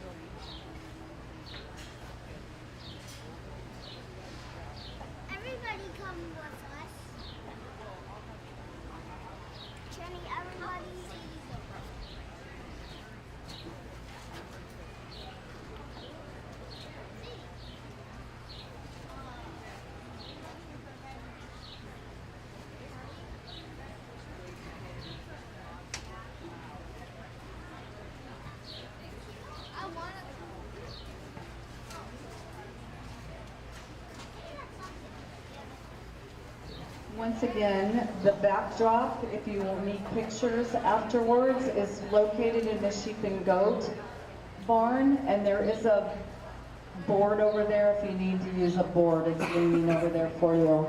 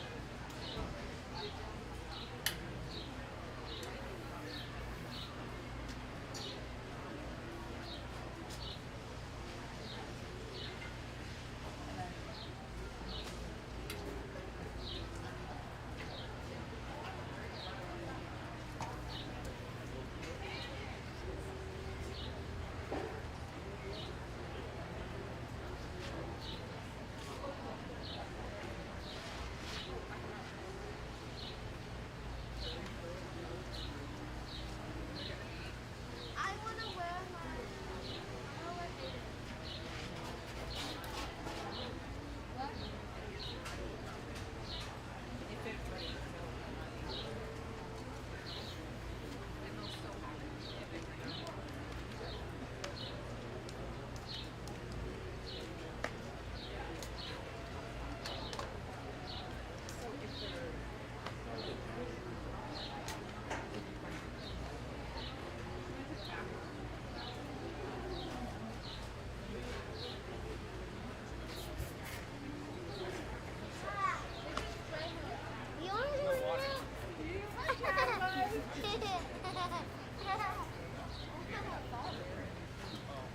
I thought that was that.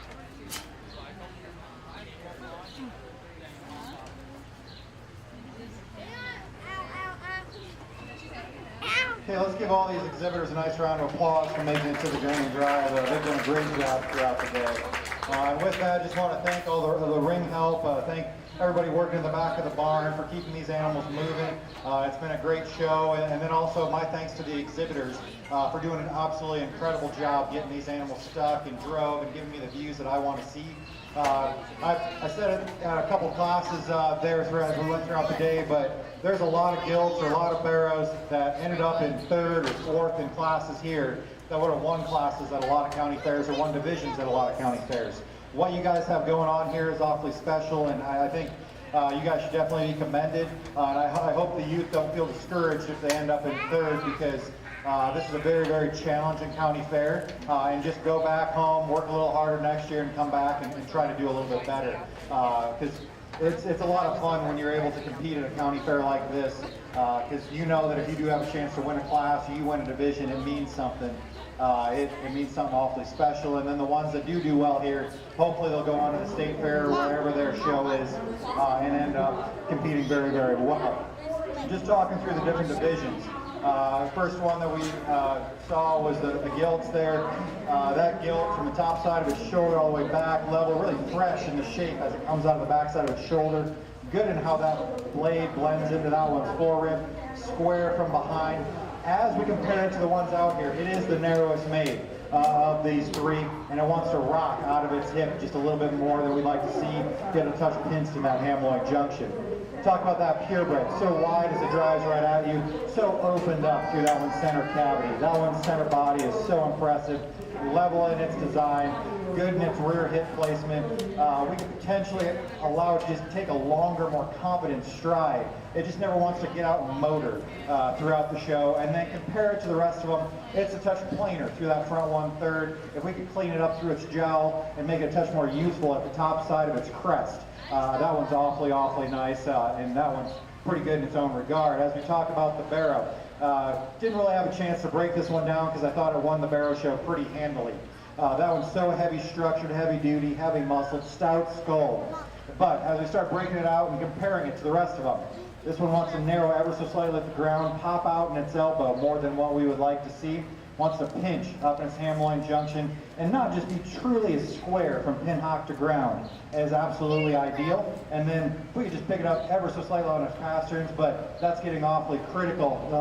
This one's been out here driving for a long time. It's still able to motor. Its shoulder can be rocked back ever so slightly, but I think that's getting critical because it's been just going. And so with that, the one that I like the best is going to come out of the Barrow division. Congratulations, that young man.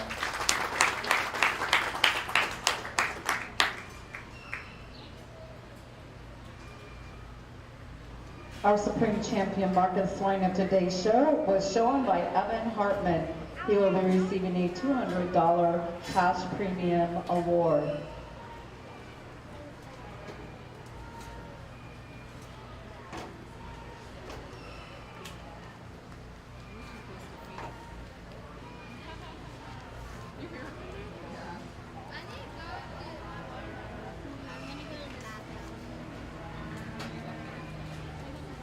There's one over here at this other building. Oh, I know where it is.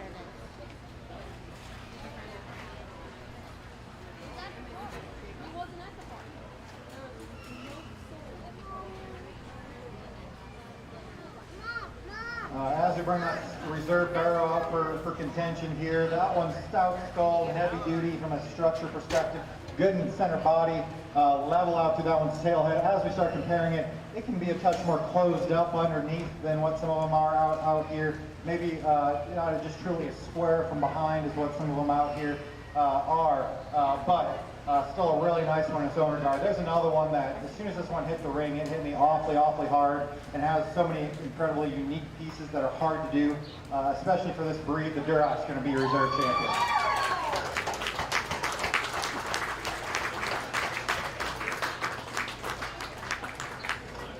And our reserve champion, Supreme Market Swine, was shown by Jay Locked on target.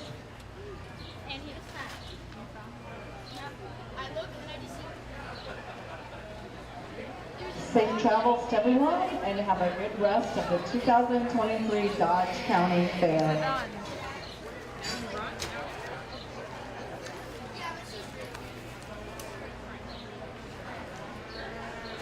Don't forget, there is a backdrop available over in the sheep and goat barn for anybody that would like pictures with their swine projects here at the end of the show.